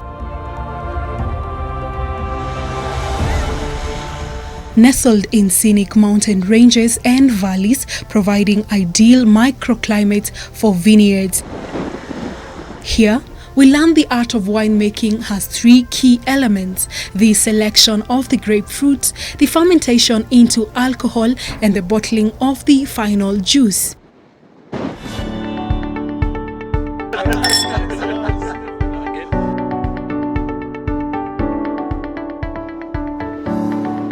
South Africa mainly produces 3 categories: the red, white, and rosés. The quality of wine is majorly determined by the quality of the grapes. Okay, so yeah, you just catch at the top. And the quality of the grapes is mostly determined by the type of soil and its acidity, the weather during the growing season, the time of harvest, and the pruning method. When you know the soils, you'll know the style of the wine, but also then the winemaker can decide which style to produce. We're all about sustaining our vineyards for the next 20 to 50 years. We also make use of an Italian consultant to help with our pruning, Civic and Civic, and they help us to make sure that the way we prune our vines and do the suckering, that it's going to be for the rest of the lifetime of this vine, not just to produce quick and a lot of grapes. Others decide to farm naturally, cutting out conventional chemicals. At the Avondale Sky Winery, they have introduced ducks which eat the pests in the farm.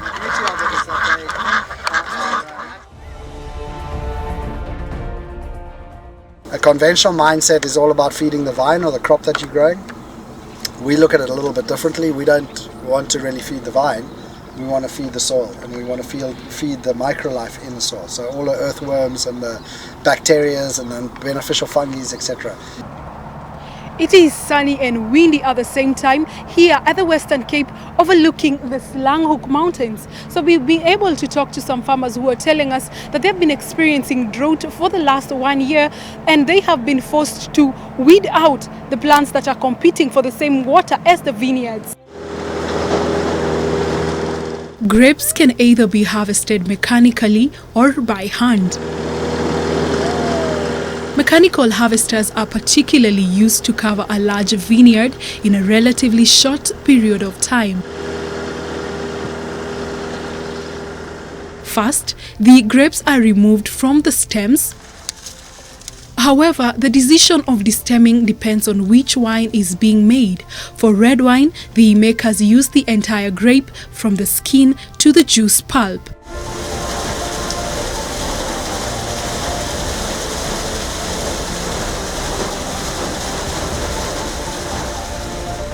While for the white wine, they use just the juice of the white grape. Rosés are made from red grapes, where the juice is allowed to stay in contact with the dark skins just long enough to pick up a pinkish color, or by blending red wine with white wine. Then comes the crushing. This is the process of gently squeezing the berries and breaking their skins to free their contents. A considerable amount of juice is immediately released. This is called the free-run juice and is used to make the highest quality of wine. Primarily, the process of fermentation happens when yeast is added into the grapes or the juice, a process that takes 1 to 2 weeks. The yeast will take up the sugar and produce carbon dioxide to let your bread rise. But in wine yeast, the metabolism is a little bit different. So the yeast will take the sugar and will convert primary alcohol with secondary carbon dioxide, and then in that process he generates heat. So that's why the cooling of the tanks is important. So we will take the wine in, start the fermentation in the cellar downstairs, and then if the fermentation is running very good, we will put it into the barrel, and then it will run in the barrel another week or two. You can see with the heads on them, there's sometimes some bubbles on them. They're still busy with fermentation, but they're almost finished. After fermentation, the process of cold stabilization occurs, where the wine is frozen in iron tanks for approximately 2 weeks. This is to reduce the tartaric acid in the wine. We try to have a sugar content of about 21 bullings. We also look at the pH and the acidity of the grapes, and the physical condition of the vineyard and the grapes itself. The secondary fermentation process occurs over 3 to 6 months, when the wine is kept under an airlock to protect it from oxidation. This can either be in a stainless steel vessel, which has no influence on its final taste, or an oak barrel, which leaves it with a wooden taste. When you buy a barrel, you can say from which forest you would like the barrel to be, and which cooper you would have liked it to make that barrel, and then the toasting inside as well. American oak complements Shiraz, for instance, quite a bit, because it's got a bit more sweeter flavors, where Shiraz, as the grape itself, have spicy flavors already. Hungarian oak I use on Chenin because it protects the fruit flavors of the wine. As you can see, some of them need more work than others.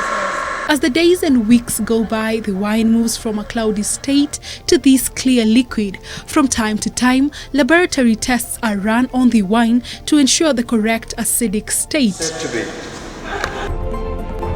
To achieve the desired taste, different blends of wine are combined, and when the right blend is attained, the wine is bottled to preserve unwanted fermentation in the bottle.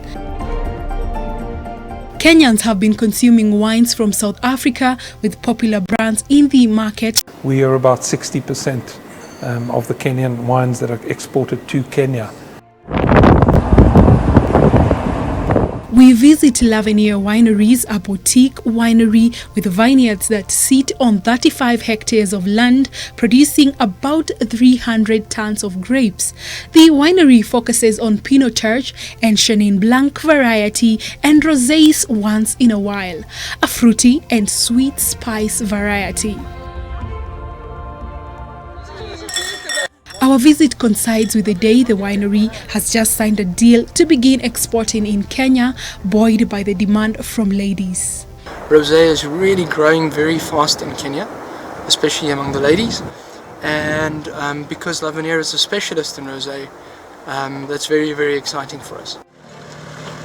But penetrating the Kenyan market for exporters is quite a cumbersome process.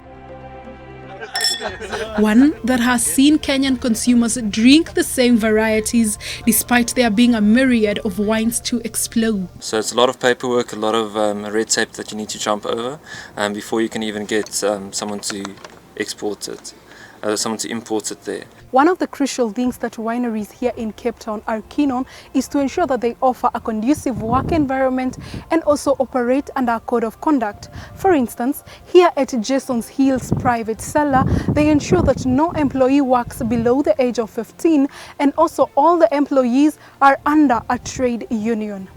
It's in a very elegant style, but you can taste there's a lot of flavor. To spice up the experience are some fun activities, such as wine pairing with food,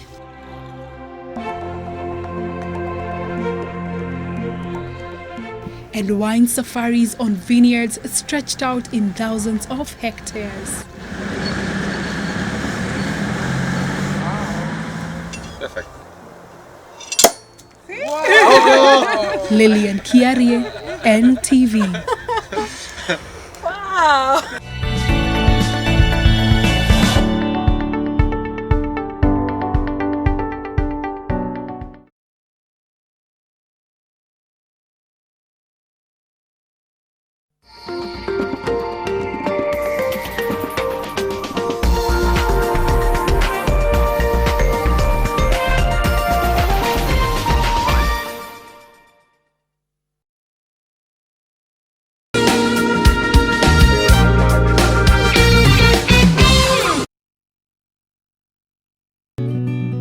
I help women find independence by training them in fish farming. It's tough on my back, joints, and can cause headaches.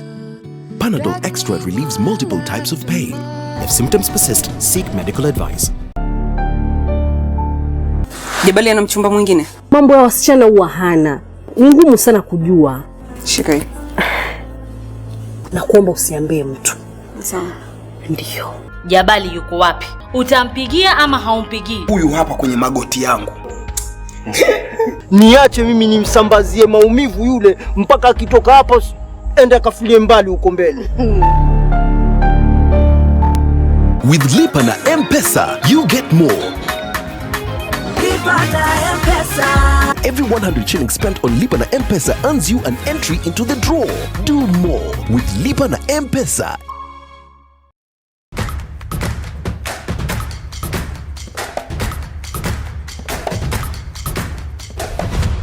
Africans should own their problems, seek solutions to those problems, and write their own stories.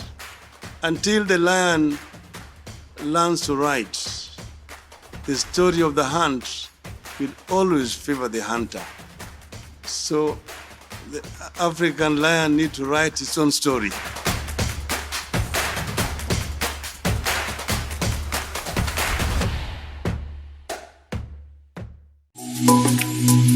Ile wakati unafunga sasa unakuja home. Ndio. Unajua mimi sikuwa nakujua. Ndio.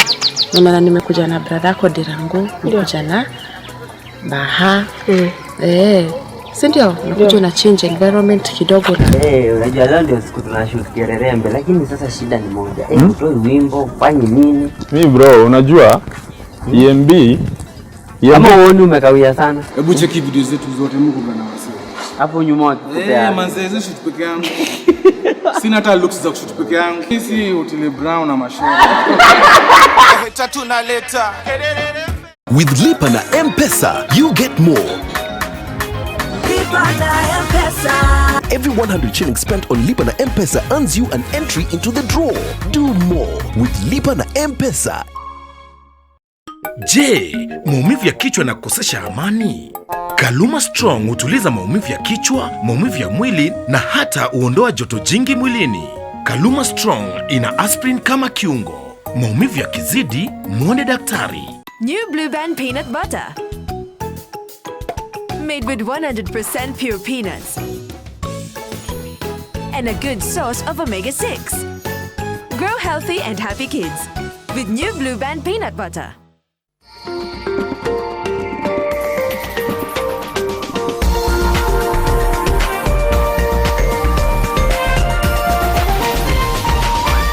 This is NTV. The following program has been rated PG. It may contain scenes unsuitable for children under the age of 10.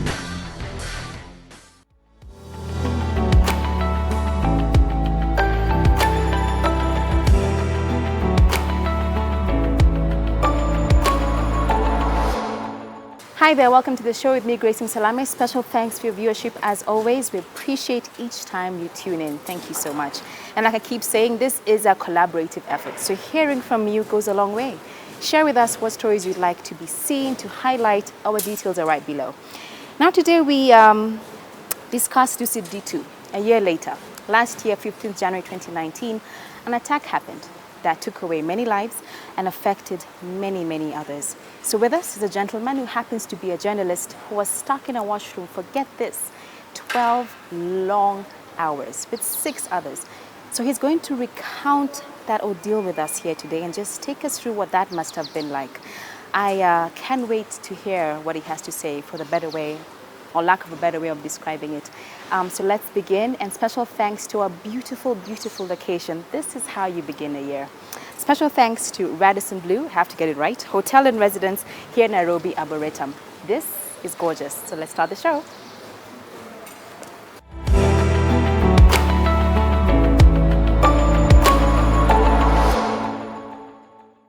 Welcome to Unscripted. Like I said earlier, with me today is a special guest. Silas, thank you so much for coming on the show.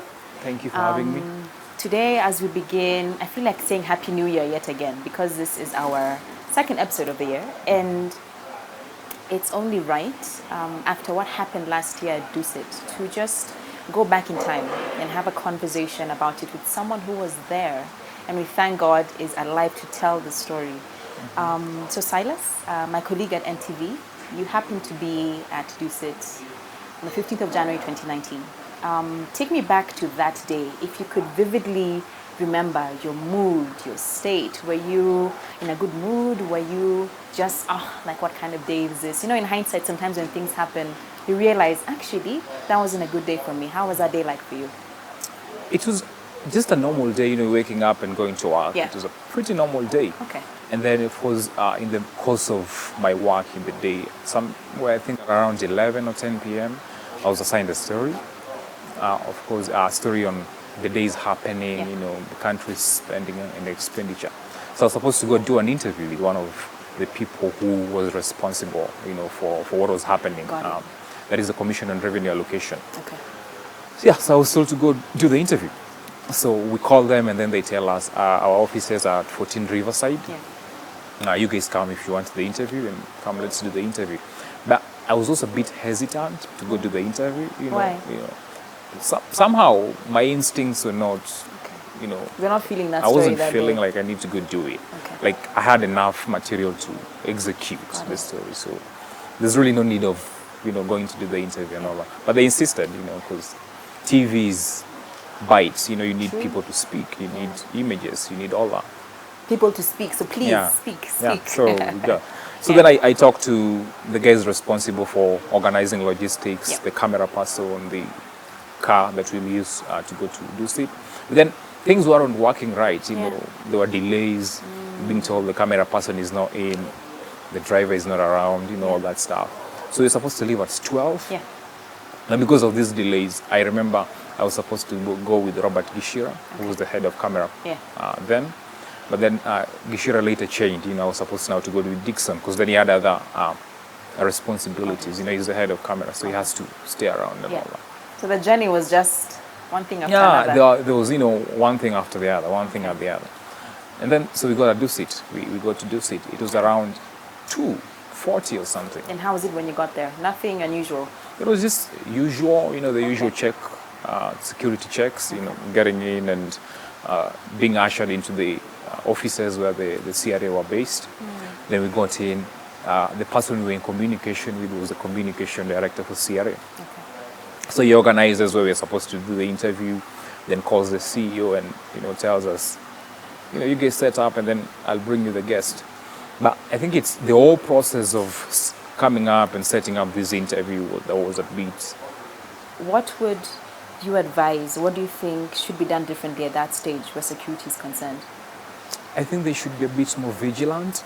In what way though? Is it equipment-wise? Is it the crew itself? Like in what specific ways? I think crew-wise, they should be a bit more vigilant in the sense that they should also be told how to respond to certain scenarios or certain situations, because I feel most times they're not prepared for any eventuality. For instance, yet we have threat alerts every other time, but we're not prepared. Yeah, because for instance, I was even talking to a friend of mine, and it's a discussion we were having at work. What would happen if they found you with a gun? Like, what is the process of confiscating the gun and, taking you through the whole process? I think we're not very equipped in terms of dealing with such threats. It's more of a procedure for us. Let's do the security checks in a procedure way. But so when you got in, what happened? Tell us. So you go in, normal procedures. So the guy who was coordinating the interview, the communication person at CRA. So he tells us, the CEO is here, he's ready. So you guys set up, we were ushered into their boardroom, told to set up, and then we did set up, the necessary things that happened. And then the CEO came. So, before you interview someone, then you tell them why you're here. Of course. We here to interview you about this and this and this, and the questions we want you to answer are based on this and this and this. So we're doing the briefs, as he's prepared. The camera guy was miking him up. And then, before we could start, before I could shoot my first question, we had a big, loud explosion, which somehow shook the entire building. And then there were a few gunshots. At that point, I was not aware of what was happening. I just sat in my seat. Did anyone know what was that noise? What's going on? Did any of you? Nobody knew. I think we hadn't figured out what it was. So then the guy, who is the CEO of CRA, is like, guys, I think we need to figure out what is happening before we continue. The same was said by Dixon, who was the camera person. But me, by that point, I was still, clueless about what was happening. About, we are under attack or something. So before we could figure out exactly what was the first explosion, we had the second one. The second one was a bit mild compared to the first one, but then the gunshots were now more sporadic. So then you knew something. So that's when it was like, I think we need to stop this and figure things out. Before anything, everyone had run out of the room. Including the CEO. The need is, let's run. So everyone ran out of the room. So we were left, me and Dixon trying to, get our equipment out, He just left you guys with your stuff. Yeah, everyone left because the first instincts, let's run. Save your life, and stuff. So you're and trying you're still thinking, get my equipment and go. Look at that, the life of a journalist.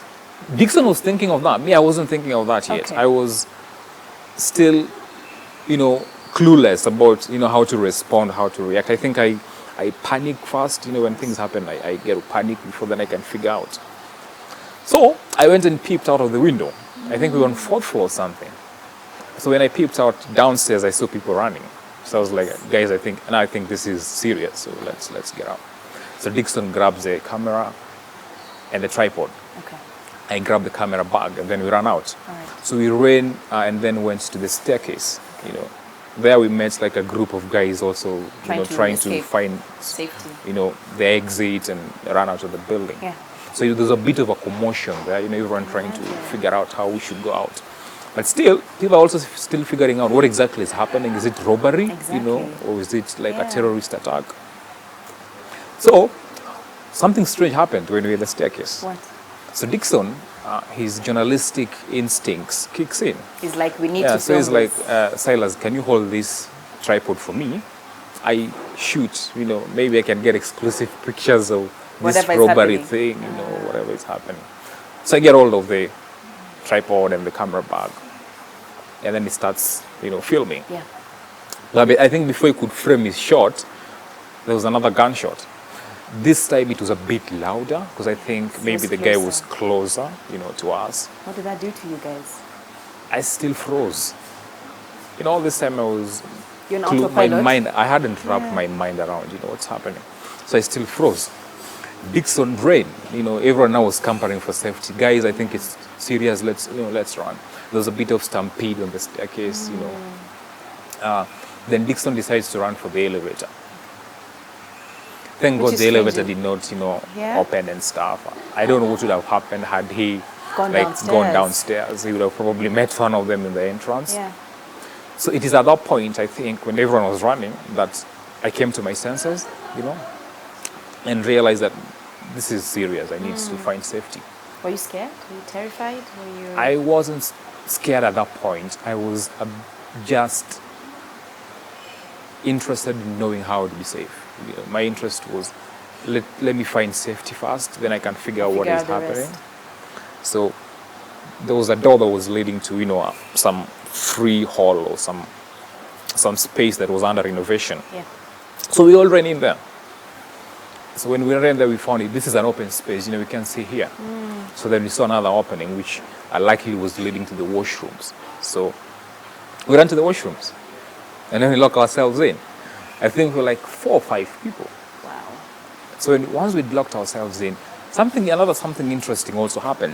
What's going on? We had some commotion, you know, on the roof of the ceiling of the washroom. Someone was trying to gain access. I think that's And at this point, you don't know whether this someone is someone looking for safety or one of the bad guys. If I could call him and that's I think that's the debate. I think that's the scariest part, because you don't know who the person was. Was it one of the attackers or whatever? But the first, I think, thought that came to us was, you know, this is an attacker coming in, trying to get access. What did you do? We all ran out again. Back into the into the open space. Free open space that was under renovation. I think it was an office kind of place. Right. So when we got there, I think one of the attackers, who was now in the hotel or the entrance of the hotel, saw you know, the people there. So he shot. That again sent us back into the space we were running away from. But this time, we were lucky enough. We decided to go into the first cubicle, and not the second one, because the second one had proved a bit unsafe. And that's when the 12-hour ordeal began. We will be right back with more from Silas as he recounts the day that Dusit was under attack. Stay tuned.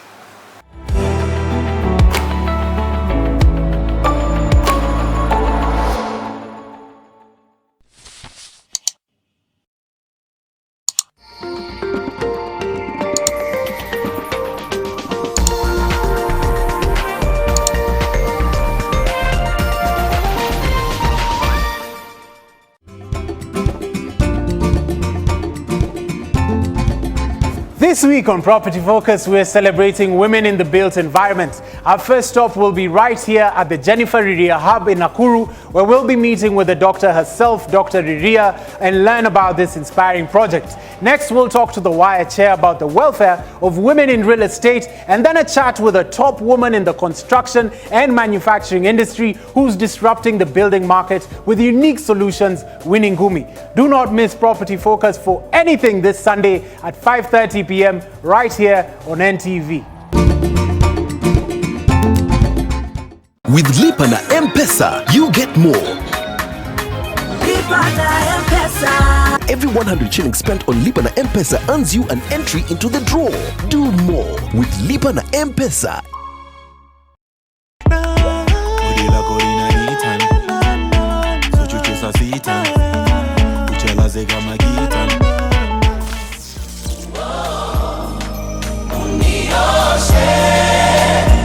I've been a sinner, hata maji niliombwa nikasema sina. Always wanted to be a singer, but along the way I think focus ilibaki sina. Nataka niwe nawe, tuwe tu milele. Mimi nawe ni mimi nawe ni mimi nawe. Kazi ya Mungu kweli haina makosa. Ingekuwa binadamu wanatoa ningekosa. Sio juju ni maombi. Nikufike na kapete, kapete, kapete, kapete. Foto kisha chora namba kwenye telefone. Telefone leo tujua. The Heat in association with Coca-Cola.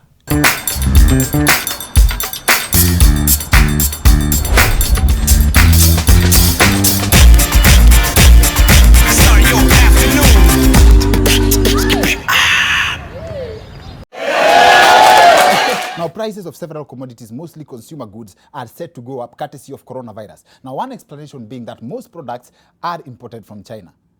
Shida inataka kuingilia hapa kwa the people who love to take advantage of things, of every situation. Nimekuambia Githurai ni 300. Si hata unajua hii barabara tumetoa China. There's a time you fly, you can let the plane go. Inaitwa autopilot. Autopilot, automatic pilot, yes. Yeah. But it's a computer. There's a driver who did that on Jogoro. Alitoka akaacha watu waende.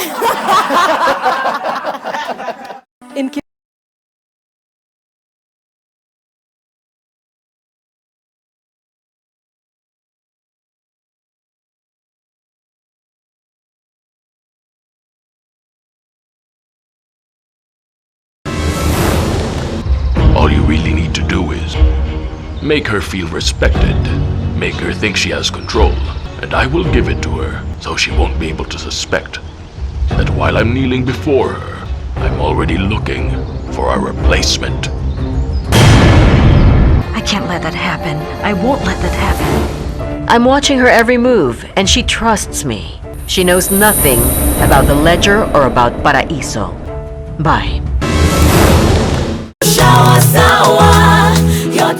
Sour Shower has never been better with the new look Sour. Now with a new formulation too that will leave you feeling fresh for longer, while the soap lasts even longer. Pop, pop, it's showtime, showtime, showtime, showtime. Guess who's back again? I'm a dangerous man with some money in my pocket. Keep up. Trend. It's going down, cause I'm around. Trend. Everybody knows I'm a motherfucking star. Let me make one thing clear. Ladies and gentlemen, Trend. Nothing can stop me, I'm all the way. The Trend in association with Maybelline New York. Fit Me Foundation from Maybelline New York. Fits your unique tone and texture. Blurs pores, stops shine. For your most natural matte.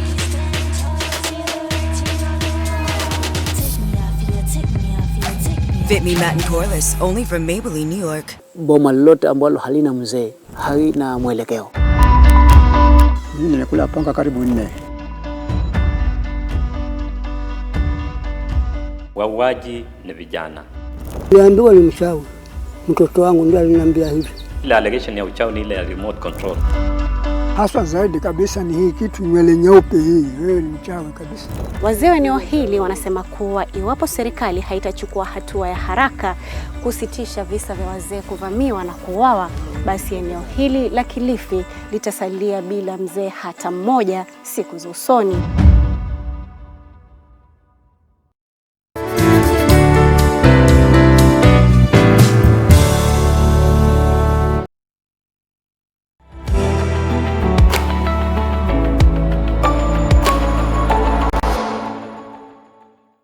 Welcome back to Inscripted. Thank you so much for staying with us. Special thanks to Radisson Blue Hotel and Residence here at Nairobi Arboretum. You can hear the water in the background. Yes, that's a beautiful ambience of this place. Silas, thank you so much for just sharing your experience with us. I can't imagine what that must have felt like. You said you froze. I have no idea what state I would have been in that moment. Before the break, you told us you are now looking for safety, scampering for safety, and 7 of you found yourselves in a washroom. How was that 12-hour ordeal being in that washroom? No, 12 hours is a long time. A long time. You know, I think at some point I lost count. I only checked the clock after we'd been rescued. Yeah. And I was like, it's 12 hours. How are you been fitting? Explain to us that cubicle setting. How was, and what state were you in, all 7 of you? It was, I think there's a bit of confusion, it was also tense. Because you also don't know what's happening yet. Yeah, it's you not don't clear. know what is happening outside. You don't have a communication with the outside world other than your phone. Yeah. So it was a bit tense, the moment, and there was gunshots. We could hear gunshots everywhere, also punctuated by a bit of silence. Yeah. So then you don't know what exactly is happening. As the police arrived or something. So when you got there, the washroom, the first cubicle, I think we were like 7 people. Yeah. Most of them were staff members of the CRA, who had come to find. But the CEO was not one of them. Yeah, the CEO was not there. The CEO, I suspect he had gone to his office. Okay. He felt safe there. He felt safe in his office. So we were like 7 people. The most prominent person I think we had in that cubicle was one of the commissioners of the CRA. I see. Professor Yugi. He was Yes. some old, nice, old guy. You described in much detail in your blog how that was like. Yeah, it was. So when he got in, everyone was getting in, and then there's this panic and all that. Of course. And given his age, advanced age, and I much respect to him. Of course. He was breathing a bit heavily, which is quite alarming for the rest of you. alarming for the rest of us. Some of us are like, please, just keep it cool. Otherwise things may not be good for us. Just keep it cool. Were there ways to calm him down? Like, did his colleagues know how to? Nobody knew. First of all, I did not know that he's a prof, like he's a commissioner of the CRA. When I saw him and he started breathing, I was like, this is going to be a bit of a problem. So is it okay if we excused him and told him to go somewhere else or something? You said that? Or you I was thought that? debating in my mind. Okay. Until one of the people we were with, called him prof, and that's when I figured, he's quite an important guy. Okay. So the next most possible move, because I was seated on the toilet seat, it was the safest. And where were the other away people? from the door. The others were standing on the edges. Okay. So I was told to vacate my seat for him. I was like, oh man, you guys can do this too. As you should for any elderly person. Yeah, but Silas? then, we were looking for safety. Everyone was like, we need to be safe and all that stuff. Yeah. But then I left. The reason why I was hesitant to leave was because the only available space was us facing the door. I would stand facing the door, and I thought that would be a bit more riskier. I see. But that was the only space you had now. But that is the only space I had. Yikes. So out of my respect for him, I just left the seat for him, and he sat, and I think it's then that it started calming down and cooling, and it was quite much of a relief, for us. But I have to ask, in that moment, like you mentioned, the CEO was probably by himself somewhere. Mm-hmm. I know of someone I know was also in a washroom somewhere down there, all by himself. Mm-hmm. Is there some solace or strength or hope in numbers? Or in that moment, because of maybe the prof breathing, or, oh my gosh, I have to stand here because... Did you want to be out of there, or did you feel safer with other people? I think it was a bit safer with other people, because then you know that you're not in this alone. There's the solace that comes with people sending you messages and calling you and telling you, hold on, be strong, it's going to end soon. There's a solace in that, but having people, I think for me, was more comforting, than the messages that I was receiving. Because then you are like, I'm not trapping this all by myself. I have people that are going through the same experience. We're going through the same experience, and they're probably feeling even worse than I am feeling, And the fact that we can see each other and just look at each other, even without talking, that I think in essence was a bit comforting. Yeah. And it was more of like a solace. And I'm trying to wrap my mind around 12 hours, so I'm guessing there's no talking because you don't want to make a noise. Someone wants to use the word help themselves, sorry, you've got to stick it through. Funny enough, so there's this person who decides to flush the toilet in the other washroom, which I think sent us into further panic. What did you do? can you please keep quiet? Why are you trying to inform these guys that there's someone inside here, you know? But nothing and then happened. Someone also decided to run the water in the wash area. You know, I was like, please, even if you're washing your face or something, just don't do it now. You know, just or just stay as you are. like we're all suffering. You know, some of us are sweating inside here, and we just decided to keep quiet. You know, so every slight noise, you know, there are people who are mumbling prayers. You know, you could hear someone say a prayer. I think at some point I had one make a phone call, I think, to the wife or something, you know, and saying, you know, pray for us and all that. If something happens, you know that I love you and all those kind of things. It was a bit touching, you know, and the fact that you're in a place and you don't know when you're going to die, but somehow you tell yourself you may make it out. But I think the scariest of it was you don't know the way out. You know, and for you sit there knowing it's just a matter of minutes or hours or seconds before one of them storms in or a grenade is thrown at you or something, and you know. See what you just said, you don't know, it's just a matter of time before impending death. Yeah. So did you think that was the day you're going to die, Silas? I somehow thought so, you know, I somehow thought, and I was telling myself, I don't think I've lived enough to do the things I wanted to do. You know, so what thoughts run through your head, your mind specifically?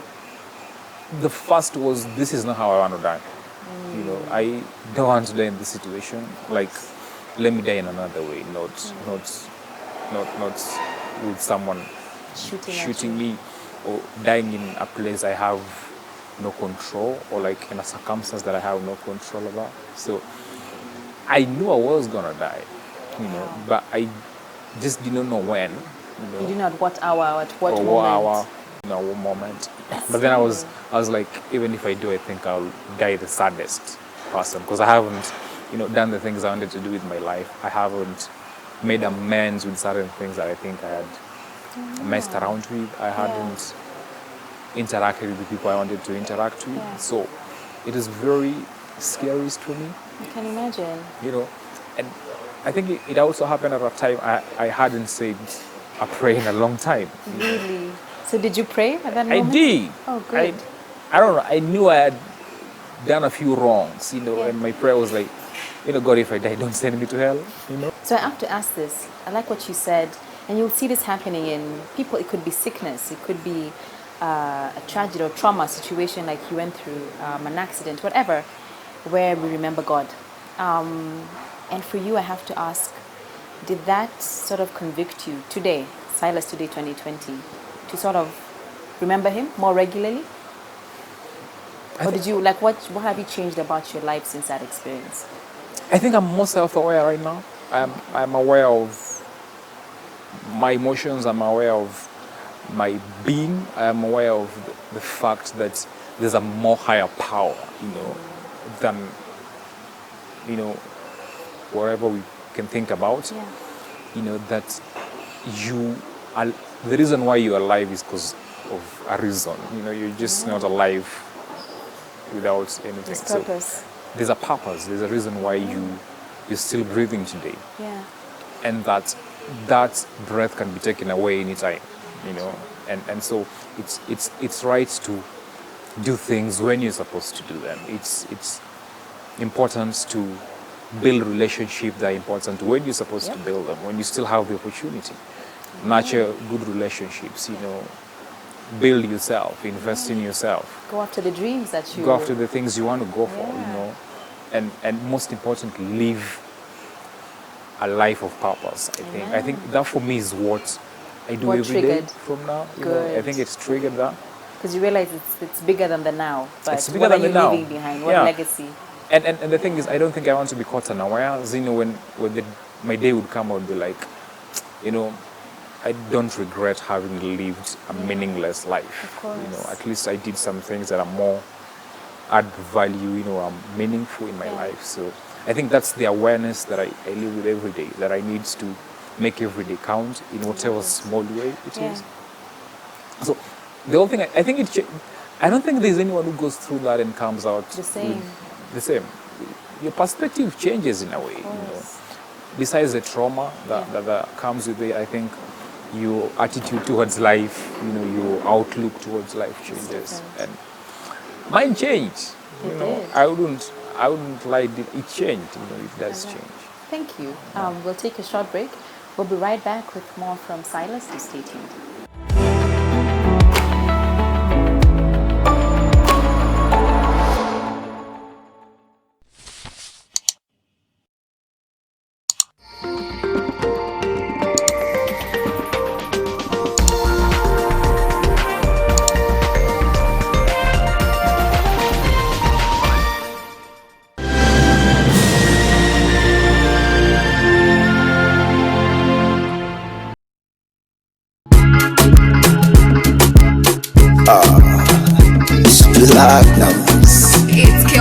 This Saturday on Teen Republic Live.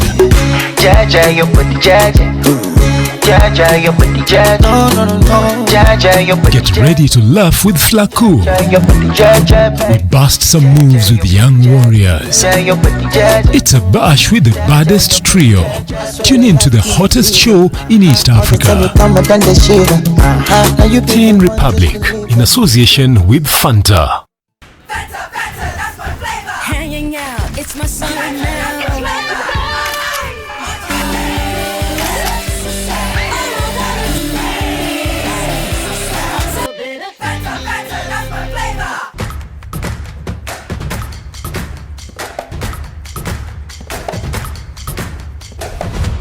Africans should own their problems, seek solutions to those problems, and write their own stories. Until the lion learns to write, the story of the hunt will always favor the hunter. So the African lion needs to write its own story.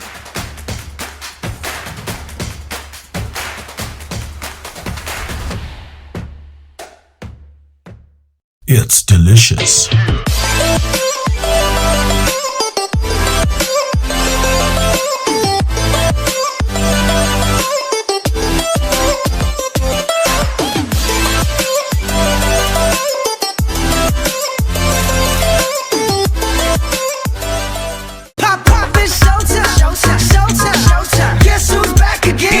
I'm a dangerous man with some money in my pocket.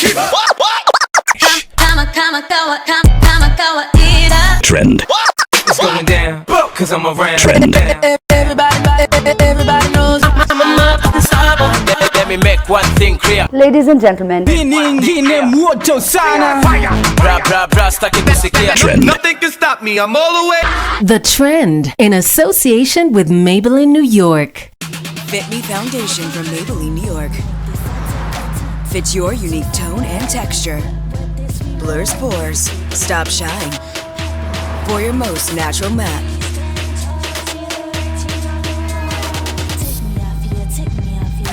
Fit Me Matte and Poreless, only from Maybelline, New York. Now, prices of several commodities, mostly consumer goods, are set to go up courtesy of coronavirus. Now, one explanation being that most products are imported from China. Shida inataka kuingilia hapa kwa the people who love to take advantage of things, of every situation. Nimekuambia Githurai ni 300. Si hata unajua hii barabara tumetoa China. There's a time you fly, you can let the plane go. Inaitwa autopilot. Autopilot, automatic pilot, yes. Yeah. But it's a computer. There's a driver who did that on Jogoro. Alitoka akaacha watu waende.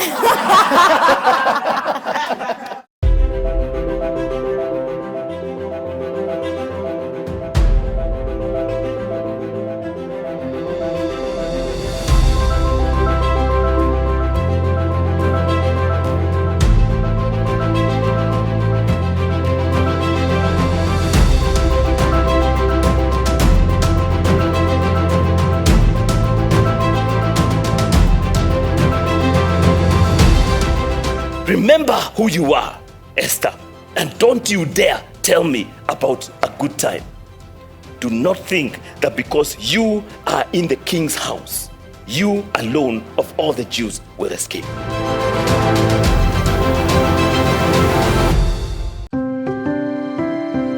Once again, it's time to run at the Beyond Zero Half Marathon 2020.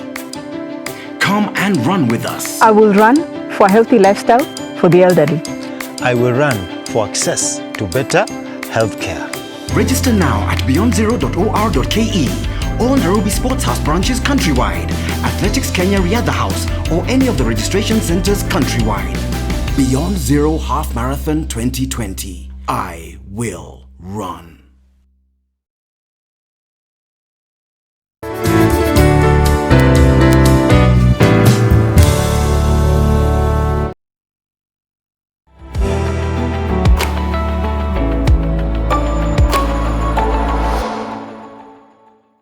Welcome back to Unscripted. Now, before the break, Silas, you were just describing to us how when you go through such an experience, you never cannot come out the same person. So if I ask you today, what does life mean to you? I think I attribute life to, purpose. Would I say purpose or like I want to live a more meaningful life, a life that either impacts other people's lives positively or leaves an impact wherever I am, in a sense. And that's my attitude every day. In everything you're doing? In everything I do. That's good. I'm a bit cautious also towards, doing certain things. Cautious in the sense that What do you mean? I weigh my options. Is it worth it? Got it. Got it. You don't just make a decision on a whim. Yeah. You think through it. I think through it. Is it really worth it? What are the benefits of doing whatever I'm supposed to do, whatever I want to do? So I think my outlook and my perspective in life has completely changed. And it's a journey. It's a journey, I think. Yeah, of course. There's no pressure of, by this time, I should have been here or I should be here. Yeah. I think it's an ongoing daily process. Yeah. Of, but then also you tell yourself that you can never dictate life. You can never predict what is going to happen. You never know what's going to happen in the next 2 seconds or in the next 2 minutes. Sometimes it's just important to live life, and then as long as you're living it right, just live it. So I know Red Cross offered counseling and therapy after. Did you take it up, and how was that like for you? I did not take the Red Cross one. I did one that Nation offers. So there's one that is offered by Nation. So I did. Did that help the healing journey? Yeah, I did.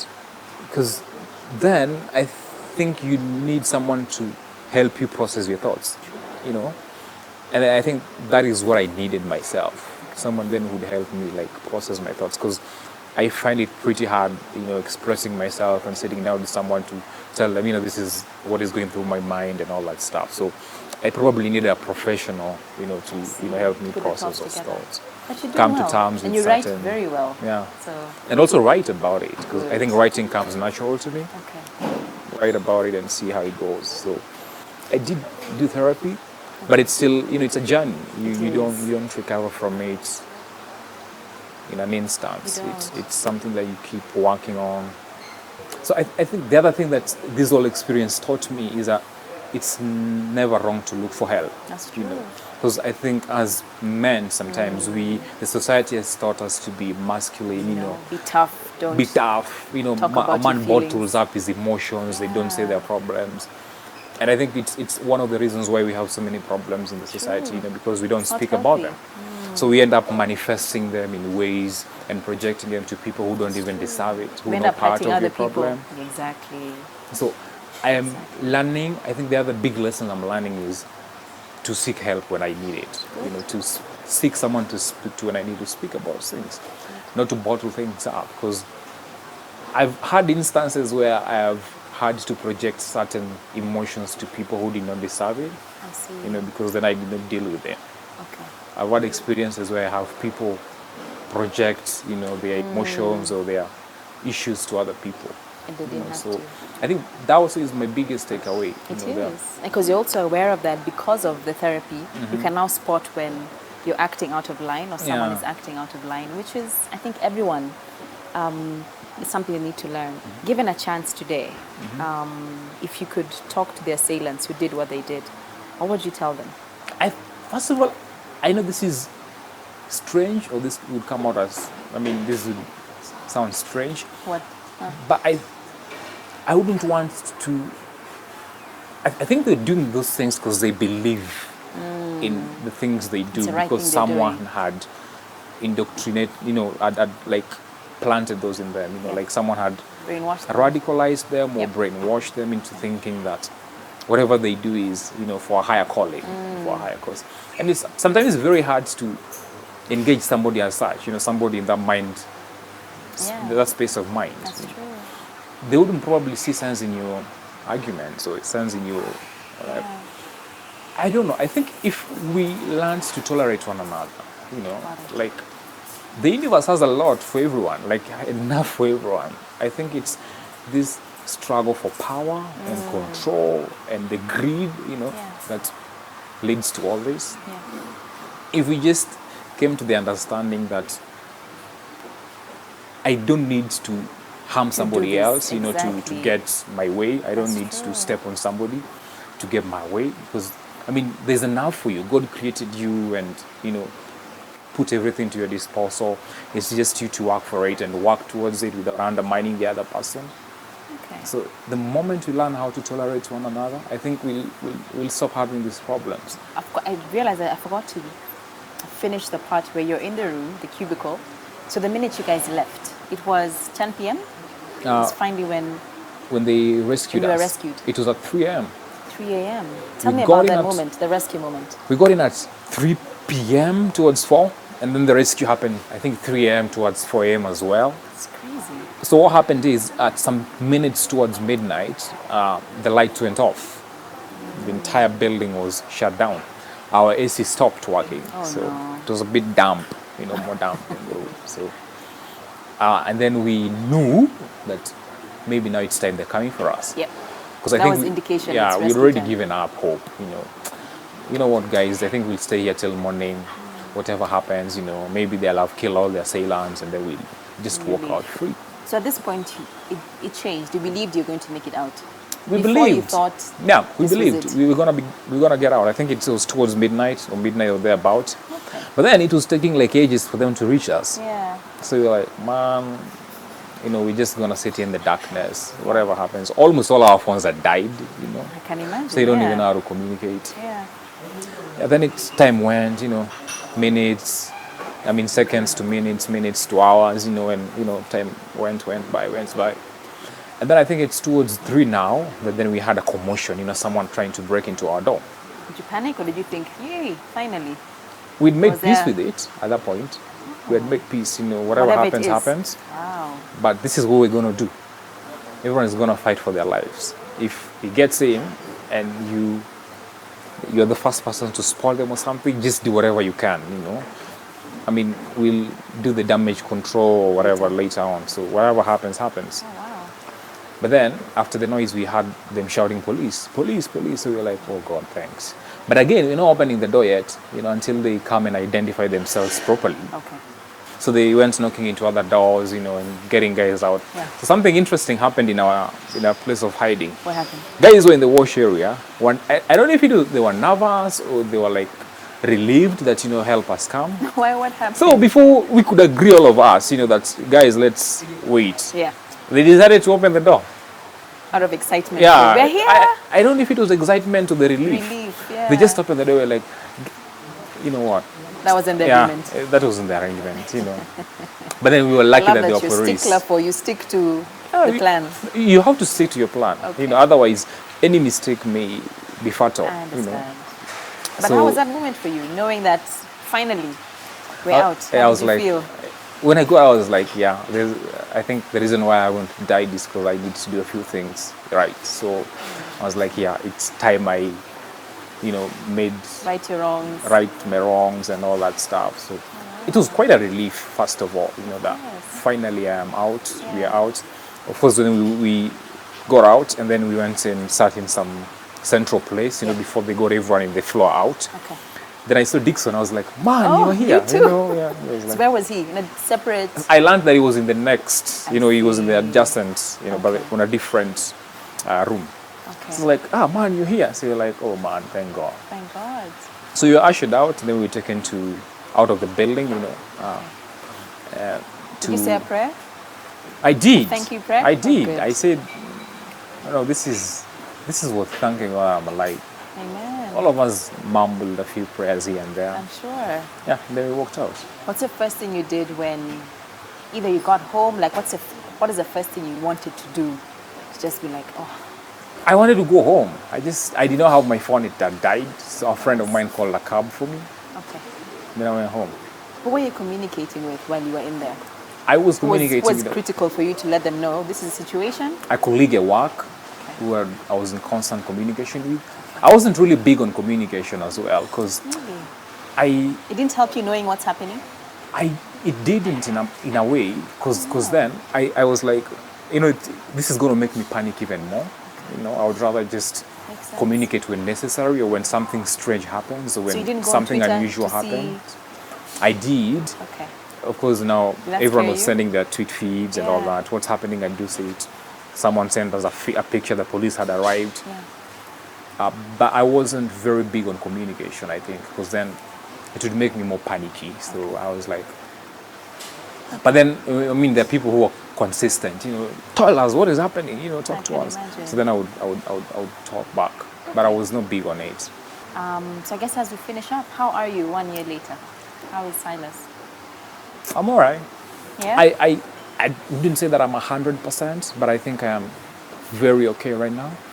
I found a professional way of dealing with my issues. I've found friends, I've found healthy relationships that then help me, have a positive outlook towards life. So I am not as bad as it ought to have been, But I think I'm also in a good space. I'm more self-aware right now. I like that part. I'm pretty much aware of the things I'm supposed to do, I am pretty much selective as well, on what exactly I should and should not do. But I think I'm in a safe space right now. In a good space. I'm in a good space. High five that. Thank you so much. Trying to get better. Trying to get better. Thank you so much for coming to share your story. Mhm. Please write, keep writing. I will. Always and always. I don't know if I can plug in where he writes, but just look for him. You're an amazing writer, and that's where we saw your story, and I just had to meet you and hear it from you. All right. We thank God for your life, and the group of people who made it out, we're grateful. We thank God. I must ask, because I'm in my head, because, we've just seen this in movies. I'd imagine in such a situation, do you form a bond? Do you talk to these guys now? Do you talk to Prof? Do you know if he's okay? Or no? I think I should look for Prof. You One should. of these days I should look for him. Probably even send him a link so that you can see how I described him. Exactly. In the story. Or even this show, I'll send you the link, then you could send it to him. Hi, Prof. I'll have to look for him. You'll have to. Yeah. The others, I've met one person, Okay. the communication guy who was helping us with the interview. Oh, good. But we haven't met all of us. I think we went separate in one way or the other. Life has been busy, so we haven't really hooked up. Would you go back to Dusit? Never. Never. I don't think I would want to go. I would not say never, My work may take me there anyway. But I don't think I would willingly want to go back for now. I would want to, deal with it first and, maybe eventually go back. But I haven't seen myself going back there yet. And it makes the healing journey is not black and white, and so I'm just grateful that you're talking about it, the healing, you're dealing with it in the best way you can, and you're here sharing the stories. So anyone who's watched and has gotten nuggets from this brave young man, please do reach out to us. We'd love to hear from you. Tell us what you loved about it, what more you'd love to see on this show. We appreciate your viewership and your feedback. Special thanks to Radisson Blue Hotel, Residence Nairobi Arboretum. Beautiful, beautiful ambience. Until next week, good night and God bless. Bye.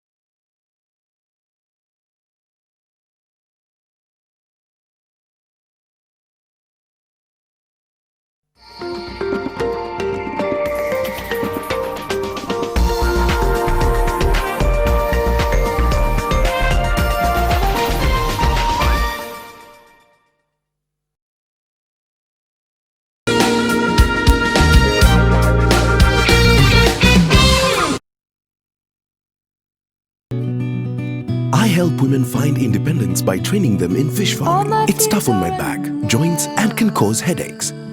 Panadol Extra relieves multiple types of pain. If symptoms persist, seek medical advice. Boma lolote ambalo halina mzee, halina mwelekeo. Mimi nimekula panga karibu 4. Wauaji ni vijana. Niambiwa ni mchawi. Mtoto wangu ndiye aliniambia hivi. Ile allegation ya uchawi ni ile ya remote control. Haswa zaidi kabisa ni hii kitu nywele nyeupe hii. Wewe ni mchawi kabisa. Wazee wa eneo hili wanasema kuwa iwapo serikali haitachukua hatua ya haraka kusitisha visa vya wazee kuvamiwa na kuuawa, basi eneo hili la Kilifi litasalia bila mzee hata mmoja siku za usoni.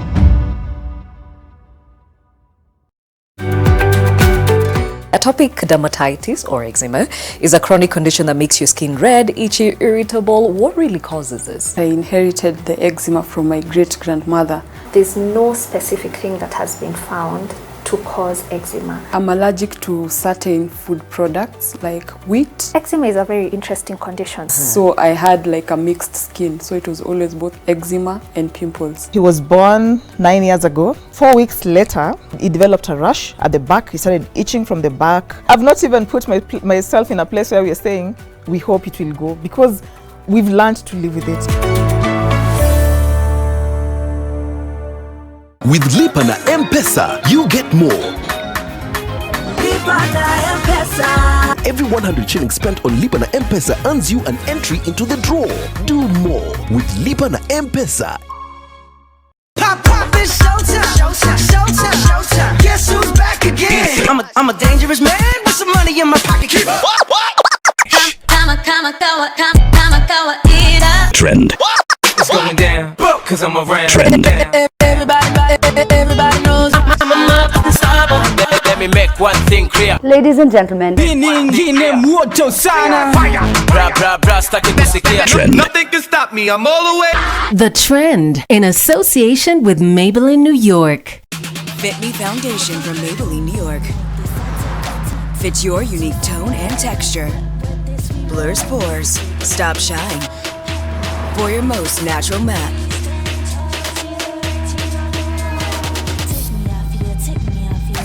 Fit Me Matte and Poreless, only from Maybelline, New York. Grace Today program with Bishop David Murithi, the General Overseer of the House of Grace Ministries International.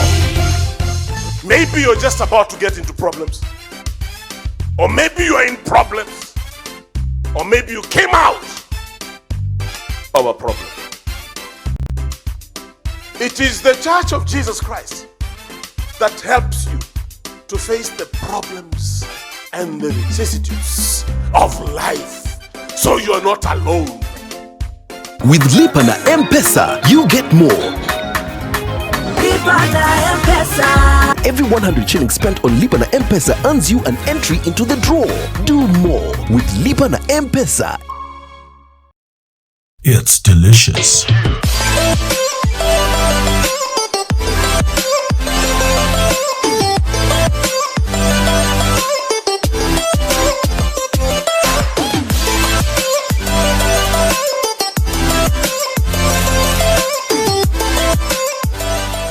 In Kilifi County, a ripe old age is a curse. Haswa zaidi kabisa ni hii kitu nywele nyeupe hii. Wewe ni mchawi kabisa. Pengine macho yanakuwa mekundu. Sasa unajua mtu akionekana na hizo characters wanafikiria kwamba ni mchawi. The old live in fear. Their lives always under threat.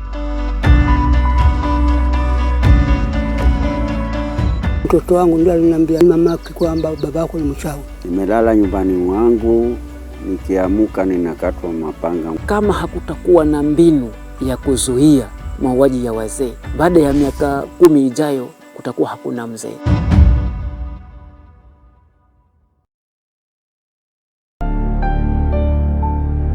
Jabali ana mchumba mwingine? Mambo ya wasichana huwa hana. Ni ngumu sana kujua. Shika hii. Na kuomba usiambie mtu. Sawa. Ndio. Jabali yuko wapi? Utampigia ama haumpigii? Huyu hapa kwenye magoti yangu. Niache mimi nimsambazie maumivu yule mpaka akitoka hapo ende akafulie mbali huko mbele. With Lipa na M-Pesa, you get more. Lipa na M-Pesa. Every 100 shillings spent on Lipa na M-Pesa earns you an entry into the draw. Do more with Lipa na M-Pesa. All you really need to do is make her feel respected, make her think she has control, and I will give it to her so she won't be able to suspect that while I'm kneeling before her, I'm already looking for a replacement. I can't let that happen. I won't let that happen. I'm watching her every move, and she trusts me. She knows nothing about the ledger or about Paraiso. Bye. Sour Shower has never been better with the new look Sour. Now with a new formulation too that will leave you feeling fresh for longer, while the soap lasts even longer.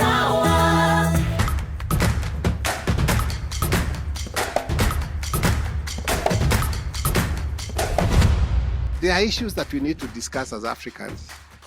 How shall we feed our growing population? Because that's a terribly important point. The youth, the biggest stakeholders in this scenario, how do they fit in, and what lessons can they learn from the current crop of leadership? What is their dream of Africa? What do they think Africa should be in the next 60 years? Because this really indeed is their conversation. And what can they contribute to the realization of that dream?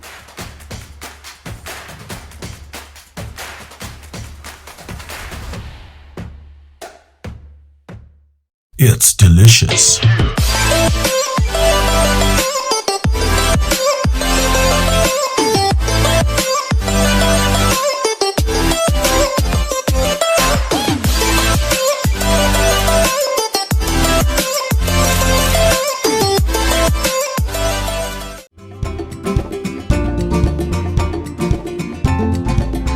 This week on Property Focus, we're celebrating women in the built environment. Our first stop will be right here at the Jennifer Riria Hub in Nakuru, where we'll be meeting with the doctor herself, Dr. Riria, and learn about this inspiring project. Next, we'll talk to the Wire Chair about the welfare of women in real estate, and then a chat with a top woman in the construction and manufacturing industry who's disrupting the building market with unique solutions, winning Gumi. Do not miss Property Focus for anything this Sunday at 5:30 p.m. right here on NTV.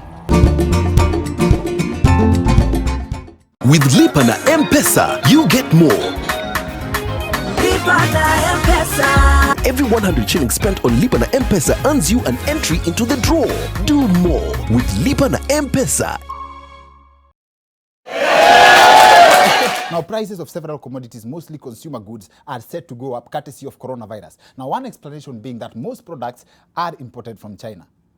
Shida inataka kuingilia hapa kwa the people who love to take advantage of things, of every situation.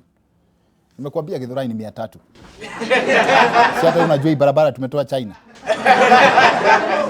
There's a time you fly, you can let the plane go. Inaitwa autopilot. Autopilot, automatic pilot, yes. Yeah. But it's a computer. There's a driver who did that on Jogoro. Dalitoka akaacha watu waende.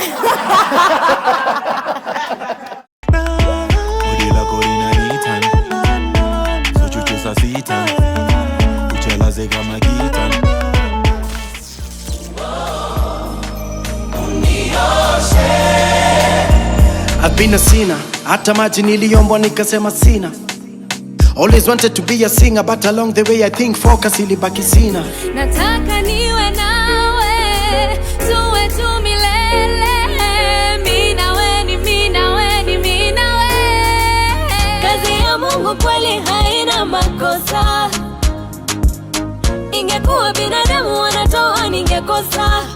Sio juju ni maombi. Nikufike na kapete, kapete, kapete, kapete. Photo, kisha chora namba kwenye telefone. Telefone, leo tujua. The heat, in association with Coca-Cola.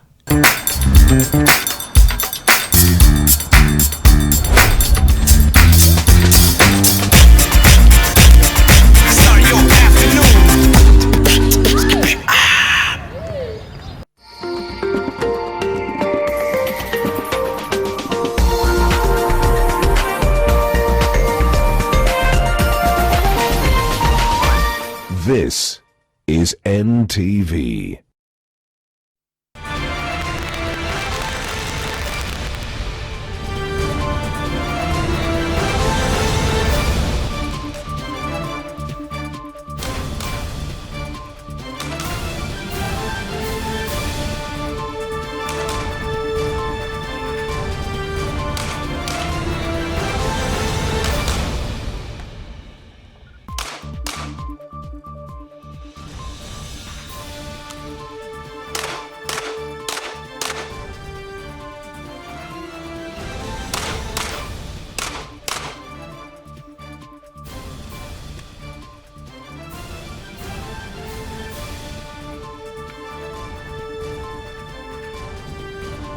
Shirikisho la ulengaji shabaha nchini tayari limeidhinishwa kuandaa makala ya mwaka 2020 ya mashindano ya ulengaji shabaha barani Afrika. Kumbuka Afrika nzima inakuja Kenya mwezi wa Septemba, ndio manake umeona hapo inafiatuka kwa uzuri. Mikiki tayari imekwisha kuivamia anga, imeiteka rasmi. Tuandamane hadi tamati, na asalamu alaikum popote pale ulipo, na tumsifu Yesu Kristo. Ni Ijumaa, tuende sambamba hadi tamati. Yosha Makoro ndo wananiita tayari hapa ndani ya mjengo, ndani ya studio Nation Center makao makuu, ndo tayari najumuika na naibu rais wa shirikisho la ulengaji shabaha nchini, Samio Nyango. Karibu sana. Asante. Asante sana bwana Makori. Leo iteswe. Tunashukuru. Nashukuru Mwenyezi Mungu tumefika siku ya leo na tunabarikiwa kama tuko hapa na kabisa, kwa sababu tunajua tunaweza zungumzia Kenya yetu ambayo ni nchi ambayo tunaipenda. Mungu ni mkuu. Alafu ndani ya studio siko peke yangu, kawaida yangu na kwenda sambamba na Jen Ngoiri. Dadangu Jen Ngoiri, upande wako leo naona umesimama wima.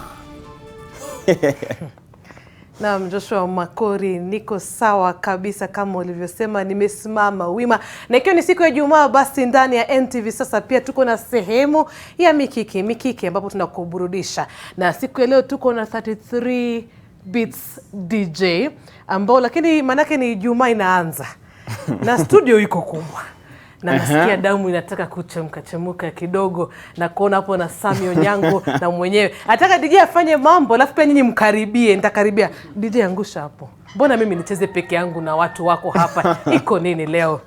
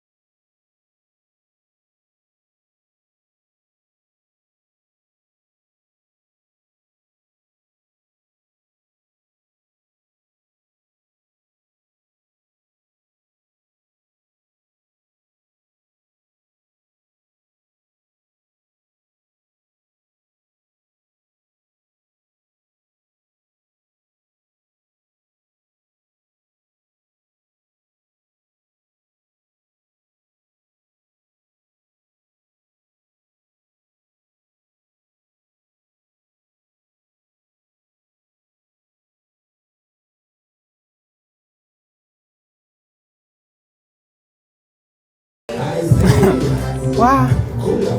Hey, Makori naona haka vizuri. Uko sawa sana, mgeni anakushinda. Naona sasa siku za hivi karibuni utakuwa huna kazi. Akiwalai. Tunafanya ulengaji shabaha, tunafanya show pamoja na Sami Onyango. Mimi naoga maji baridi. Unakuwa mtazamaji mbaya. Maana hata misuli kusonga naona unashindwa. Kwa nini? Akiwalai. Sio mtaalamu kwa hiyo. Nitakupeleka. Kuna mali wapi niko vizuri. Sitaki kujua ni wapi. Lakini unajua mtazamaji, tunaposema kila siku Kiswahili kitukuzwe. Na basi gazeti la Taifa Leo limeanzisha kampeni kufika katika maeneo mbalimbali humu nchini kuhakikisha kwamba lugha ya Kiswahili inaenziwa, watu wanazungumza kwa ufasaha na sahihi. Na basi siku ya leo wako katika eneo la Subukia, kaunti yangu, kaunti ya Nakuru. Ajoko wanasema marikwenda, makarudi.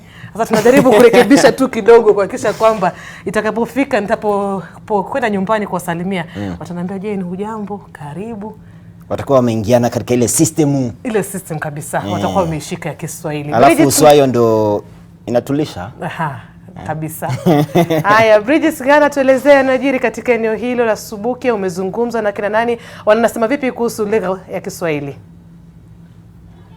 Naam, kama ulivyosema pia lahaja ama athari ya lahaja ya lugha ya mama huwa imekithiri sana eneo hili, lakini tunajaribu kutokomeza matamshi mabaya katika lugha au fani ya Kiswahili. Na hii leo tuko kwenye shule ya upili ya St. Anthony Engoshura. Hapa wanafunzi wameweza kujitokeza na kwa sasa unaona wameweza kujinyakulia nakala za gazeti la Taifa Leo, hii ikiwa mojawapo ya magazeti ambayo yameweza kufanikisha elimu nchini kwa kujaribu kusaidia wanafunzi kujitayarisha kwa mitihani ya kitaifa, iwe ni ya darasa la 8 au mtihani wa kidato cha 4. Lakini kwa leo tuko hapa, wamejitokeza, wanaweza kusoma, na nitaweza kuzungumza na mwalimu mkuu wa shule hii aweze kutueleza ni kwa nini wameamua kuungana na kampuni ya Nation Media Group kupitia gazeti la Taifa Leo ili kujaribu kufanikisha elimu hapa, na pia kwa nini hii leo ndio imekuwa siku ya kwanza wao kujumuika nasi kwenye NTV Sasa. Karibu sana mwalimu mkuu,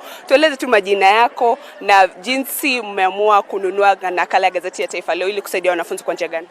Asante sana kwamba mmefika hapa. Kwa majina naitwa Elisha Busienei, ndio mwalimu mkuu wa shule hii St. Anthony Engoshura hapa Nakuru.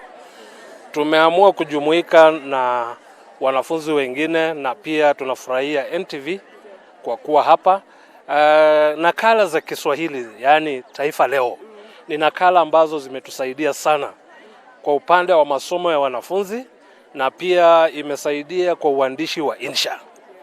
Kwamba ukitazama mahali tulipokuwa wakati fulani hapo nyuma, hatukuwa vizuri sana kwa Kiswahili, lakini sasa baada ya kutumia Taifa Leo kwa muda, sababu kila siku lazima tuwape hao wanafunzi nakala za Taifa Leo, wamekuwa wakisoma, na pia zile mitihani ambazo zipo ndani zimetusaidia sana. Wanafunzi hao wanafurahia.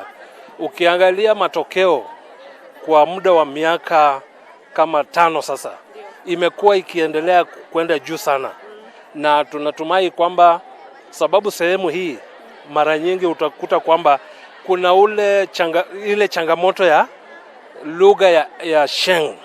Sheng inaharibu sana lugha, na wanafunzi wanaposoma Taifa Leo wanapata kuendeleza Kiswahili, na tunakuwa vizuri na tunafurahia sana.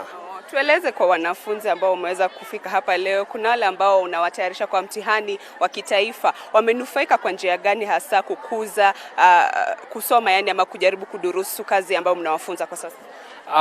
Wanapotumia mitihani ambayo yako katika magazeti haya, wanaweza kuona yale ambayo wanatarajia wanapokaribia mtihani.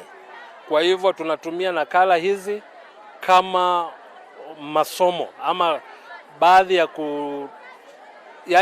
kuwatayarisha kwamba tunatoa nakala za kutosha, wanafanya mitihani hii, kisha walimu wanasahihisha, alafu wanafunzi wanaweza kupata matokeo, waone vile wanaendeleza masomo yao. Asante sana mwalimu mkuu. Acha tuzungumza na mwanafunzi ambaye pia ataweza kutuambia ni kwa nini wananufaika ama kwa nini wamependa kutumia nakala za Taifa Leo katika kujitayarisha. Utaanza na majina yako na utuambie tu kwa nini mmependa kusoma Taifa Leo. Kwa jina langu ni Lois Mary Nyambura, katika kidato cha 4. Na gazeti hili la Taifa Leo linanisaidia mimi kwangu binafsi kwa KCSE revision na pia msamiati na uzingatifu mzuri wa msamiati, na pia insha ambazo ziko hapo ndani ya gazeti hilo pia ni maisha ambayo tunapata tumeletwa kwa nini zetu kwa maisha yenye tunaletewa hasa darasani na pia maisha mengine. Asante sana, tutatueleza majina yako na pia jinsi unavyotumia gazeti la Taifa Leo kujitayarisha kwa mitihani ya kitaifa. Majina yangu ni Samuel Mwangi, mdogo wa mkubwa shule wa Mtakatifu Antonio. Gazeti la Taifa Leo nalitumia kudurusu hizo makaratasi hapo wakati wa mtihani ama wakati wote nazipata. Asante.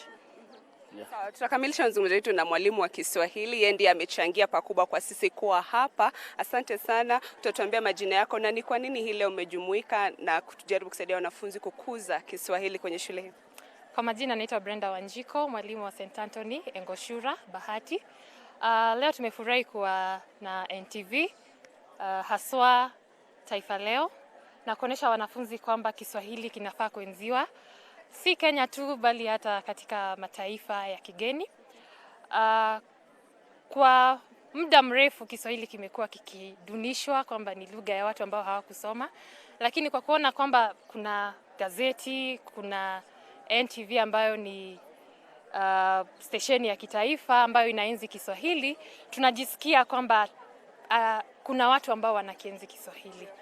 Asante sana. Pia tumekuja na mwakilishi wa Nation Media Group hapa na ndiye atakamilisha link hii hapa hivi. Tueleze tu kwa ufupi umuhimu wa Nation Media Group kuungana na shule katika kufanikisha masomo hapa nchini.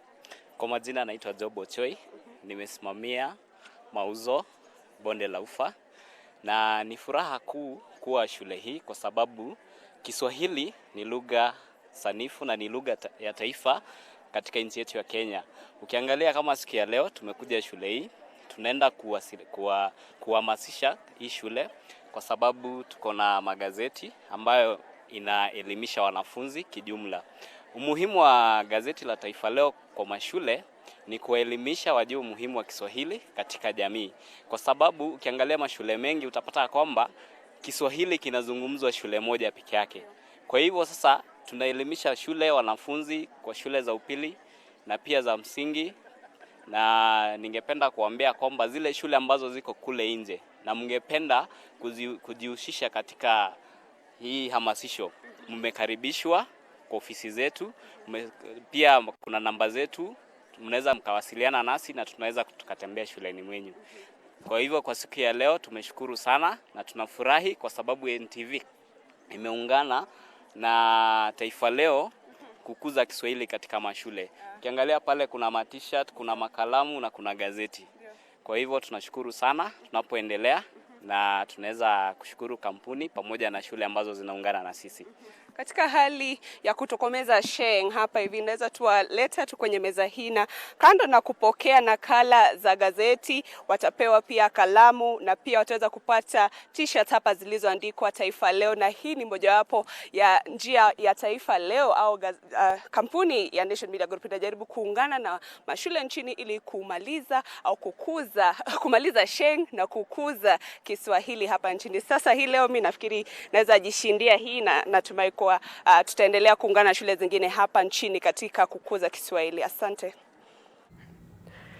Asante sana Bridget Ngana akiwa katika kaunti hiyo ya Nakuru. Sitaki kupoteza muda kwa sasa, nampisha mwenzangu Joshua Makori aanze sehemu ya mikiki. Deni itakuwa starehe, tuingie moja kwa moja manake tuna mambo mengi ya kushughulikia katika mikiki. Samuel Nyango, hapa tuna nini na nini katika hii meza yetu hata?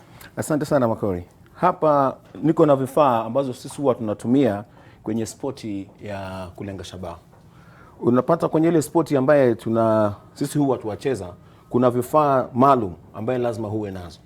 Na unapata kwenye hii shirikisho ya chama cha kimataifa cha bastola ya kujihami, huwa wako na masharti. IDPA tunasema. Leo mmesema tunaanisha mambo ya Kiswahili kabisa. Tutembee usayo. Kwa hivyo utapata kuwa haya ndio vifaa ambazo tunatumia. Hii inaitwa holster. Ni outside shooting holster.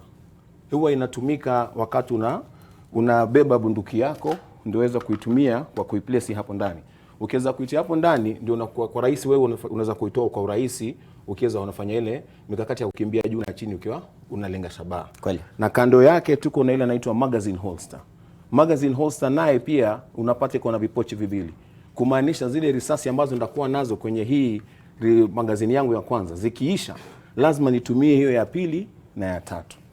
Na utapata kuna ile kiwango ya ama nambari ya risasi ambayo ninakubaliwa kubeba. Sikubaliwi kubeba kujaza. Napatiwa kitu inaitwa division capacity. Kiasi chake. Hiyo kumaanisha hapa naweza nikabeba 10, nyingine 10, nyingine 10.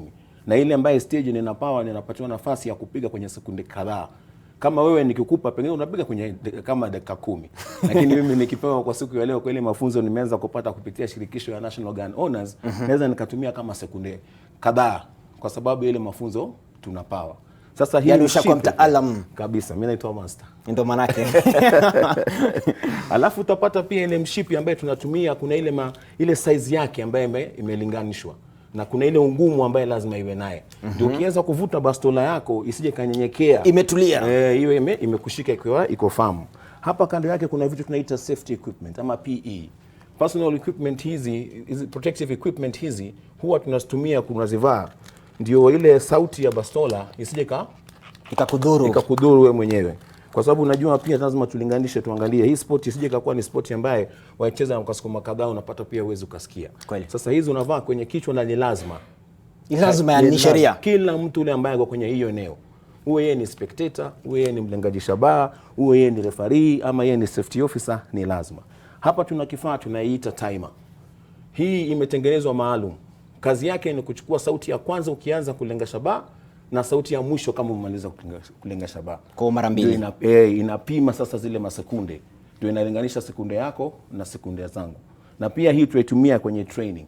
Nikiwa nafanya training yangu ya kibinafsi naweza nikatumia hii kujipima ndio nikae kwenye kiwango fulani, nisije nikapitisha kwenye hiyo kiwango. Utapata pale pia bado tuko na miwani. Hizi miwani ni miwani special ambazo zinaitwa ballistic glasses. Kwa faida ya kulenga shabaha. Yes, na zikipata zile fragments za risasi, zikiwa zinaruka juu wakati unapiga, zikija kwenye macho haziwezi zikakudhuru na haziwezi zikapasua hiyo kioo. Kwa umelinda macho. Inakulinda macho yako kabisa. Na kila mtu yule ako hapo kwenye hiyo mahali ya mchezo lazima atavaa. Acha nione. Ukiangalia utaona kama unaona mchana. Kama mchana, peupe yani ndio kumekucha. Yes. Inakuwa iko enhanced ndio uweze kuona vitu tunaita kama front sight na rear sight ya bunduki. Sasa nikiwa kama tabu hivi mimi na wewe tunaweka haya mawani. Sasa unatoa hayo na vaa haya. Uwezo ukasema tabu sana. Unajua sisi pale kwenye National Gun Owners huwa tunazingatia kila mtu. Na ukija ukifika pale kama miwani zako hazifai, tuko na zile ziko kwenye club. Na pale unaweza ukapawa ukatumia kwa muda mrefu, hiyo muda mfupi ambao uko pale na ukaregesha baada ya kutumia. Lakini ni lazima utakuwa naye kwa sababu lazima tuzingatie safety yako. Hiyo ni muhimu sana. Yes. Kimalizia hapo ndaenda kwa haraka kidogo. Huwa tuko pia na vitu tunaita kama hii inaitwa stapler. Stapler yake watu wengi wanaifahamu kama ya kawaida. Kwa sisi tunaitumia ndio tuweze stick hizi zinaitwa targets. Kama unaona hii ni shooting target. Silhouette shooting target. Hizi boxi, hizi ni shooting target. Hizi ni shooting targets. Na huwa tunazipinda kwenye ile miti ndio tuweze kusimamia pale, tunatumia hiyo stapler. Ndio tuweze kuzishikilia pale. Ndio zitulie kabisa. Kutulia pale, zisisonge kabisa wakati wewe unapiga ama mwingine anapiga. Kweli. Ama mwingine anapiga. Na hii kukuhesabia tu kwa haraka. Nasema safe all the time, lazima niregeshe bastola yangu. Mahali pake. Sasa hii ni 0 points down.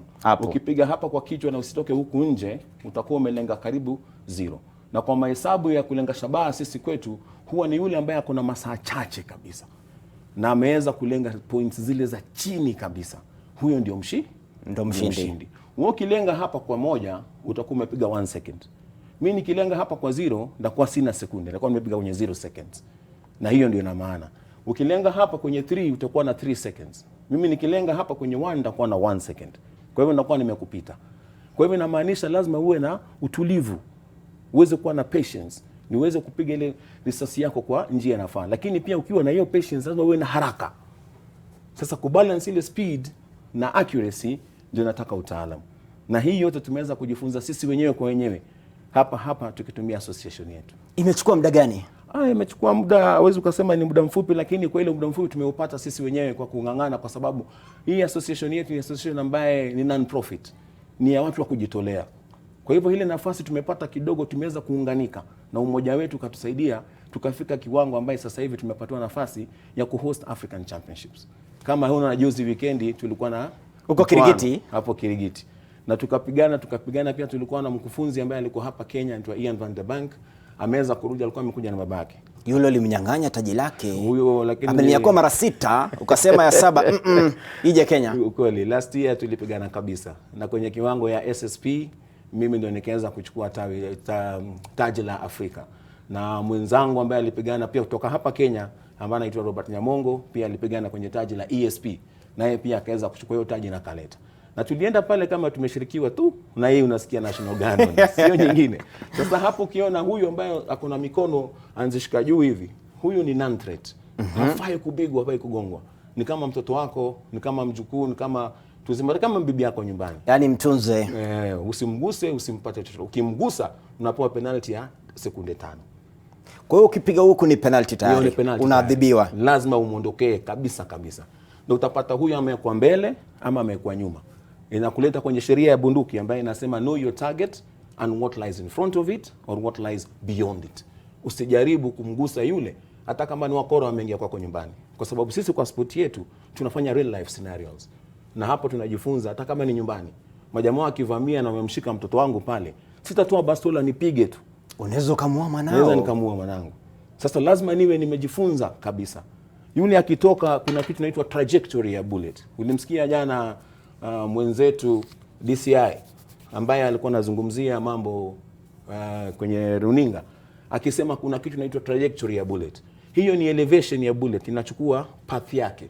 Iko nafasi ambayo inatumia wakati umeipiga ikienda. Sasa kama nikimwona yule mbaya kama ni huyu, nikiregea nyuma nimuone lazima nimgonge yule, lakini sitamgonga mtoto wangu. Itabidi ni change trajectory, nisonge chini. Sasa nikichange chini, ile bunduki nikiitumia ile risasi ambayo ndapiga, ile risasi itachukua level tofauti. Haitaenda vile sabamba kwenye line mo. Ndamgonga yule mkora, lakini yule mwanangu sitamgusa. Na haya yote ni kwa ni utaalamu. Lazima uwe na hiyo mafunzo. Sio rahisi. Sasa hayo tunatumia. Mwisho hapa tuko na kama unaona haya mavazi. Haya mavazi tunazitumia sana, zinaitwa concealment. Kwa sababu kila siku sheria inasema hutatembea barabarani, hutatembea kwenye watu mahali watu wako na uko na bunduki yako. Usije kavaa manguo zile ambazo za display bunduki kila mahali. Yaonekana tu. Uonekane ati wewe ndio yule uko naye. Haifai. Twende baba yao. Basi haifai. Haina maana. Sasa yafaa uvae nini? Concealment. Waona hii concealment? Hii nikivaa pia kuna masharti yake. Lazima nikiinua mikono huku bunduki isionekane.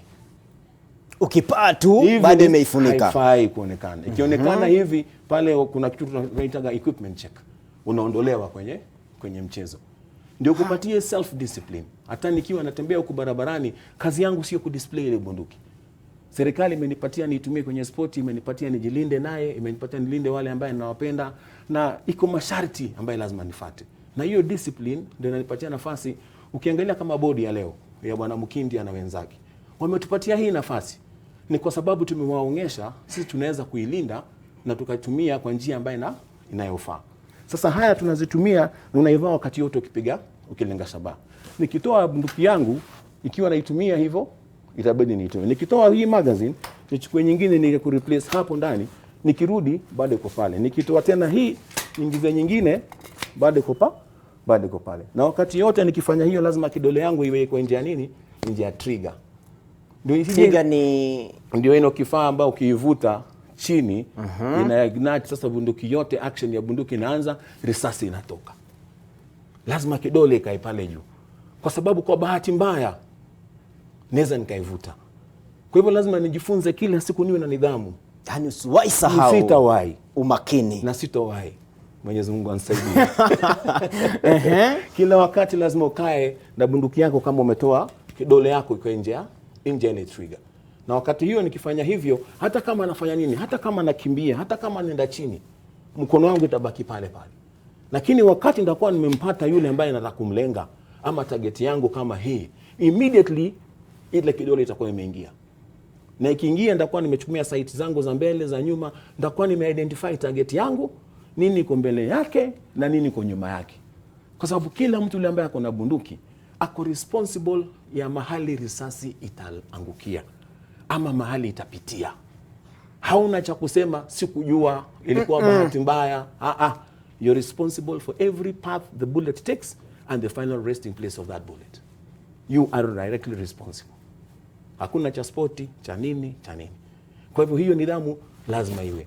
Na hii bunduki si hata kama hii ambaye tunaitumia hapa kwenye studio sio bunduki ya kweli, lakini wewe mwenyewe siwezi kumulika naye, kwa sababu pia ile sheria inasema never point at anything you don't intend to destroy. Hata kama ni ya bandia. Hata mimi siwezi jipitisha mkono, nijipitishe mkono hivi, itakuwa ni kiuka kanuni, itakuwa ni CFI. Na kwa ile spoti pia tunafundishwa, ukiwa umekaa ukianza ukitoa bastola yako usipitishe kwa miguu. Ukipitisha hivi unaambiwa stop, funga virago. Hata kama uko Amerika, rejea nyumbani. Umekiuka kanuni. Basi huwezi. Inaitwa safety rules. Hii inahitaji umakini wa hali ya juu. Ni lazima. Tunasema all times treat all weapons as if they are loaded. Hakuna wakati ndasema ati mimi mwenyewe nilitoa risasi ya ndani ninajua. Hakuna. Hiyo ni mavitu ambazo lazima tufuatie. Sasa sisi kama association hivi ndio tumekuwa na hiyo mchuano ambayo imekuwa weekend hii imepita. Na ndo risasi. Haya ni risasi, hizi naye risasi, lakini si risasi za kweli, kwa sababu unajua lazima tuheshimu sheria. Ni kweli. Na hapa kwenye nikija nimepekuliwa kweli pale chini. Wanaweza kutilia shaka. Wamenipekua kabisa pale mpaka kabidi nitoe mpaka mastakabadhi, na hivyo shika vizuri ndo kamera ione kwa uzuri. Sasa hizi zinaitwa dummy rounds. Na hizi dummy rounds tunazitumia sana wakati tuna train kutoa vitu kama anticipation, ndio uwe na kina dam and dam, kutoa anticipation ya kuvuta bunduki unaona kama inaenda chini juu. Saa zingine tunatumia vitu kama hizi. Ni mzuri sana za training. Hazitoi risasi, hazipigi, hazifanyi chochote. Kuna makali. Ukifanya kitu inaitwa dry firing ambayo ni part of training ya sports ama ya personal skills kuweza kujimudu, itabidi utoe zile risasi ambazo ni za kweli. Uzifungie kwenye room nyingine huko. Usidhubutu kutoa useme ati mimi ndio mwenyeji nimeacha hapa. Hapana. Toa uziweke kule mahali pake kwa room ya mama ile ambayo ifikiki. Alafu wewe mwenyewe uregee kwenye ile room yako uchukue sasa hizi. Kweli. Hizi ndio waweza kuzitumia. Tunazitumia tu for purposes of training and nothing else. Lakini haya yote ndio uwe nazo, lazima umepatiwa ruksa na serikali ya Kenya. Sio vitu, lazima sio kwamba ni unaparamia tu mambo. Hautoweza, na ukipatikana naye lazima utajibu maswali. Utakuwa mashakani. Na Kenya ya leo imebadilika, si kama kitambo. Ina wenyewe. Kweli kabisa. Sasa tuje kwa mashindano. Tunaandaa mashindano makubwa barani Afrika. Mikakati na mpangilio mizima na matayarisho yakoje? Iko sabamba, tunang'ang'ana kwa sababu nimekuambia tangu mwanzo sisi wenyewe huwa ni association yetu, ni association ya kujitolea. Hatuna ile hela unaweza kusema tunazo kwenye benki ambazo tutatumia kwenye kujenga renji ama kufanya nini. Kwa sasa hivi tumepanga mpango zetu, tunahitaji karibu milioni 12. Ikienda sana milioni 15 ambazo tunazihitaji ndio tuweze kutengeneza shooting bays karibu 16. Kwa sasa tuko na shooting bay 7 ambazo tulitengeneza juzi, lakini hizo pia hazipiti kwa sababu kunapata ile tairi ambayo ilitaka pale ya kushikilia, kuna wakati inaweza kakua. Tumejaribu sana zimpitishwe zikasemekana zinafaa, lakini hivyo tunasema hazifai. Kweli. Tunataka tutengeneze kitu ya kimataifa kwa sababu Kenya ni nchi ambayo inaheshimiwa. Tusiende pande tukapatia wageni wetu aibu. Tuko na wageni tunatarajia zaidi ya 500 ambao watatoka kwenye nchi tofauti wakuja hapo Septemba. Wakija tutakuwa na courses za fire ambayo tutakuwa tunapiga karibu 16, na kutakuwa kuna umpires pia ambao watakuja kutoka nje. Tunaita safety officers. Hao tuko na Wakenya ambaye sasa hivi wamejitayarisha wako 46 na wengine wamemaliza juzi 18. Tukiwachanganisha wote tutakuwa kuna safety officers wa kutosha. Kama juzi wamefanya kazi nzuri sana kwenye mchuano ambao imekwisha juzi. Na tunatarajia tukisidi vile tutafanya hivyo. Kile tunaomba